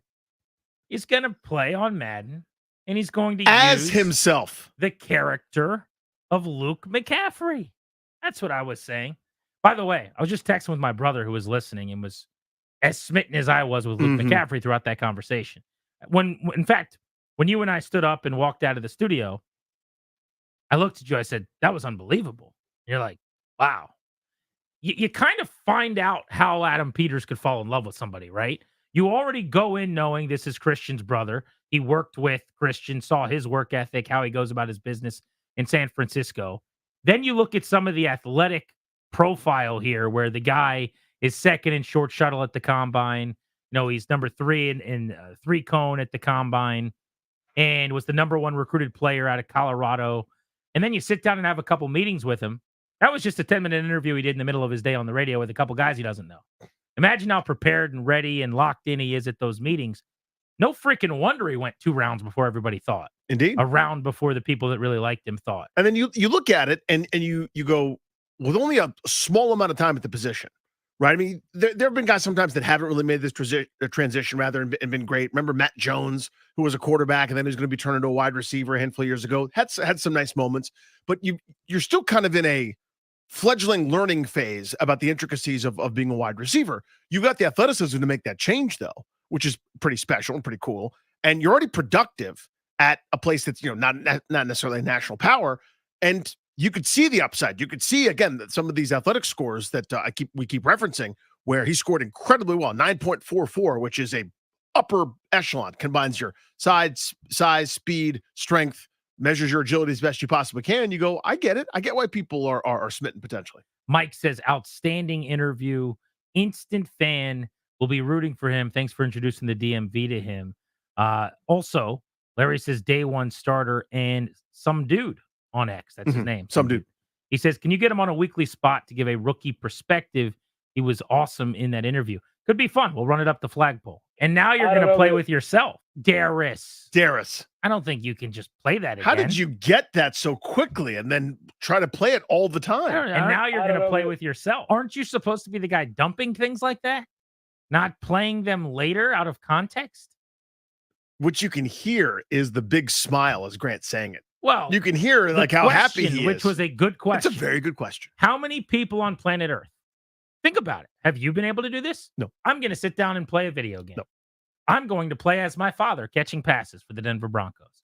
I'm going to play as my brother being an MVP for the San Francisco 49ers. And now you're going to play with yourself. That's the next phase. As of today, I'm going to feed myself the football as Luke McCaffrey. That's what I'm going to do. And so I asked him about it. Sure you did. And he had a good answer. You know what? He's a mature guy. Yes. I know I can bet on him. Unlike all of you guys out there laughing He at that. busy giggling like a schoolgirl. Nope. Like the rest of yins. Okay? Guys, this is not XM. Okay? This is a respectable terrestrial radio outlet. I expect more from you, Danny. What? And Me? especially you, Darius. Especially. Ryan, especially you. But also you, Danny. What? But wait a minute. Hold on. Wait. I know wait. you know what you did. I didn't tell him to go play with himself. I didn't tell him to do that. Again, Oh, no. On Madden. On Madden. Inappropriate. All of you. Should all be ashamed. Next. Max Chat. Did I tell you guys Danny's getting an OnlyFans? Have I mentioned that, by the way? We've started the process. There have been a couple Googles. Unrelated. He's capping. But just letting Thank you, everybody Charlie. know that. He is capping. He's capping. At the top of the hour, Max Chadwick, who is the PFF draft guy. He's a smart guy over at PFF breaking down the draft. What did he think about the Commanders class? What did he like? What didn't he like? You're listening to the Fan. And now you're going to play with yourself.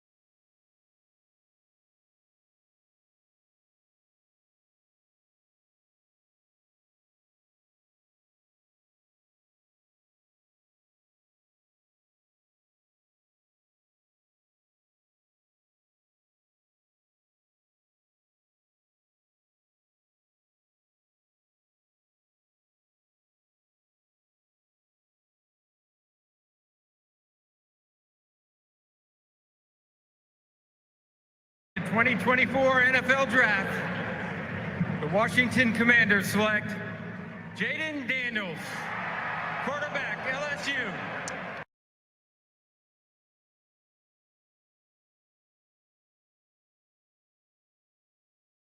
We've talked a lot about the rest of the Commanders draft class today, but whether or not Jaden Daniels is a superstar is probably first, second, and third most important thing that happens out of this draft class. Welcome back to G&D on the Fan.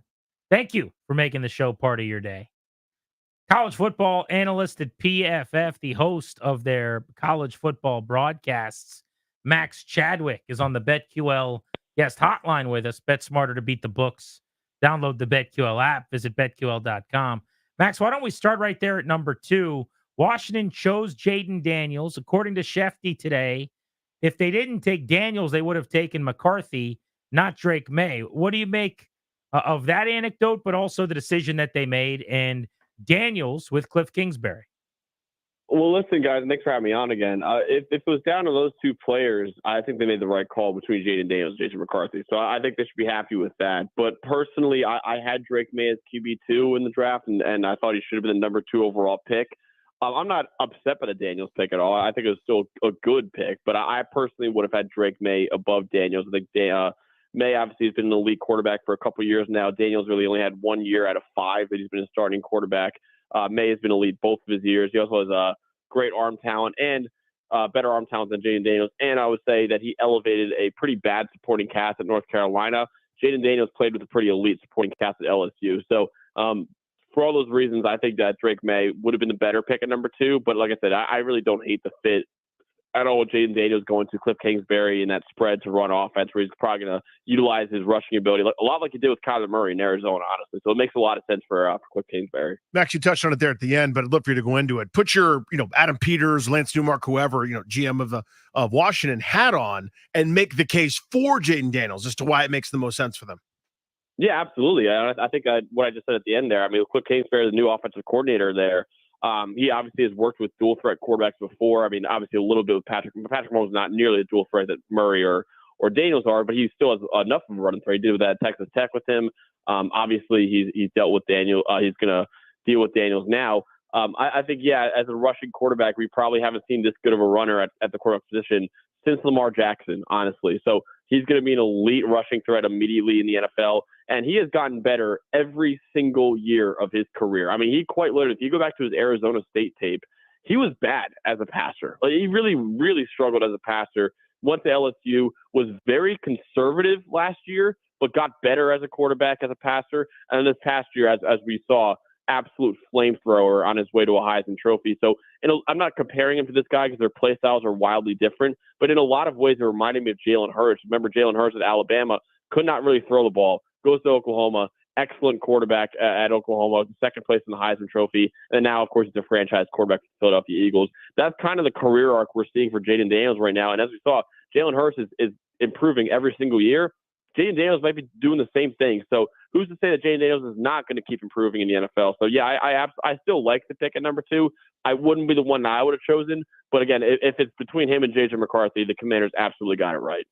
My issue, I guess, if I had one, or my nerves, my anxiety about Daniels is, I think that there is a possibility where he ends up a great runner, but doesn't connect the dots as a passer. And I loved him as a passer in college, but the offense was pretty simplistic and he worked outside the numbers a whole lot.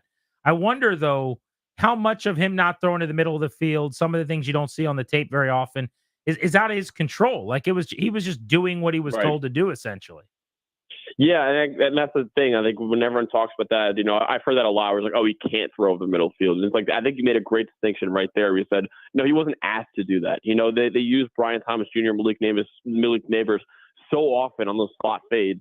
So obviously it is a question mark, and that he hasn't done it yet. But I'm not going to say he can't do it. I do think one thing you could point out as a passer that it is a little flawed right now. His velocity isn't really great. Like, he can throw downfield, but he's not going to rifle balls in there. And the other thing I would say, when he scrambles, he's not like Caleb Williams, where when he gets out of the pocket, like he's still trying to look downfield and find receivers. When he scrambles, he's running. So that is another thing I think with Jaden Daniels. Either he's going to be standing in the pocket, standing tall in the pocket, and delivering ball downfield, or he's going to take off and run. So that is a little thing where when he goes outside the pocket, I'd want to see him, still throw the ball and look for receivers downfield instead of ducking his head down and taking off. Even though he's a great runner, obviously he's taken big hits in his career too. There's been a lot of comparisons to Robert Griffin III. I know some Commanders fans will hear that and kind of shiver a little bit with how poorly that worked out because of injuries.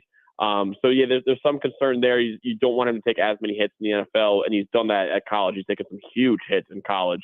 So you want to make sure he protects himself. So, yeah, I understand some of the concerns there with Jaden Daniels. But like I said, he is an electric quarterback, as we saw this last year. Max Chadwick from PFF with us here on Grant and Danny. That's my big concern, Max, is you can't coach the frame. Like, he'll eat and the metabolism might slow down, as it's certainly done for me as I've gotten older. But, maybe he's able to put on a little bit of weight, et cetera. But it's the shots that he took and just how that's always going to be inevitable, whether it's a running quarterback or not, could be in the pocket or otherwise. But that's my number one concern. What would you do early on to kind of, baby steps to get into the NFL offense, maybe to prevent that, to maybe before he really learns full-fledged to take full great care of himself as his career goes? Yeah, obviously you mentioned the frame. I mean, he's got good height. He's 6'4", but he's only 210 pounds. He is a skinny quarterback, and he was reckless a lot last year. And unfortunately, he never really had too major of injuries. Like, he did get hurt in the Alabama game for a little bit, which really killed their momentum in that game. But he's taken some huge hits, and he's got to get down. That's the big thing. Is if I'm Cliff Kingsbury, I mean, every time he's in practice and he takes off and runs, and one of the linebackers or one of the DBs touches him to make him go down, because obviously they don't tackle quarterbacks in practice.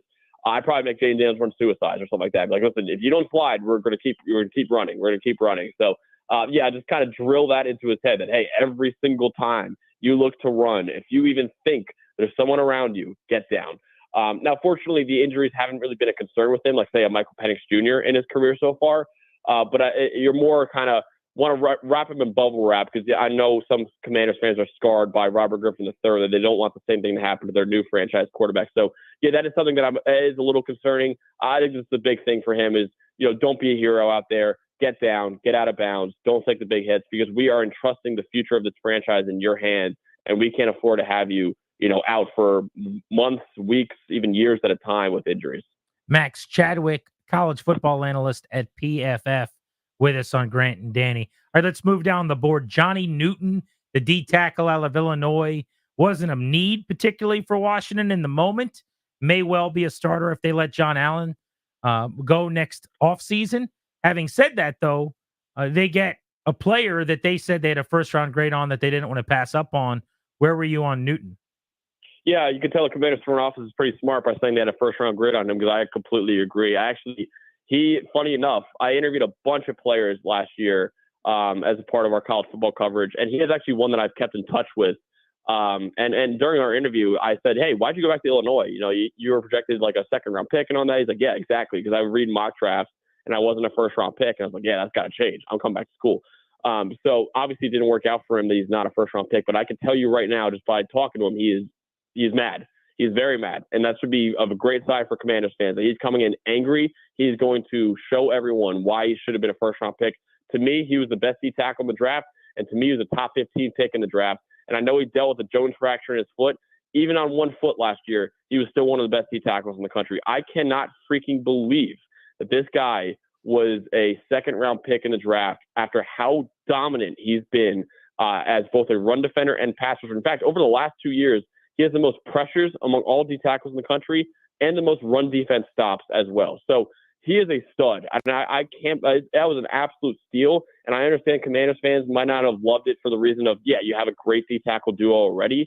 But if you're just going best player available, which is how I think most teams should approach the draft, Johnny Newton was absolutely the best player available. And that was a home run grand slam pick by the Commanders, and I think he'll make an impact immediately and be a long-term starter for them at D tackle as well. So, Max, after that, they move from 40 and pick up an extra pick, so they go at 50 and 53. So, for me, we could talk about what you think about Sanders from Michigan in a second, but was there an opportunity there to maybe address some of those needs, whether it was tackle or maybe a more high-profile wideout that it would end up going later? Do you like what they did there, and what kind of did they miss out on by moving the way they did? Yeah, it was a little funky, right? Because I think the biggest need for them after quarterback, obviously, was probably left tackle, and they didn't really address that until Brandon Coleman from TCU in the third round. Now, I like Brandon Coleman. I don't feel great about him being, your starting left tackle of the future. We'll see how they jostle around that offensive line this upcoming year. But yeah, I mean, listen, there was a big run of tackles in the first round that I think that they kind of got screwed out. They probably were hoping for one of those tackles to slip to them in the second round at 36 overall. It didn't really happen that way, honestly. Maybe they didn't love Kingsley Suamataia or Patrick Paul or anything like that. So I think that's why. And listen, they got some great players. I mean, they got Johnny Newton, they got Mike Sainristil, who's an awesome player that I'm a big fan of as well. And Ben Sinnott, another, he was the best tight end in college football, not named Brock Bowers this past year. So they got some great college football players, which is, a really good sign, honestly.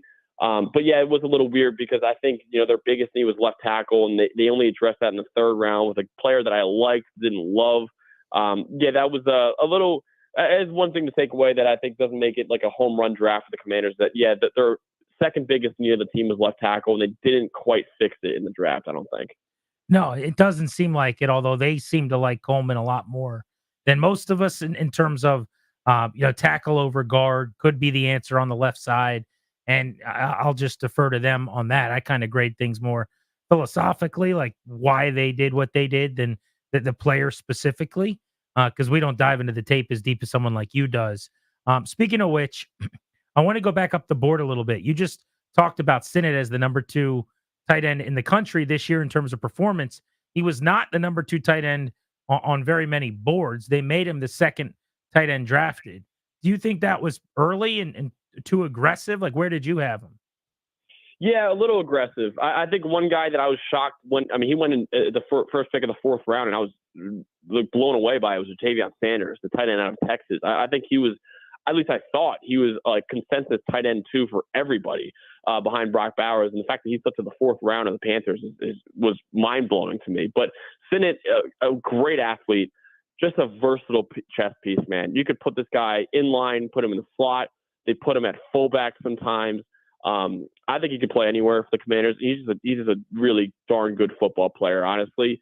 And obviously, as the second worst team in the NFL, the Commanders need darn good football players right now. So Ben Sinnott is a guy that I really did love. Like I said, I thought he was the second best tight end in college football this past year. K-State really, really utilized him a ton in their offense. And I like him a lot, and I think he will be a fun chess piece for Cliff Kingsbury to use in his offense, and a fun guy for Jaden Daniels to maybe lean on a little bit next year too. What'd you make of Luke McCaffrey? We just spoke to him a few minutes ago. He's awesome, super impressive as an interview. But right there, pick 100 earlier than maybe people thought. It's a glorified third-round pick, but it really is a fourth because it's a compensatory slot. But what were your thoughts there, and how might he fit? Yeah, I think Luke McCaffrey, it sounds great that he's a great interview, and it's not really surprising either considering his family. Obviously, Ed McCaffrey, really good receiver in the NFL, and obviously his brother, Christian McCaffrey, is the best running back in the league probably right now. So, yeah, Luke's a guy that is a natural athlete, really good athletic player, and no surprise considering who his dad is. His route running chops are excellent right now. So I think he's got he's a former quarterback as well. Good feel for finding holes in zone coverage. I think he's a guy that even in contested situations, he could make some outstanding catches. Now, he's not explosive player, which I think is why he went a little bit lower, but he was such a great player at Rice, and he could go up and get it, and he has great hands, and he's, like I said, a great route runner. I just, again, a great – Commanders had a type pretty much, and it was, hey, if you ruled in college football, we're going to take you to the NFL draft. They drafted a lot of guys who ruled in college football, and I think Luke McCaffrey was one of those guys as well. So, yeah, I'm a huge fan of this Commanders draft, man. There's a lot of, as a college football guy, there's a lot of guys, yeah, that guy was awesome. I'm happy they took him. Obviously in the NFL draft, there's a lot of projection. Some guys like, he was okay in college, but I understand like you're projecting to be a lot better. No, the Commanders like, no, you got to be a stud in college football, and they took a lot of college football studs in their draft, which I was a big fan of. We've hit on the top 6 for the most part. The 3 guys we haven't spent as much time on today. In the 5th round, they went Jordan McGee, linebacker, Temple, 5th-year senior, 6'1", 230. In the 5th round, a little later on, about 20 picks later, they got Dominique Hampton, who was the team captain and the starting safety, leading tackler at Washington. And in the 7th round, the Ohio State transfer to Notre Dame, Javonte Jean-Baptiste, who's an edge with Notre Dame this past year. Any of those three guys intrigue you at all, or look at as maybe worthy late round flyers? Yeah, I mean, to keep this train rolling, like another guy who's awesome in college football, Jordan McGee. I mean, he had a great year at Temple this past year. Unbelievable motor. I mean, this guy is flying around the football nonstop. 87.2 PFF grade this past year, top 10 in the country among all linebackers. I think he's a really good special teams player. I mean, like I said, his mentality is fantastic. And I think he's a really athletic player, really competitive player. I think he could potentially make a contribution to that linebacker unit eventually. But I think he's a really good blitzer and can be a really physical player. Too aggressive sometimes, but I mean, that's something that you would love. It's better than, the opposite, obviously, for a linebacker. So I was a big fan of Jordan McGee at Temple this last year, and I think he's going to be another guy that could at least contribute on special teams and be an impact special teamer, and maybe down the line to be a starting linebacker for them as well. Max, sneak one in broader NFL here. Just give me a pick that stood out to you that you went, damn, that's pretty good, or that was smart, or something that made a lot of sense to you, fit or otherwise. Just something that you recall from a long weekend. Yeah, I listen. The Philadelphia Eagles, dude. Howie Roseman is the best in the business. Like he does. Like Trevor Sikkema, I think, put it best. Like he can't keep doing this. Like it's he had the biggest need on that team was probably corner. And according to the PFF Big Board, the Eagles got the number 1 corner in the draft in Quinyon Mitchell, or Cooper DeJean, excuse me, and the number 2 corner in the draft in Quinyon Mitchell. So the top 2 corners in the draft both went to the Philadelphia Eagles. I could not believe that Cooper DeJean ended up being a second-round pick. And Quinyon Mitchell falling to 22 was not on my bingo card either. So, the Philadelphia Eagles, I mean, I know your Commanders fans probably hate hearing that the Eagles killed another draft, but I mean, the fact that they had their biggest need at corner and they have the top 2 corners in the draft, that in the first and second round, not like they traded up too far for either of them. I could not believe that. So yeah, the Philadelphia Eagles, what they did with those two is pretty special. I saw someone tweeted, like, how does Howie Roseman keep getting away with it? He keeps getting away with it. And I just thought it was so funny. It's so true. Quarterbacks, we talked about Williams 1, Daniels 2, May 3. Obviously, Michael Penix goes 8 to Atlanta. Nobody saw that coming. J.J. McCarthy to the Vikings at 10. And then Nix went 12 to Denver, an overdraft. But that's unbelievable for him. I mean, rank kind of the landing spots there. What situations do you really like and not like? Oh man, I mean, listen, whoever went to Minnesota is going to be awesome. Like I think that I like Jason McCarthy. I mentioned before how I don't think it was close to him and Jane Daniels. Like he's going to do well in Minnesota. If he doesn't do well in Minnesota, it is not Minnesota's fault. That is purely on Jason McCarthy, because you got that excellent. You got first of all, you got Kevin O'Connell, who's one of the best offensive minds in the sport, in my opinion, as your head coach, and then you have obviously the best receiver in the league in Justin Jefferson. You got Jordan Addison, who was a first-round pick last year, had a great rookie year as well. Then you got Aaron Jones as your running back, one of the best running backs in the league. You got 2, maybe the best tackle duo in the league, or at least one of them, in Christian Darrisaw on the left side and Brian O'Neill on the right side. So everything is there for Jason McCarthy to succeed. It's now on him as to whether or not he can do it. And at least you have Sam Darnold as well. Like he might not be forced to be a week 1 starter. In fact, I saw the report today that he might not be the week 1 starter. They might, ease him into it, which I think is smart as well. And also Chicago. I mean, Caleb Williams. I can't remember the last time a number 1 overall pick quarterback had as good of a situation as Chicago does right now. Getting Rome Odunze, Keenan Allen, DJ Moore, DeAndre Swift at running back, and some other great running backs too, like Khalil Herbert and Roshan Johnson. A young and up and coming offensive line. I wouldn't be surprised if we're talking about the Chicago Bears, like we talked about the Houston Texans last year, just going from, one of the 10 worst teams in the league to a playoff team immediately. I think the Bears could absolutely be one of the wild card teams next year. Max, great as always, buddy. I really appreciate the insight, man. Have a great week. Thanks, guys. Yeah, be good. There's Max Chadwick of PFF, who is running their college football department. Good insight from him. Very, very high, like most people on this Commanders draft class, which is good to hear. Next, disappointed at all that they didn't address tackle, or like me and many others who thought, if they don't take a tackle, I'm going to be pretty bummed and annoyed coming out of this thing. When you look at who they actually drafted, you're kind of forgiving. And you go, all right, they didn't really fix tackle, but it's hard to argue with what they did and who they got. And maybe someone will cut a tackle that they can add. Like they can figure this thing out still. What's your mindset on the biggest non-quarterback need for this front office this offseason still not really have been addressed post-free agency in the draft? G&D on the Fan.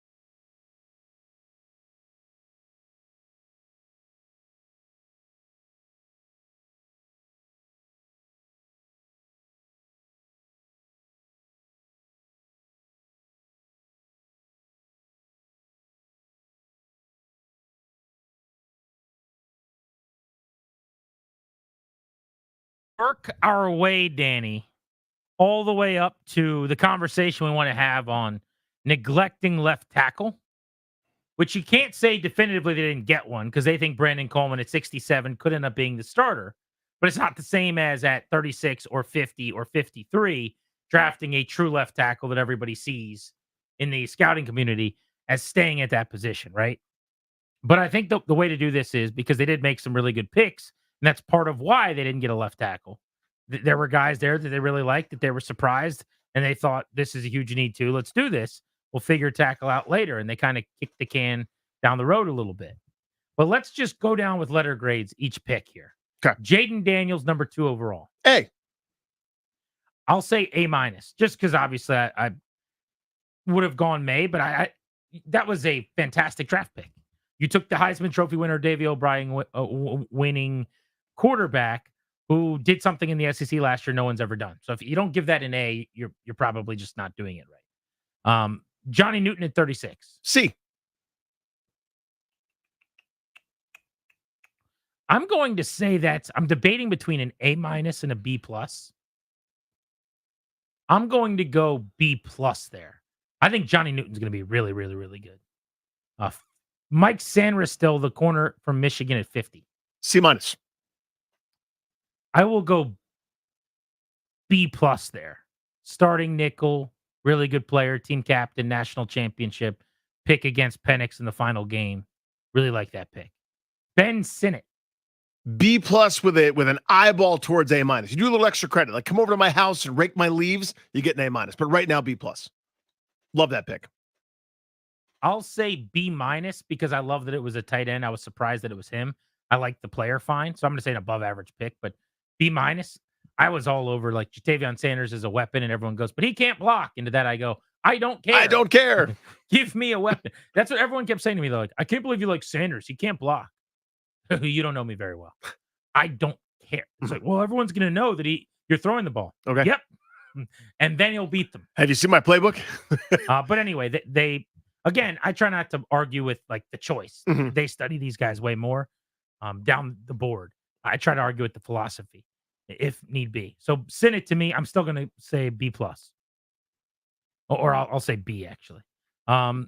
Pick 67, third round, Brandon Coleman. Hard. This one's hard for me to grade because the concept is correct. Like, this is what I want. I wanted this the round earlier, and I don't know what's available there. I mean, I know Caden Wallace went right after him, and I think there were a couple other guys on this one. I'm going to say B. You shot your shot. You try to get your tackle. Yeah, I say B.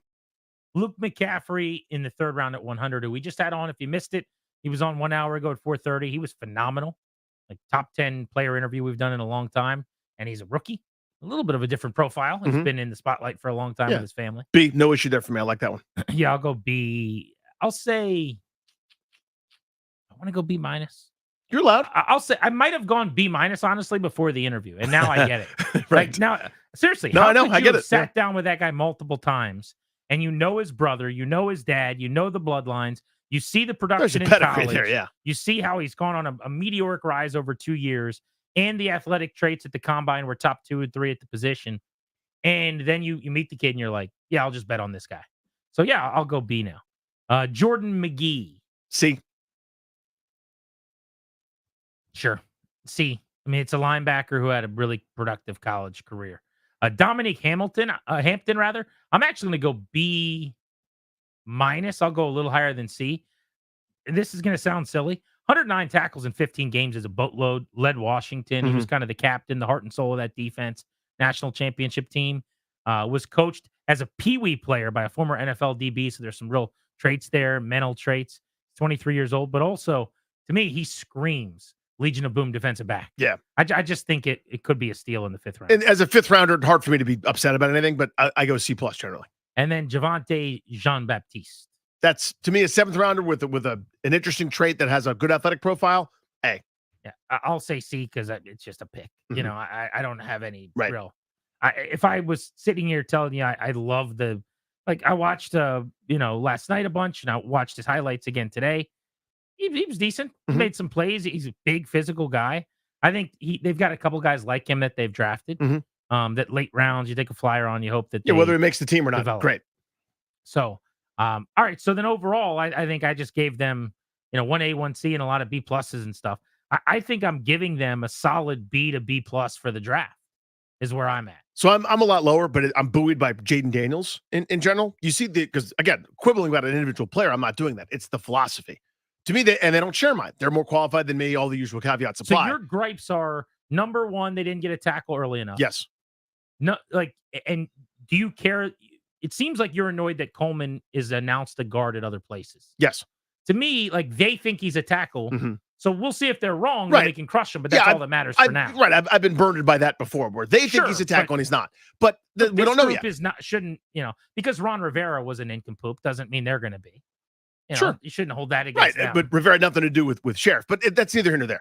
The point I'm trying to make is, to me, here's the philosophy I want. We have a young quarterback. Weapons, offense, until you're exhausted. Then we could do something else. Anything that you can do to ensure the success of this player, that's not layering defensive tackle. That's not a third cornerback in the top 2 rounds in 2 years. These are individual, perfectly reasonable decisions. These are good players, or at least scouted as such, right? You could see the future there, etc. To me, they didn't have the philosophy that I had, so I can't score it well or as well when I go. Your everything you do has to have a match, right? There's got to be a corresponding move that makes a lot of sense to me. This leaving the left tackle up for later thing, nope, wrong. I just can't go down that road. I can't. Right now, it's Lucas and Wiley. Maybe it's the guy that gets cut later this summer that you're counting on. That's not good enough for me. I hope Coleman works out. If it does, yell at me all you want. And if we're in October and Coleman is playing left tackle and looks the part, call in and yell at me. I welcome it. I'll be wrong. It'll be so much fun to be wrong because this team will be exciting. This is a glaring need in the offseason. It's a glaring need during the draft, and it's a glaring need now, and it's not solved. And you've had 2 different sessions of player acquisition where you haven't solved it to me. So I'm totally shocked they have not gotten a starting left tackle.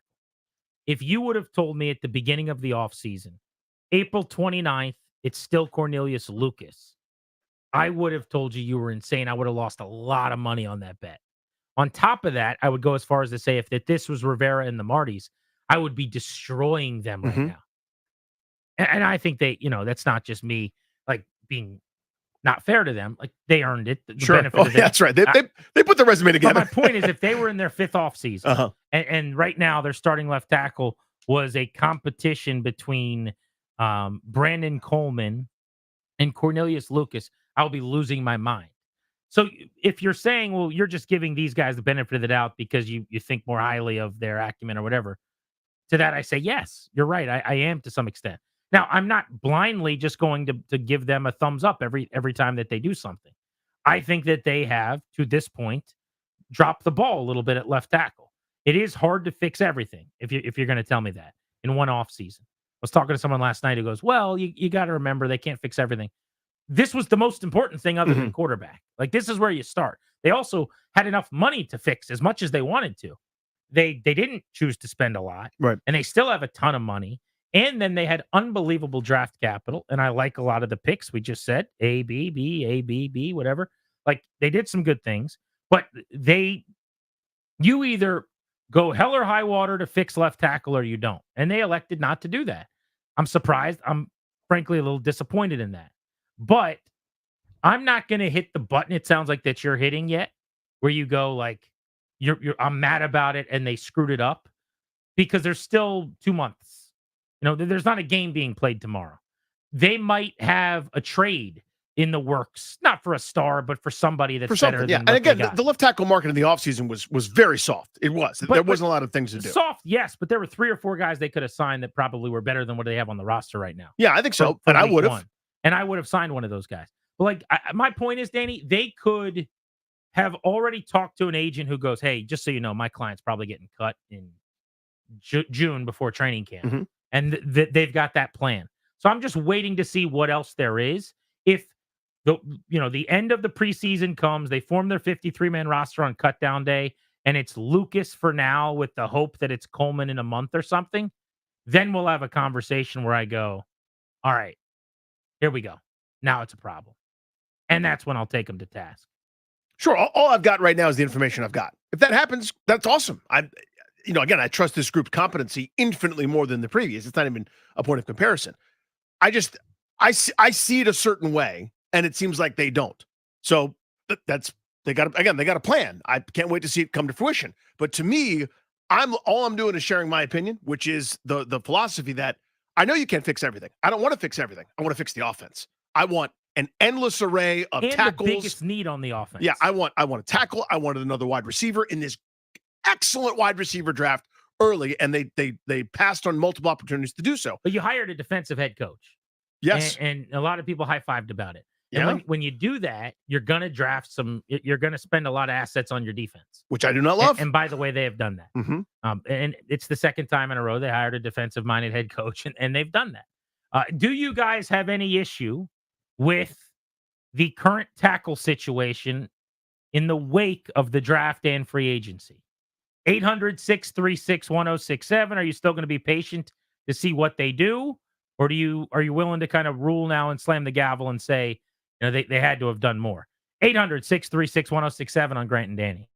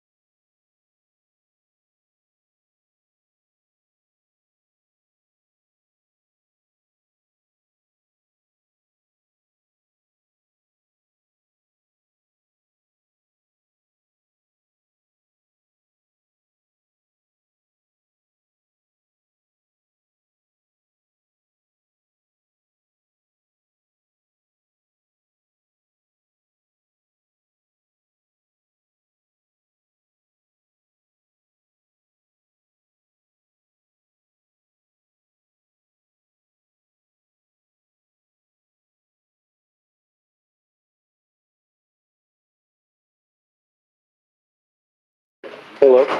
Hey, Brandon. Yes, sir. It's Adam Peters with the Commanders. How you doing? I'm good. How are you? Doing great, man. Where you at? I'm at home. My family in Dallas. Nice. Who you got there? My mom, my family. Everybody from Germany, right? I remember you telling me that when you came in here. Yes, Well, sir. well, you're going to be a little closer to Germany, man. You're going to be a commander. Yes, sir. I appreciate that so much. We're fired to have you, man. We loved having you in here.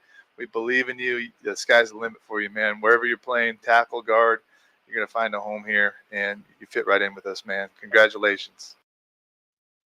Adam Peters knows his geography, apparently. Welcome in, G&D on the Fan. Talking to the tackle. You heard him, they say there. Maybe he plays guard, but they like him as a tackle. 6th-year senior Brandon Coleman, 23 years old, 6'4", 313, born in Virginia. Moved to Berlin when he was 3 months old. That's where his father in the military met his mother. Still lives in Germany, apparently. 11 starts this season. Second team All Big 12. Missed just a game with injury. He started 26 games the last 2 years, 22 of them at left tackle, and just 4 of them at guard. That was the lone tackle pick for Washington. Pick 67. And a lot of people think he ends up at guard. So they still technically maybe don't have their long-term answer at left tackle or even their short-term answer if you don't think it's going to be Cornelius Lucas. Is that something you can be okay with right now?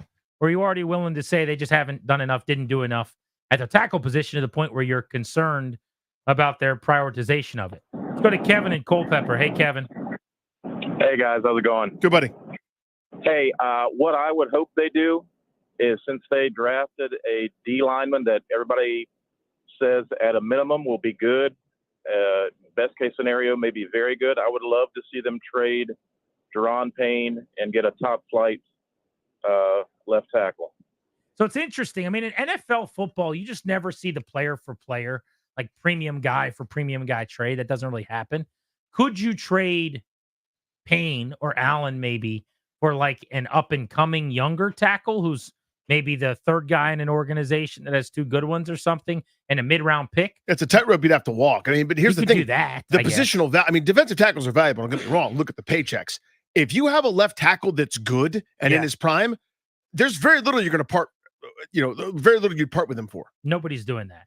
But I do wonder, and I do think there's something to the possibility of maybe, in a hypothetical where they were looking to make a trade, if they dealt from depth, and I don't think this is a thing that'll happen. It's kind of fantasy football. You could find like a young, developing tackle more so than a guy that's proven and ready. JT's in DC on Grant and Danny. What's up, JT? Hey, Grant and Danny. How you guys doing? Good, buddy. Great. Hey, so my point, I think, is what you talked about, Grant, in terms of maybe finding that guy later, either maybe from another team that gets cut, maybe through a lot of good coaching. Maybe Coleman begins to show something where you can start to kind of work him in the rotation, and then he becomes the official starter later in the season. Right. But I don't think it's the end all be all in the fact that, as you talked about before, Grant, the more bites at the apple you get, the more chances you get of success.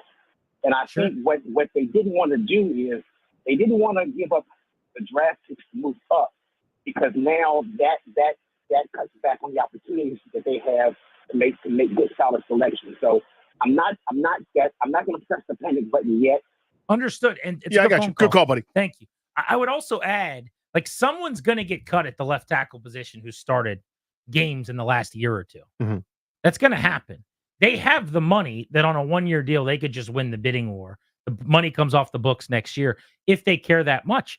Maybe they also look at Cornelius Lucas and say, he's not bad. Like, whenever he's played, he's been solid. I would say he's got some Ty and Seki to him, where for a game, for 2, for 3, for 4, probably not that big of a deal. Now, over a 7, 8, 10, 12 game sample, you're going to find some shortcomings. So maybe they're going, maybe we get a month out of him and then Coleman's ready. Or maybe we get a month out of him and then we can get whoever they sign in July up to speed. I mean, that could be the thought process.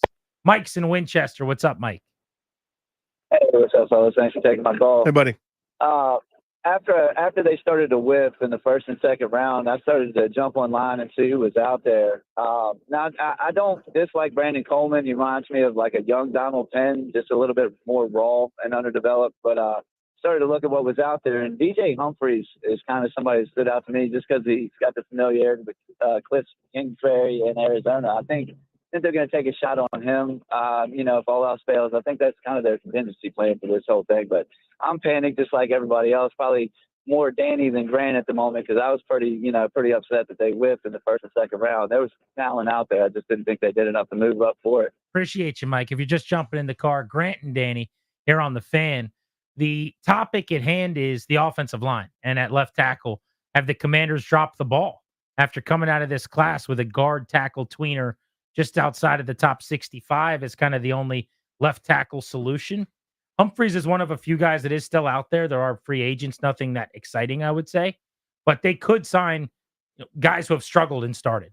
If you think that's, I don't know if that's a whole lot better than Lucas. It's just kind of throwing some money and another resource at the problem, and maybe that's the plan. At this point, I would wait and see who gets cut. You've had these guys to mull over for a couple months. Sure, they've been options, and they remain options. You Yeah. weren't that interested. Javel in Culpeper, what's going on, man? Hey guys, how you doing? Good, buddy. Good. Yeah, I'm not really up at arms as most people are. The offensive line, to me, in my opinion, wasn't as. I mean, they weren't great, they weren't good, but they were above average. And a lot of those situations last year was on Sam. A lot of it was EB and his play call, and maybe the offensive line last year wasn't a good fit for what the enemy was trying to do. I also feel that, as you said, Grant, I believe Lucas is serviceable. He was an undrafted free agent who has niched out a solid career. And I also think that people, we were all in the trust the process and trust Peters. So if you trust Peters and go back in his resume and the organizations that he has been with, and most recently with the 49ers, he always finds great value after the second round. And from what I've read and what I've researched, Coleman, his numbers are off the charts as far as his athleticism and what he can do for his size. And he can play both tackle and guard. And as the other caller says previously, there are still people out there. There are people who are going to get cut. I mean, we could go sign Bakhtiari tomorrow or later on this week for a one-year deal to play that left tackle position. So if you're going to trust Peters and his evaluation of talent, just because it wasn't a first or second round draft pick does not mean that Coleman isn't going to be a solid and quality player for us. I think it's a really good call. Two things. One thing I'll disagree with a little bit, I guess, would be you could trust Peters and think highly of him. It doesn't mean you're going to agree with everything that he does. Not that Javel was saying you need to, but I think sometimes people go, I thought you liked the Peters hire. I thought you trust him. I do. This is a 60% business. Like maybe this is part of the 40%. You're not going to see everything eye to eye.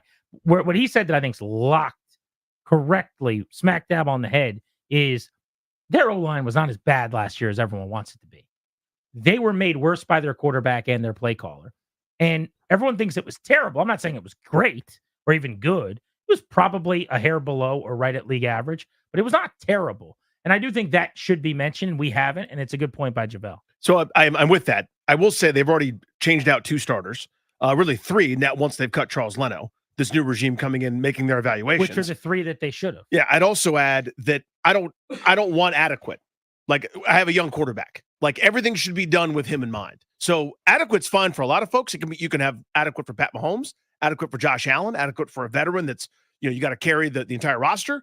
For the young kid, that should be an excellent group, in my opinion. I also think, from what I figured out, Leno probably would still be here if not for the injury and the hip surgery. I don't even know if he's going to play next year. No one else has signed him, right? No, I hope he does. It's possible that he doesn't or he retires or who knows what's going to happen.